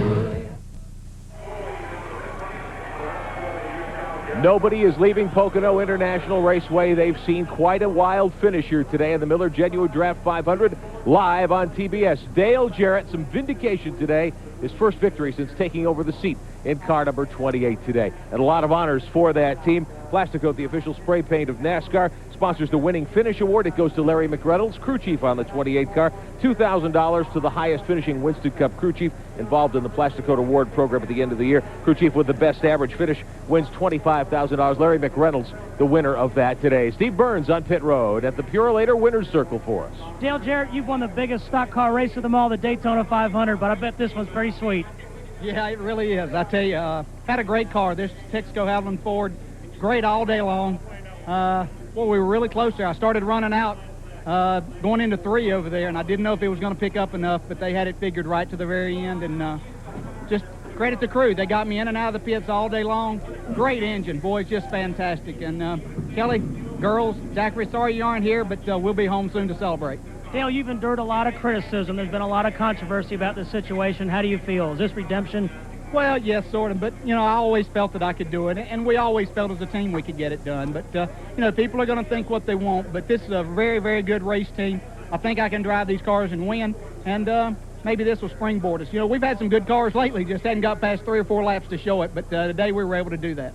Congratulations. Let's go to Rick Benjamin. All right, thank you, Steve. Hats off indeed to Dale Jarrett, the winner today. And he did it with the liquid wrench. Slickest move of the race. We're going to show you that pass that he made on the 24 car to cement the victory here today. I think there's another part to this slickest move that we'll talk about in a moment, too. But the liquid wrench slickest move is brought to you by Liquid Wrench. And here it is, the pass for the victory. Dale Jarrett to the inside of Gordon out of turn 3 here at Pocono. He made the pass stick and held on to win. I think a slick move, too, was deciding not to pit for fuel with just a handful of laps to go. Rusty Wallace had to. The 28 and the 24 both stayed out there, and it paid off for Dale Jarrett and his team. Jeff Gordon beaten on the racetrack for the first time in a month. Randy Pemberton standing by with Jeff. Well, a heck of a round. He's standing there. Jeff, a great run. Another great race car. Came up just a tick short today. Hey, we'll take second place. This one was in God's hands today, and he took real good care of us all day long. I mean, we didn't really have a second place car, and all of a sudden, them guys just kept working and working. I kept communicating back with them. You know, they pumped me up, got me driving hard there at the end. I made some mistakes today in the pits, and they just fought back, and that's what teamwork's all about. They really are the ones that got me back up there. And then I think I just used my tires up trying to stay with them, or at least trying to beat them. And there at the end, you know, we just didn't have anything left for them. How much did you draft to save fuel there, or was that the position that you could run at that particular time when you're back there second, third, and so on? We knew we could go all the way on fuel. I think the Fords, they're making a little more horsepower, and I think they're using a little bit more fuel. But, it was, I was driving my heart out, using every bit of tire I could just to stay with them. So I think Dale and maybe even Rusty was trying to save fuel, and Rusty realized, he couldn't do it. Jarrett did, he was, I thought, man, we got something for him. All of a sudden, they threw the white flag, and he said, "See ya," boom, and he was gone. I got news for you. You would have had something for him if it was one lap to go, because he ran out. Oh, I know. See, I thought I might have had something for him. I saw him sputtering coming off turn 4, and I couldn't put my foot in because I would have spun out. So, oh well, I'm real happy for Dale Jarrett. He has had such a tough year. He belongs in that 28 car. He's a heck of a driver, and he deserves this win today. I'm real proud of him, and just want to, congratulate him. Good run for you, too, as well, Jeff. Let's go to Rick Benjamin in the PCC. All right, thanks, Randy. Certainly a great run for Jeff Gordon today. The second spot, nothing at all to be ashamed of there. And when we come to Pocono, there is always a lot of excitement, not just the racing event, the Pocono Sweepstakes again this summer. We're going to show you the winner of that sweepstakes. Lisa Hemmick picked up a $5,000 check earlier today. She'll also get the Pocono pace truck that was used here today. There's the check from MBNA and U.S. Air and the Speedway going to Lisa Hemmick, the winner of the Pocono Sweepstakes here at Pocono International Raceway. Our congratulations to her. There'll undoubtedly be another chance for you to win in the Pocono Sweepstakes next year. Again, very few folks leaving Pocono International Raceway. They've seen a dandy here today. 200 laps of hard-fought competition. First victory of the year for Dale Jarrett. We'll tell you more of that story in a moment. The Miller Genuine Draft 500 is brought to you by Castrol Syntec, the full synthetic motor oil. By AutoZone, the best parts in auto parts. By Chevrolet Trucks, the most dependable, longest-lasting trucks on the road. And by cold-filtered Miller Genuine Draft, making the world a very cool place. The car on the right was filled with Castrol Syntec, a full synthetic oil, the other with conventional oil. They were then drained and started without oil to prove a point. You see, Syntec has a unique molecular structure that bonds to engine parts. Lab tests show it leaves a layer of protection far stronger than conventional oil. And if Syntec protects this well now, imagine if you leave it in. Castrol Syntec protects in ways other oils can't.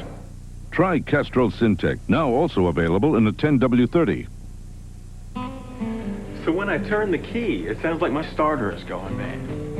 So I figured since I heard about AutoZone, it was as good a place to try as any, right? But get this.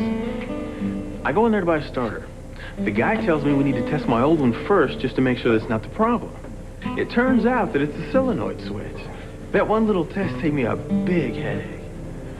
That AutoZone's all right. And when you get service like that, you don't forget it.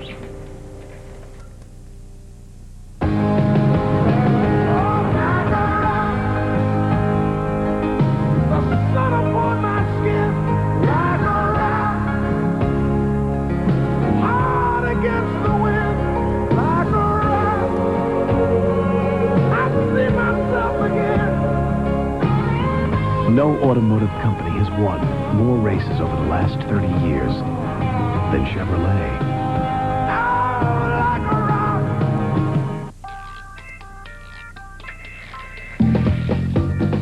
It was a bone dry summer's day, and I was reminded by a vision in black and gold that there's another cold-filtered Miller Genuine Draft. So tell me. The cold one. Yo, boss. You know the beer, you know the taste. With Miller Genuine Draft, the world's a very cool place. Jeff Gordon now leads the Winston Cup points by 106, and no one will deny the phenomena of the Hendrick team, Ray Everham, the crew chief, and that young driver. Nor can they deny that on this day, Robert Yates is back, and that Dale Jarrett is certainly everything that they have said about him for so many years. A great driver, gave it a fine ride, used everything he had to pull it off and win this race today, defeating Gordon right at the finish. What a wonderful race. Let's go down to the STP Fit Center right now. Steve Laletta is the guest of Rick Benjamin.